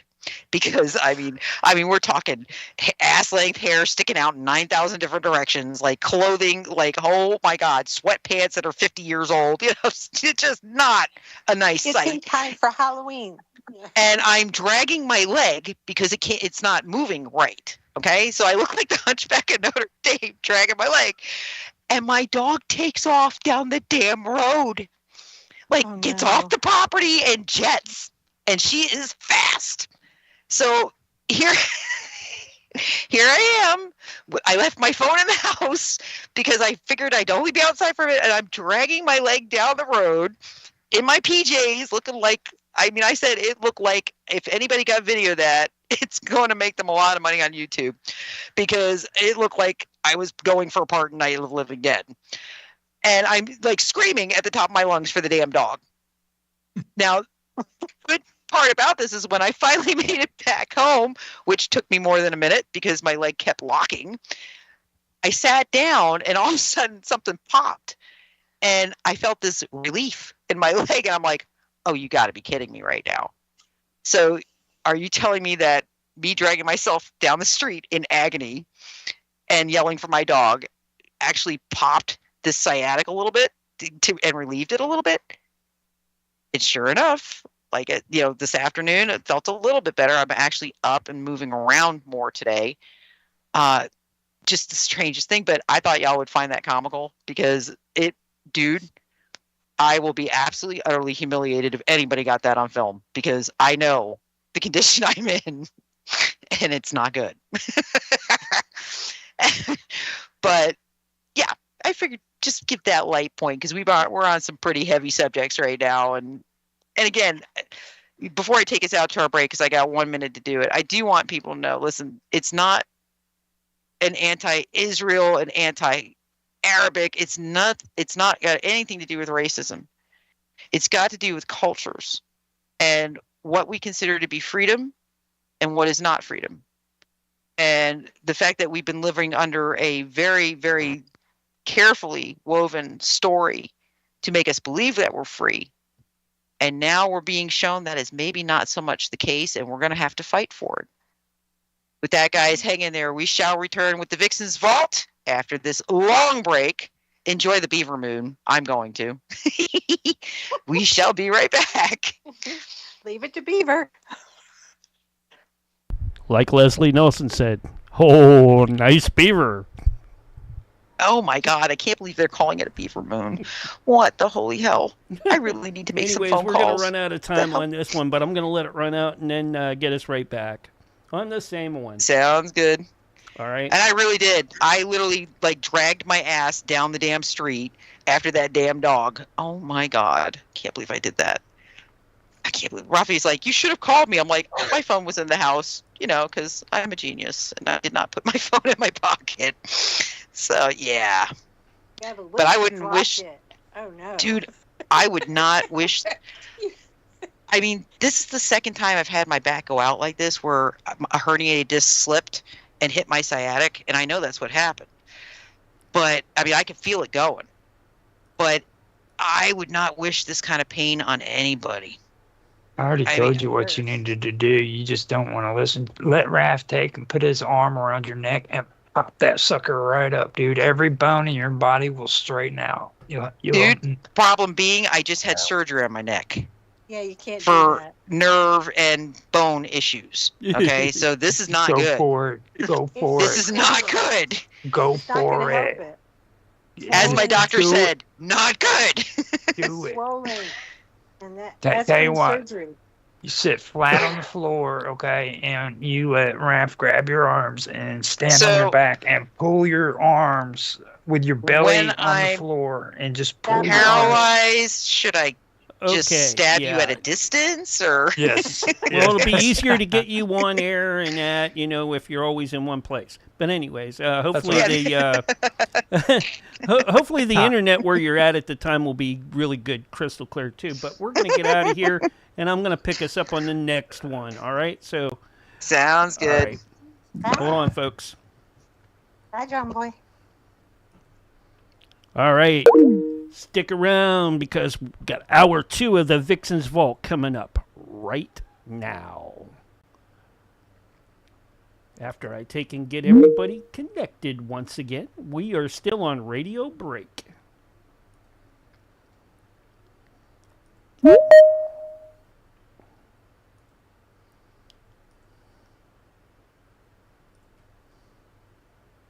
Cello. And Raph never hung up. Oh, that's probably because he's not listening and he's video gaming. Hold on. Oh, there he is. You got him. Okay, now I Brought got him him. back in. Yeah. There we go. Anyway, a little window box showed up, so I just clicked on it to admit him. Yeah. Yeah. And there's Whatever. Jason. There we go.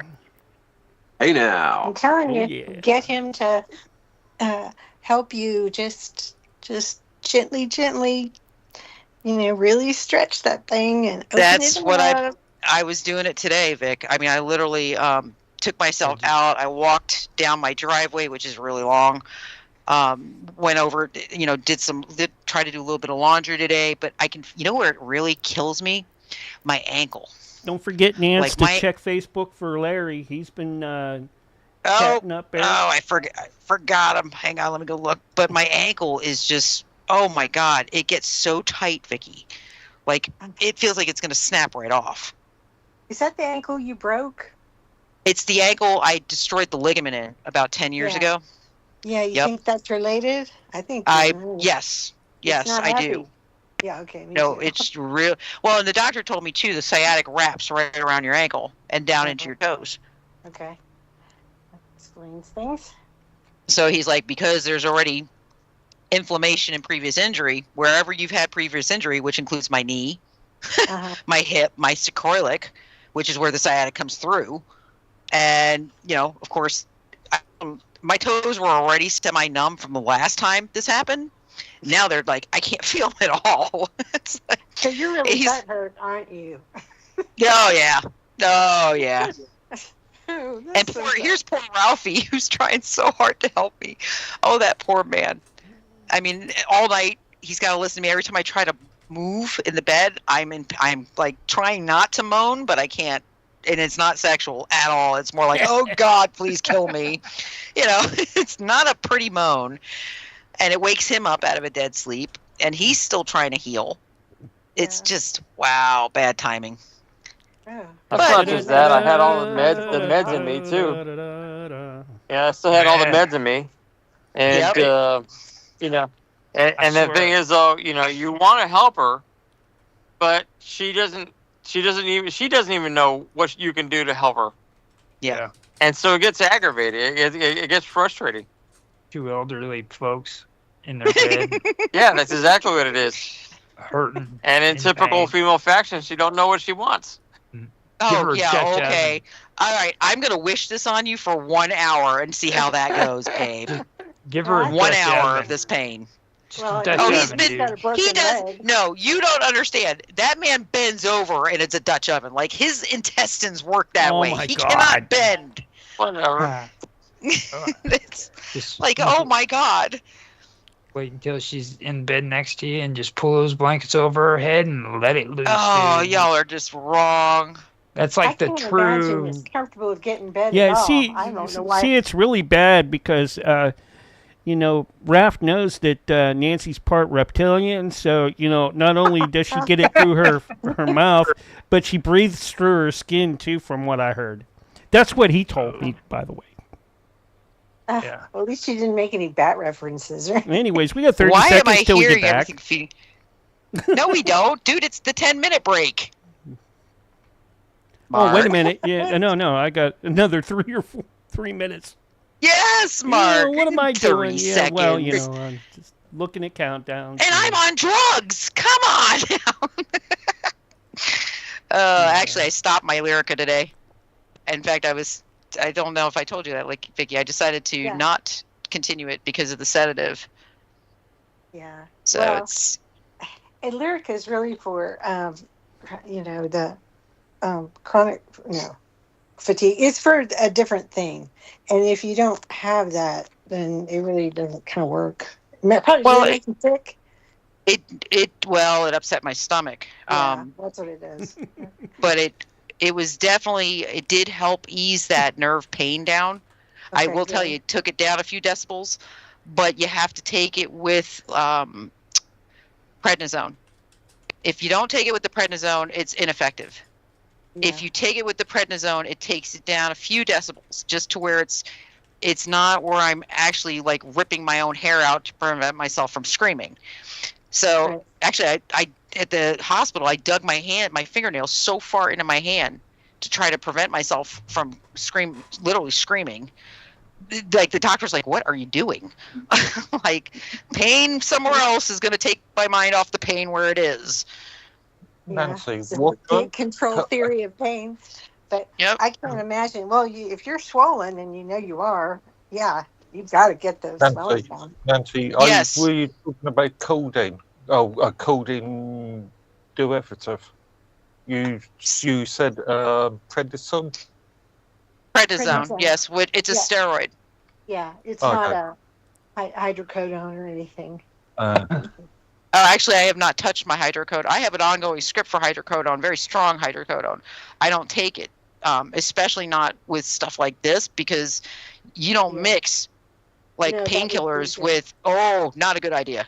Yeah, they never. Even though they tell you to. Gabapentin either, do you? That's the funny thing. Gabapentin was what they shot into me at the hospital, and it did something really weird. Well, that whole night. It's supposed to block this, that sensory overload you're getting all the time because your brain. It didn't do that. It caused that whole night. All right, now we have 30 seconds. Okay, that whole night my foot kept getting shots of white hot fire up my nerve. It was like my foot nerve was just going nuts all night. And I think it was the gabapentin. But I have a script for gabapentin. I just don't take it. And here's your countdown. 5. Might want to reconsider. 4. 3. 2. 1. And you're live and on the radio side right now. And we are back, 10:04 p.m. Actually, 10:05, right on the mark there, Mark. Good job. 10:05 p.m. Eastern Standard Time, November the 5th, 2025. Remember the 5th of November. Thank you, Roger and Mark Edworthy, for reminding me of that. Guy Fawkes. Very, very interesting day, isn't it? Gay Fawkes. Very, Guy Fawkes. Gay We're not going to call him gay. We're not going to call him a gay fox. Don't insult the fox like that. Have you seen the movie, dude? Like, it's just, come on, seriously. The guy dresses all French and does weird shit. All French. Parlez-vous. Parlez-vous. Give me a horse and I will ride it and eat it and love it and everything. Why dolls? Did he? French. No, he did why dolls. Well, French people. Well, if French people eat horse meat, dude. English Tudor, not French. Oh, God, here we go. Cultural differences, folks. Cultural differences. Actually, that's a problem we have right now in the States with all the illegals in the damn country from multiple areas, not just Mexico. It's the Caribbean, it's Mexico, it's Africa. We've got them from everywhere right now, and they came in unimpeded and unchecked for 4 years. And remember, Nancy, diversity is our strength. Oh yeah, especially when they're eating your domestic pets, because that's what they do in their country. Yeah, but they've been stealing horses in Florida. It's a big problem. They steal horses and they eat them, which is like, okay, criminal, number one. Those are French. Those are French people. They're either from France or Canada. It's actually the Haitian. It's actually the Haitians, Roger. Yeah. We have a lot of Haitians here. Canadians. People have been caught doing that? No, they've been caught. We know who it is. We know, and it's very hard, I think, for prosecutors because it is a cultural thing. Like, it's so messed up. You don't want to. You don't want to crush other people's cultures, but when you come to another country for aid, and you come here for us to help you and to give you a different life, you don't eat our animals. Tell that I mean, to if the you say Canadians. that's on paper and they've been charged with doing this, then I believe you. That's wild. If they've actually been caught doing this, or in court, and, the prosecutor's like, you can't eat our horses, and you damn sure can't steal them. Yep. Wow. Yep. Wow. Yep. I've lived in Florida on and off my whole life. I've never heard that. That's wild. Yeah. Well, the Canadians have been doing that too, though. They're horse eaters. They've been slaughtering them. They've been calling the wild horses for the last 50, 60 years and murdering them and then eating them. So yeah, how about those ostriches too in Canada, huh? Yeah. Yeah. Well, I mean, again, in the States, that's why the Mustangs are now protected in the United States, because they were wholesale slaughtering them and actually converting them to dog food and human food for consumption.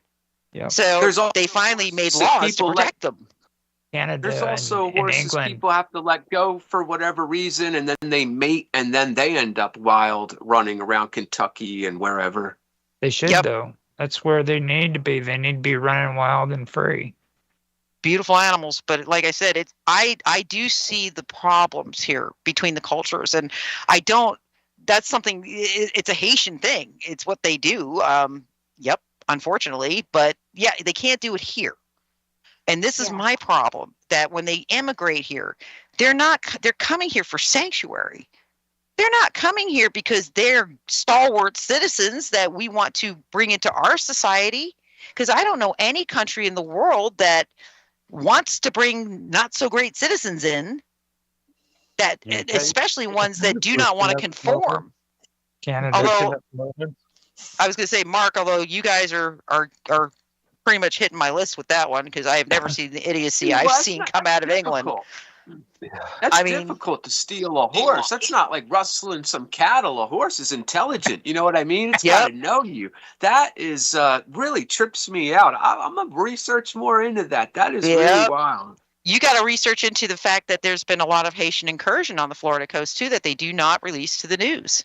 We've had a lot of boats come in. Horse whisperers. You got to know that. Don't say horse whisperer to Nancy. She freaks out. Oh really? Yeah. Last time I said horse She's an whisperer, animal she said, whisperer. "Oh my God." That whole ghost whisperer thing. You remember? No. Oh God. Yeah. See right there. But every time you say whisper and she freaks. She's like, I don't oh think my it's. God. I don't think it's horse whispering, Jason. I think it's brutality. Yeah, the Haitians are pretty brutal. The animal to get it to go.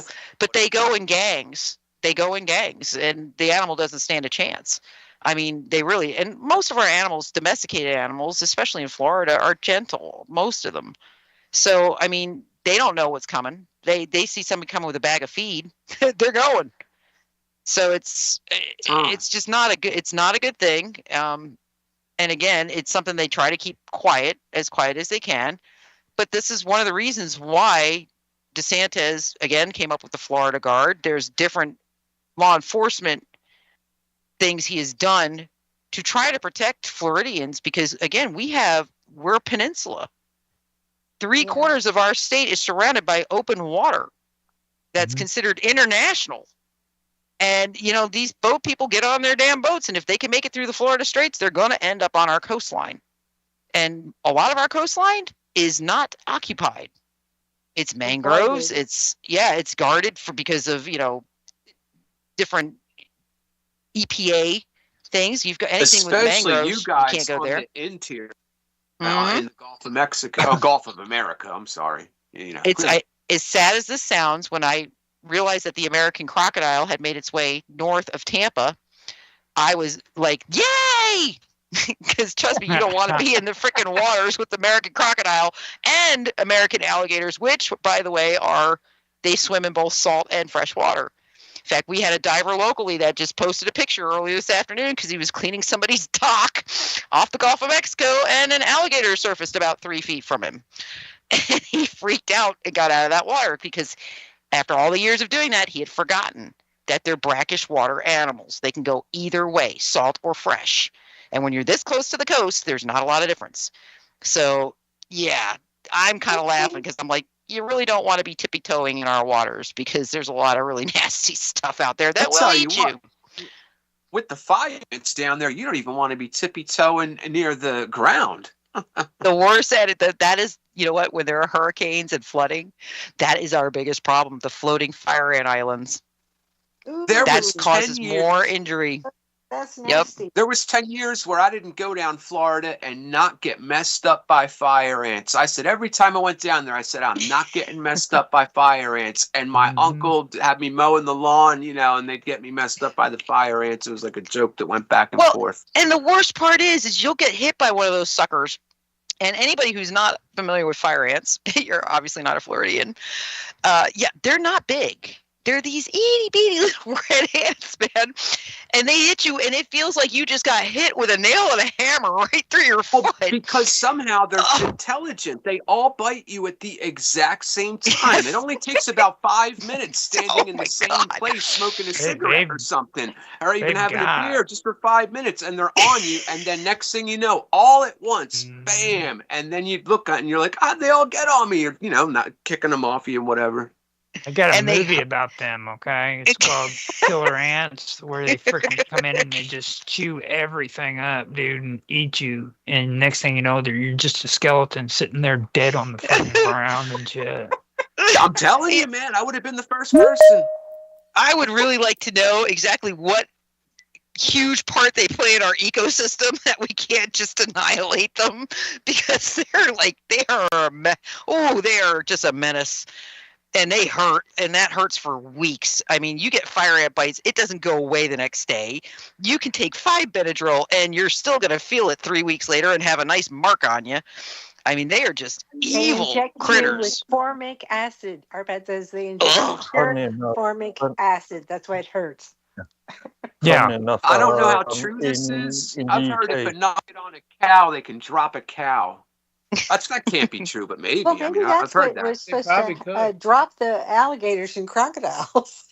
Wait, I can hear Mark. Mark's trying to tell me something about the UK. Come on, Mark, tell me. The European fire ant. In my family home, in my parents' home, or dad's home, there's been this nest of fire or European fire ant, and I remember being a kid and being bitten many times. Oh. You know why, don't you? Uh-oh. Because you're You're in the English. castle. No, he's an English person. He's English people freaking deserve to get bit by ants. Oh no. Dirty, rotten no. scoundrels. Only the ones that live in castles, and Mark lived in a Yes. All right. yeah, So that's on a true. different note, I will tell everybody too to please, especially my techie people, Mark, heads up. Solar activity today was really kind of off the chain, and it looks like it's not ebbing, it's getting stronger.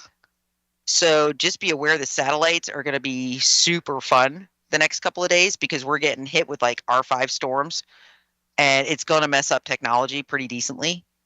So just heads up on that. And again, I'm still of the, I don't know, I guess you could say the thought process that I don't know if these solar flares are true, real events, or if they're being manufactured to cause other problems and disruptions to keep us distracted. Because I've always thought about that and thought it would be very easy. We have plenty of countries have the technology that can produce something like that. I know Mark disagreed with me on that, and I said, no, dude, you're behind on what they've got technologically, because I mean, China went very public about their fusion device. They are capable of doing things that could echo things like this. I mean, shoot, you set off a low yield nuclear weapon in the lower atmosphere, you can absolutely echo something that would be considered a solar event. So I don't know what to believe or not to believe. It would leave evidence. That would mean Article 5 of NATO then. Oh, God, Mark, you're going to quote law at me. Nobody ever obeys the law, ever, that wrote the law. Ever. Expression on his face. Ever.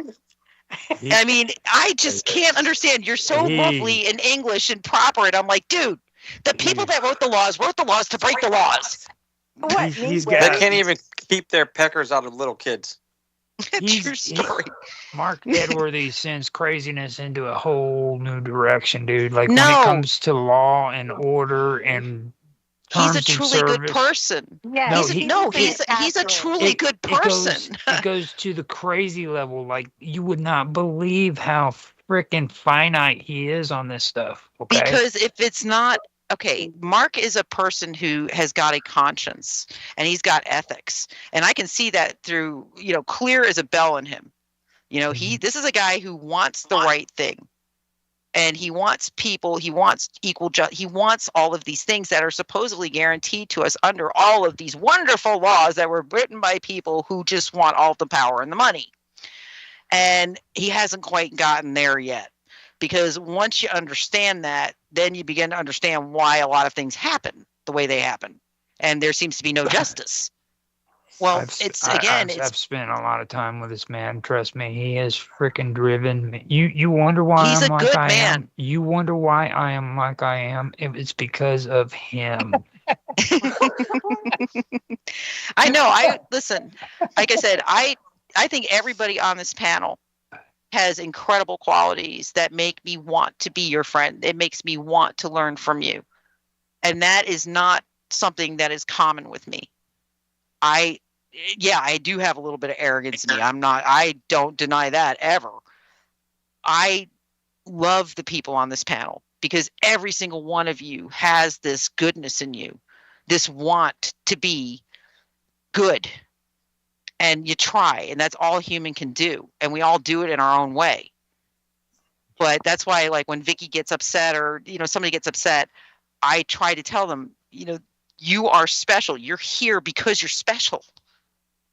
Mark is special. Mark Edworthy's special. If I didn't have Mark Edworthy, I don't know what I'd do, because he gives me insight into how a lot of Europeans think and how they are. And maybe they're just not as, I guess you could say, jaded as we are here, because we've seen too much corruption now. We were raised believing we lived in the greatest country in the world, and that we were there to save everybody. That's what we were raised. Yes, I know that, but that's not what we do, is it, Roger? I have to point that out to Mark Edworthy all the time, because he does not understand that America is the greatest nation that was ever created. Yeah, in what you'll 200-year history. That's right. That's right, buddy. We did it in 200 years what you couldn't do in 1,000. Oh boy. You got to remember, Mark, too, the whole reason that we had a successful revolution is because you had a really, really messed up king on the throne. Yes. Who was more than slightly insane. So, yeah, there's that whole genealogy thing going on that really didn't work in your favor in that case. Just going to put that out there. Is that inbreeding? Yeah, it was inbreeding. Of course it was inbreeding. Nancy didn't mention me in that beloved panel. Yes, what do you think? You apparently are I'm not a good guy. Oh, yes, oh my God! Apparently I'm not a good guy.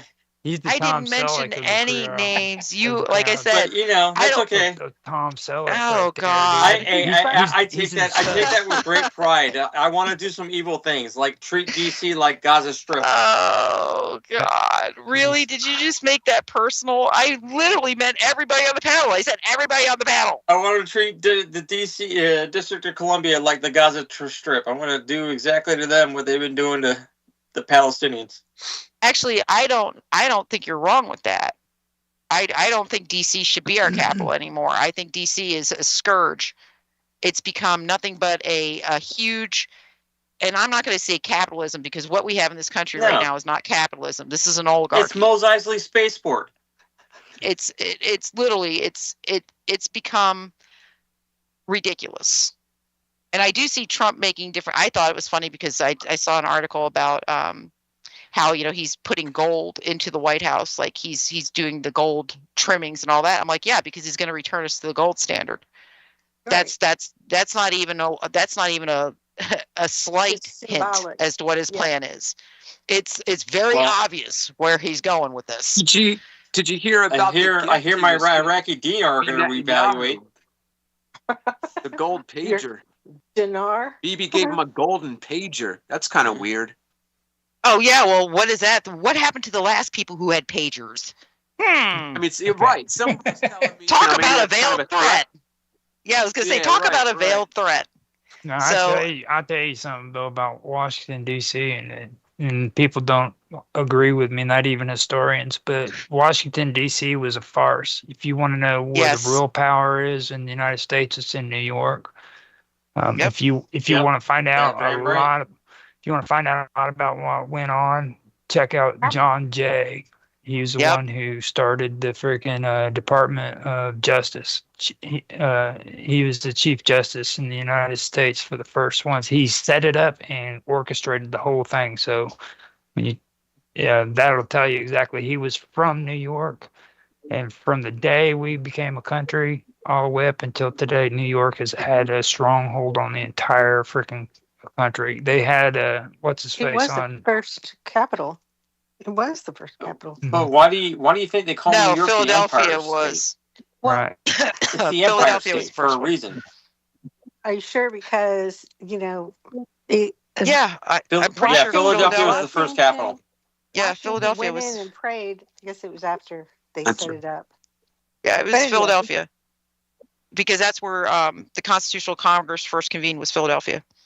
So it's indeed. I was born and raised in Philadelphia, so they make sure we know all that by like second grade. But isn't it scary that we can sit here and we know these things like off the top of our head, a lot of us, and yet if you asked a kid that, if you asked a 20-year-old that, they wouldn't have no clue. Clueless as to our history.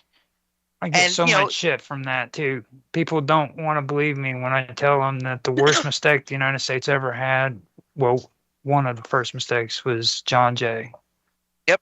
All right. I tell you what, though, guys, I got to take us out for our final break of the evening. I'm counting it down, watching the numbers. Hang in there. When we return, hopefully we'll make some kind of symbiotic sense. But it's been a fun show, I can tell you that much. Hang in there. We'll be back in just a few moments with the last segment of the VIXEN'S Vault. All right, we're on radio break. And now I saw it was built on a swamp. Even George Washington said, if there was ever a problem with our country, it would start in New York. Yes, he did. Mm-hmm. Yes, he did. I should do a show on the supposed visitations of George Washington by the angel that was written about in the 1800s. That would be really interesting. I love. Why don't we plan that for next Why don't- week? Everybody do a little bit of research into that, except Mark Edworthy. I've got all of it. And I actually, there was something Dave brought up that I freaking wanted to bring out, but I never got to. It's about Saint Germain, and I can tell him about Saint Germain and his whole contributions to the Constitution. And the signers of the Constitution. Yeah. I think that would actually be an incredible show because you're mixing your history in with, different aspects of the occult, and I mean, even Mark can participate because you've got John Dee out of England who supposedly spoke with angels and angelic figures. I mean, so it can all kind of wrap into itself. Now, I do want to remind everybody the week of the 23rd, we will take that week off for Thanksgiving. Thanksgiving, right? Yeah. Thank God. Yep, I do need a break. Thank God. Though, dude, I almost punched out for tonight because I was like, I don't know if this is a good idea, but I'll do it. I think Washington what's traded going to that happen chapel is in New York City in 1789. I'll probably do some just so you stuff know. with He was Debbie. inaugurated. Go ahead. I did, Vicky. I didn't even hear. Okay, Mark, finish what you were saying, then Vicky, repeat what you said. Yeah, there we go. I'm probably going to do some stuff with Debbie over that week, and Jack and I may do a cryptozoology special during that time. Sounds good. But it won't be on the radio side. I was going to say, I'm sorry about Halloween, but dude, I was literally, No I think I problem. was in the hospital Halloween night, actually. That was the night I went to the hospital. And the medics were trying to figure out how to get me out onto a gurney without killing me. It was great. It was great. Good times. But I think that would be an incredible show. And I think that account of George Washington with the angel, the dream, the visitations, I believe that was written secondhand in like the 1800s. That's why it was always questionable as to whether or not it occurred. But the vision that he was given still in many ways manifested, which either way shows me a prophecy of some type. Do you understand? It wasn't like it was made to fit an event that already happened. The events happened after it was written down. Whether it was firsthand or secondhand, doesn't matter. So I always found that to be one of the most interesting stories. That and the hauntings in the White House, I always found to be very interesting. I wonder if that would, if there was anything that Edgar Casey ever did about George Washington. I can research that. That's not That that's would not be hard really for me to find. interesting He if you're did going to tie pray that into like Saint that- Germain and all that as well, and make it kind He of a did pray at prophecy that St. type Paul's thing. Chapel. I was just saying. Okay, he wait. prayed at St. Paul's Chapel in New York City when he was inaugurated. That's why I was confused. Thought it was New York City because that was when he prayed. And that chapel was right next to the Twin Towers and was untouched by those coming down. So it is not a lie that he did not pray at that St. Paul's Chapel at his inauguration in 1789. Yes, I guess, I don't know why he was 30 inaugurated seconds. in New York City but that's why I thought that's where the first chapel was. But apparently not. Whatever. Okay. Let me know. Let me Thank you know for the towards the end clarification. if you're thinking about doing after show. If not, well, that's fine too. Anyways, here's your I gotta countdown: see. 5, 4, 3, 2, 1, and you're alive and back on the radio side right now.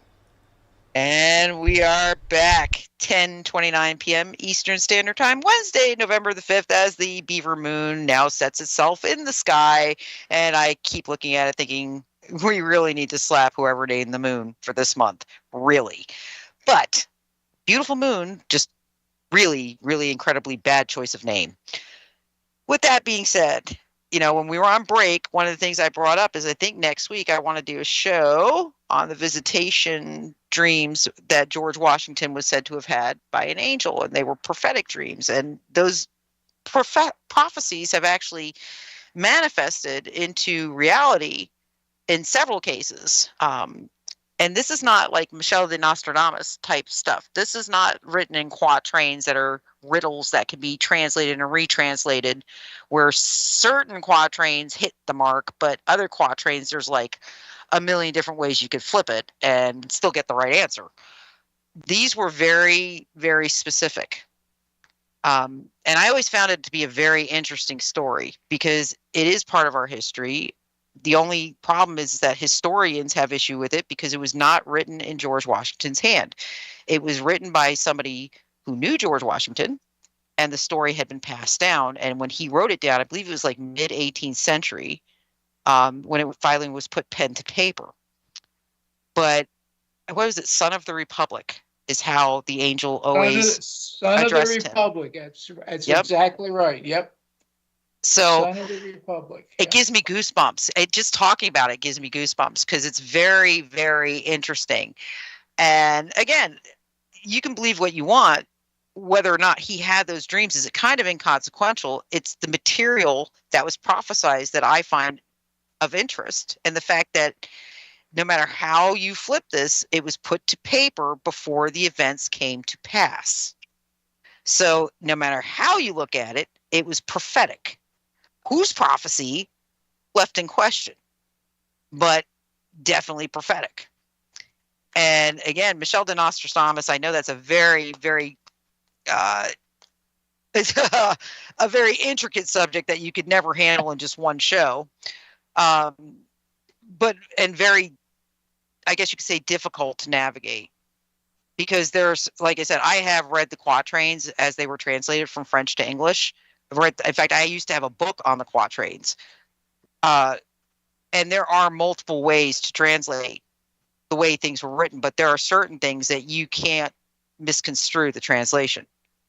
One of those things, of course, being history, and of course, World War I, World War II, the prophecy of those events. I believe one of the events, even 9/11, if you read the quatrain, you can match events to 9/11. Problem I have with his quatrains is that they don't go in any kind of chronological order. So that to me delineates a little bit, but as a person who has prophetic dreams, and sometimes they are heavily metaphorical, mine don't always go in a chronological order either. That's one of the reasons I started looking into space-time and physics and how time works, because of how my dreams work. And that's where I finally was beginning to study how time is not linear. And that made sense. That's what kind of crystallized a lot of things for me when I realized, wait, time is not linear. Time is around you. It's constantly there. It's a state of perception. It's not linear. We do chronology so our brains can make sense of it. It's like matrixing. We matrix time, literally. And I always thought that was really cool. But there again, we matrix all of our reality. If you really want to, base it down into the sciences, folks, we're not really solid beings. We are not what we appear to be. And yeah, that's going to freak a lot of people out. But be careful, that's fighting words. Those are fighting words. It's true. Roger, you know what? Since I have met you, you've gone down a tunnel I went down 20 years ago when it came to EMF and frequency and vibration. And how much of our reality it encompasses, and how much of the ancient knowledge, not like, a couple hundred, maybe 1,000 years. We're talking thousands of years old. They knew that. They were smart. They knew it. They were, and I say that when you say they were barbaric and this and that, really, because they knew a shit ton more than we do. And they knew it very accurately. They knew how to manipulate certain things. They understood how to manipulate energy. They understood nature and the symbiosis. They understood universal law. They had it down. So I guess my thing is that if that is truly the case, and we're not being fed a lie about, historical artifacts that have been uncovered, because that could be true too.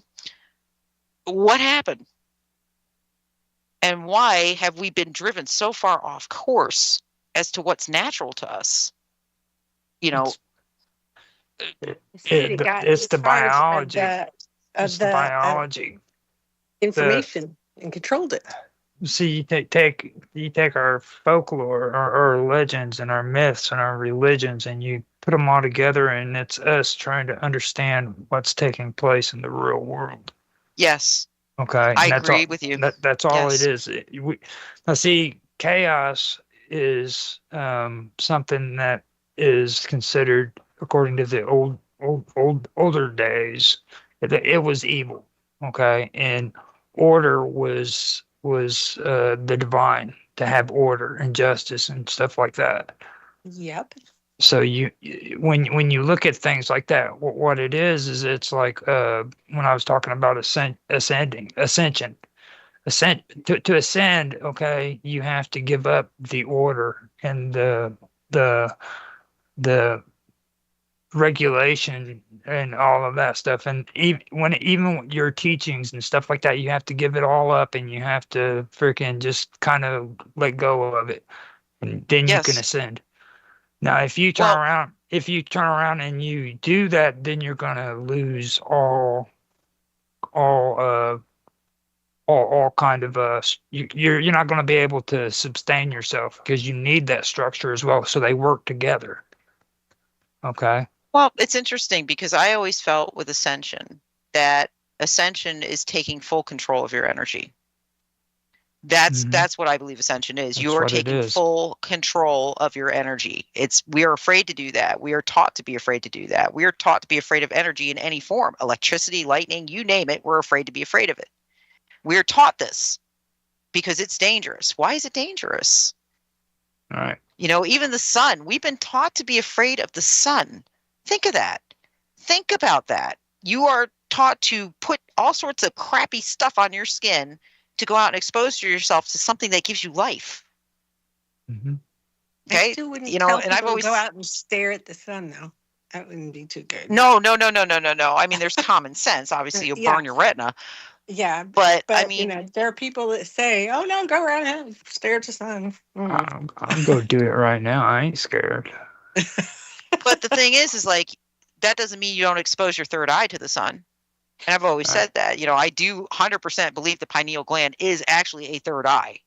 I really do believe that, because physically speaking, that's how it's built, and it has a use. So that's where all of our DMT goes through. Ascension, though, for your listeners. Ascension would be basically you become one with the ether. You become one. You become part and parcel of the energy. So in other words, you control your energy. You are still an intelligent being of energy, but you let go of the physicality of everything. You let go of physical form. Enlightenment is what you're talking about? Not always. I mean, people always swear it is, but we have no way to determine that, because obviously if I am correct, and if there are, I believe there are already beings that are of energy. I think we're idiots to think there aren't. But obviously you still have good and evil amongst those sects. You still have perception and neutrality. So if there's intelligence attached, there's always going to be a question, because everything has a different perception of what is right and wrong, and what is good and evil, what is up and down. They're all different. And I think that's, you know, maybe that's what makes me a different person in this society, where I can actually step back and say, yep, that's true. That's why, you know, when 9/11 happened, one of my first things I said was I don't know why everybody thinks that that the bombers or whoever did this are in hell right now, because according to their beliefs that they were raised on, their perception that they believe 1,000%, just like Vicky believes in Jesus Christ as her almighty savior with all her heart and soul, those people, those hijackers, 1,000% believe they were getting virgins at the end of that. 1,000%. And we don't. No one argues that we all have the right to choose and believe what we want. No one argues that, right? Yep. No. Okay. No. Well, people do argue it, but well, it's okay. That's what I'm saying. That's humanity. And no one here. We don't No, ever No, I was going to argue. say, but no arguing. I don't Except for when Mark think. says something, we have to. Oh, poor Yeah, Mark. like, I do Or- love. I or gotta when tell we- you, I do have deep respect for him because he gets beat up on this show. Dude, I'm gonna tell you right now, Mark. I joke around a lot when it comes to Mark. Me and him have always been like this to one another. But I tell you what, he is my bud. We go back. He's a good man. You know what He I is mean? a good Like, man. I'll tell if you guys ever want to hang out with a cool dude, you hang out with Mark, man, because he'll Well- piss you off and he'll make you happy at the same time. And you know what? For Raphael for making his point, you know, because I do give him shit sometimes when he says things like that. I'll say, dude, that's kind of psychopathic. Just gotta put that out there. I can't blame him for thinking the way he thinks. Number one, this man has served this country most of his adult life. Okay, he gave everything to he gave up a marriage, he gave up raising his children, he gave up everything for this freaking country. And to know the amount of betrayal he feels by this country, Can't imagine. his anger, Awful. it's kind of like Arpad, Vicky's husband. Okay, worked his whole freaking life for this country, what he thought was right and wrong. He worked on the side of law enforcement, and to be betrayed by that, it goes beyond the pale. So the anger I get, and Raphael was literally put in the one branch of the military that are literally, they produce killing machines. That's what the Marine Corps does. Yeah. So the fact that he can control that anger, I can't even tell you the amount of respect I have for that. Because I can feel this man. I'm an empath. I live with this man. I feel his anger. I And want to it see him is. in a thong. Woof. I want to see No, him in you. a thong. I don't think you want to see that. I don't. Give him a mohawk. For the Give beaver him night. a Oh God. mohawk. But it really, it agitates me because for anybody who never served this country, and Rafi says it to me sometimes, where I don't think certain people should have an opinion because you know what, they didn't give anything up to have that opinion. We gave it up. We protected this country. We did everything we were told to do because we thought it was for the good of the country, and we were lied to. That is And betrayal. Like nobody's business. It's awful. Yeah. Can I jump in? Yeah. Please. Might as well. Yeah. We're So talking about you. Yeah, I know, right? My Nancy brings up some valid points, and I don't deny any of it. I mean, I've gone through my. The Marine Corps is great at removing those psychological blocks about about the taboo of killing. If you're at that point, if you feel you're in the right, you're willing to do anything, and the things that you'll do is just I have normal. some very I can be pretty over the top, and I won't even deny that. But I was going through this process of waking up, man. The things I wanted to do to the people in power would make Hellraiser look like a kid's movie. I love Hellraiser. Just know, Yeah, folks, it's I just- share his dream world sometimes. So yeah, not pretty. Just gonna put that It's really out just there. it's not. It's one of those things, though. I mean, it's not. It's fifth generational warfare is a new concept. I'm a product of the last war. It's our training is what makes the grass grow. Blood. It's Right. that is our training. The fifth generational warfare where they're, you have to basically focus on psychological operations to sway the public so that they'll overthrow their own governments, that kind of thing. Those are new concepts that are beyond my time. So when I found out my government was the most evil, vile, corrupt organization on the planet, that we had done so many evil things, and I didn't know, and things I was discovering along the way, just the amount of rage that I felt at that betrayal is just Nancy's right. I think it's hard to quantify into words, especially on air, because Well, I can get graphic.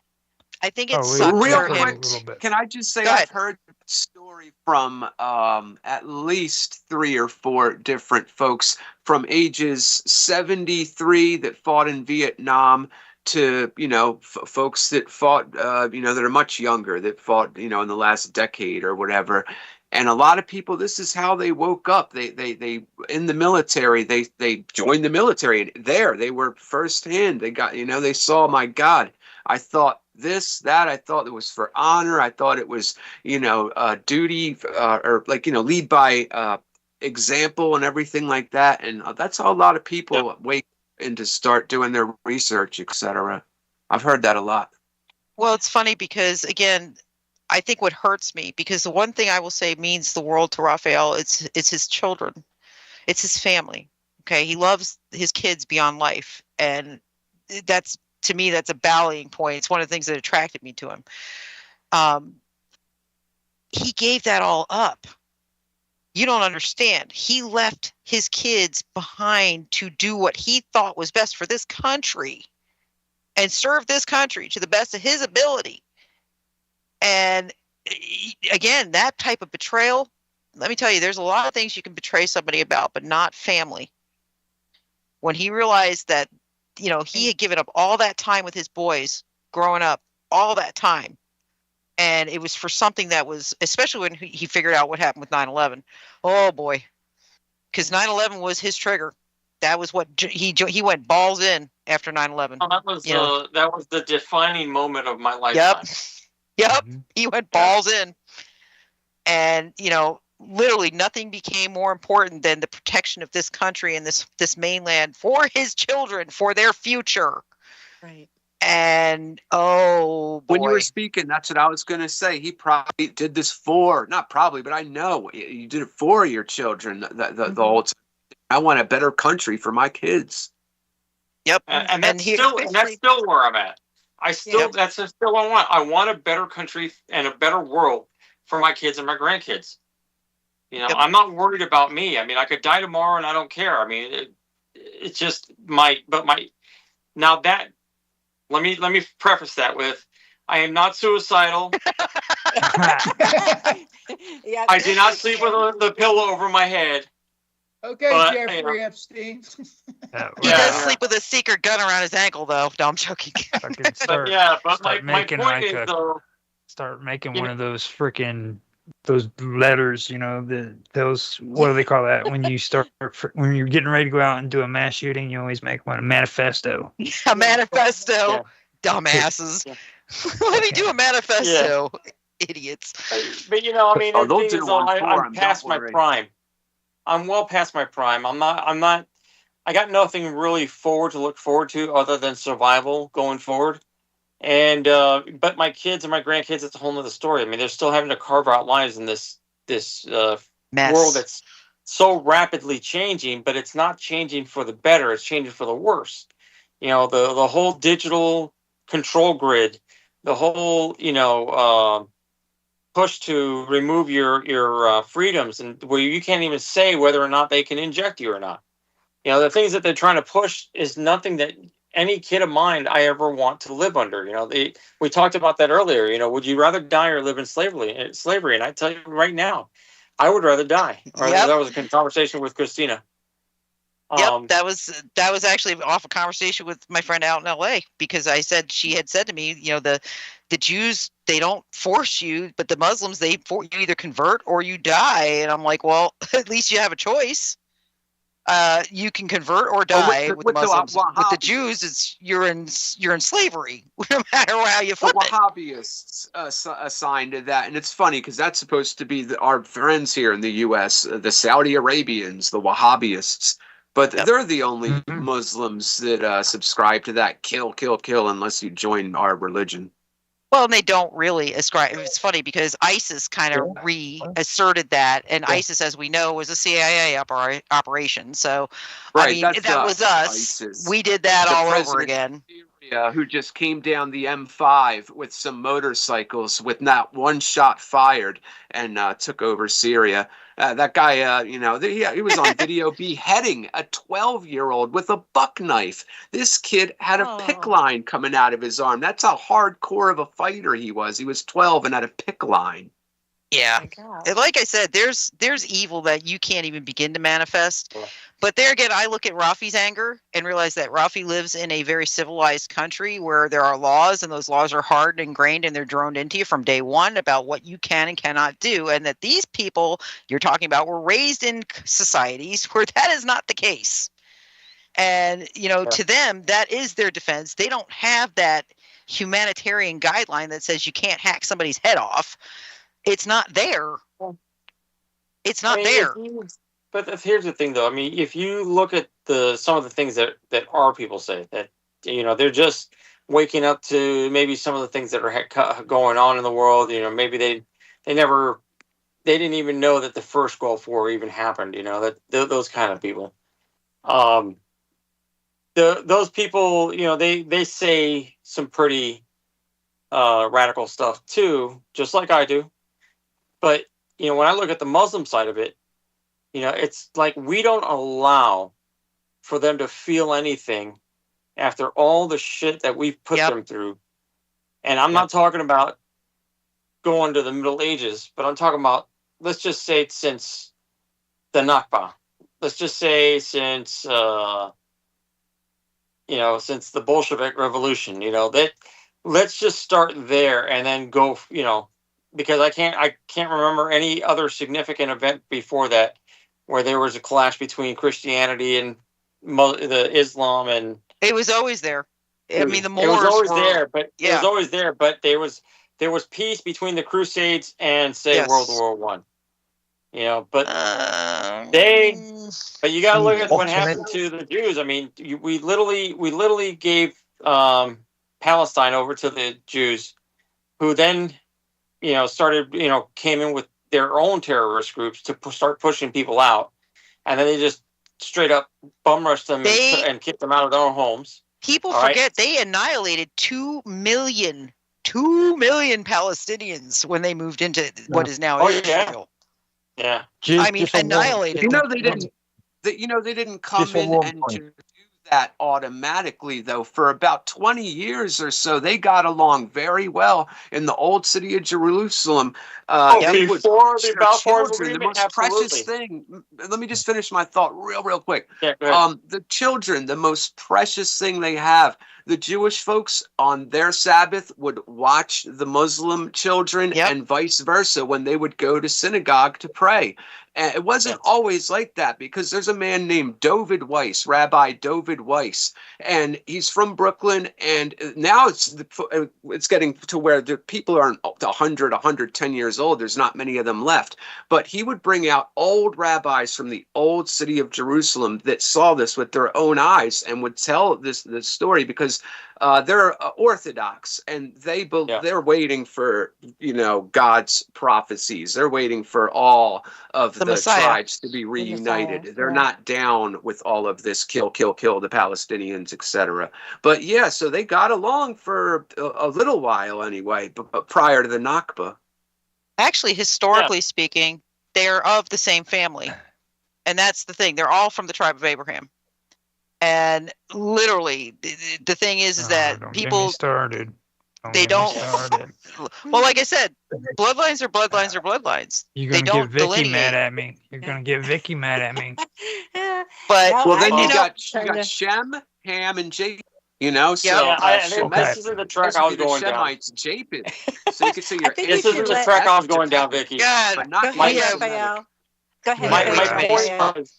My point was that the Muslims have been dumped on for the last 75 years, or whatever it was since the Balfour Agreement.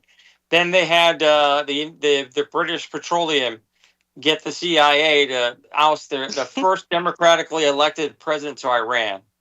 Yep. For the oil, for their own oil. They overthrew them. Overthrew their first democratically elected president. Oil. And then just the stuff going on in Israel. You look at the Gazans. They've basically been. You have an entire generation, maybe two, that have lived their lives entirely in detention in the Gaza Strip because they've been cut off from the world. You know, no tech, no nothing gets in or out of there without Israel say so. It's an open air prison, I thought they were in charge of their own area. And they regularly cut off their power and water on a regular basis just to make their lives more difficult. Vicky, you got to do a little research into that timer. area, like Gaza. All right, yep, I just people saw it. All right, guys, I hate doing this. I gotta close the show out at a very interesting point. I will probably be on for the after show for a little bit. But before I close it out, I do want to encourage, I do have a friend, guys, who started up a paranormal app that I find very interesting and intriguing. And if you can, go check it out. I think you can find it on Google Apps, but it's called Surviving the Unknown. Go to survivingtheunknown.com. You should be able to take a look at the app, but it's a progressive app that it's like Pokemon Go, but with the paranormal, which I thought was pretty innovative. And I promised him I would mention it on air. So Pete Martinez, this is my nod to you. Good job, brother, because I thought it was really kind of cool. I took a look myself today. Also, I would like to, one thing before I close it, and I want to ask Raphael a question. Would you say your biggest regret is that you didn't wake up sooner to what was happening? Oh, quick. It wouldn't have mattered anyway. If I would have woken up sooner, it wouldn't have mattered anyway. I mean, I couldn't have foreseen what was coming. Otherwise, I would have stayed in the air marshals. Yep, that's true. All right, guys. With that, we are out of here for the night. I'm not even going to. Everybody, just say good night because you can find us all at thevixensvault.com. Actually, I'm still waiting on bios. My board. I love you. All right. New York City was the first capital, just so you know. Oh, God, she's still going. Okay. All right. We love you all. See you all next week on the Vixen's Vault, and we'll still be talking about New York City. Love you all. Have a great night. We're off air. Tonight, Satan. And we're going to lose the room. All right. I'm like, all right. I'm hanging up. All right. Good night. Good night. All right, folks, if you're still out there, we are going to be hosting over on Kick to the Great Conspiracy.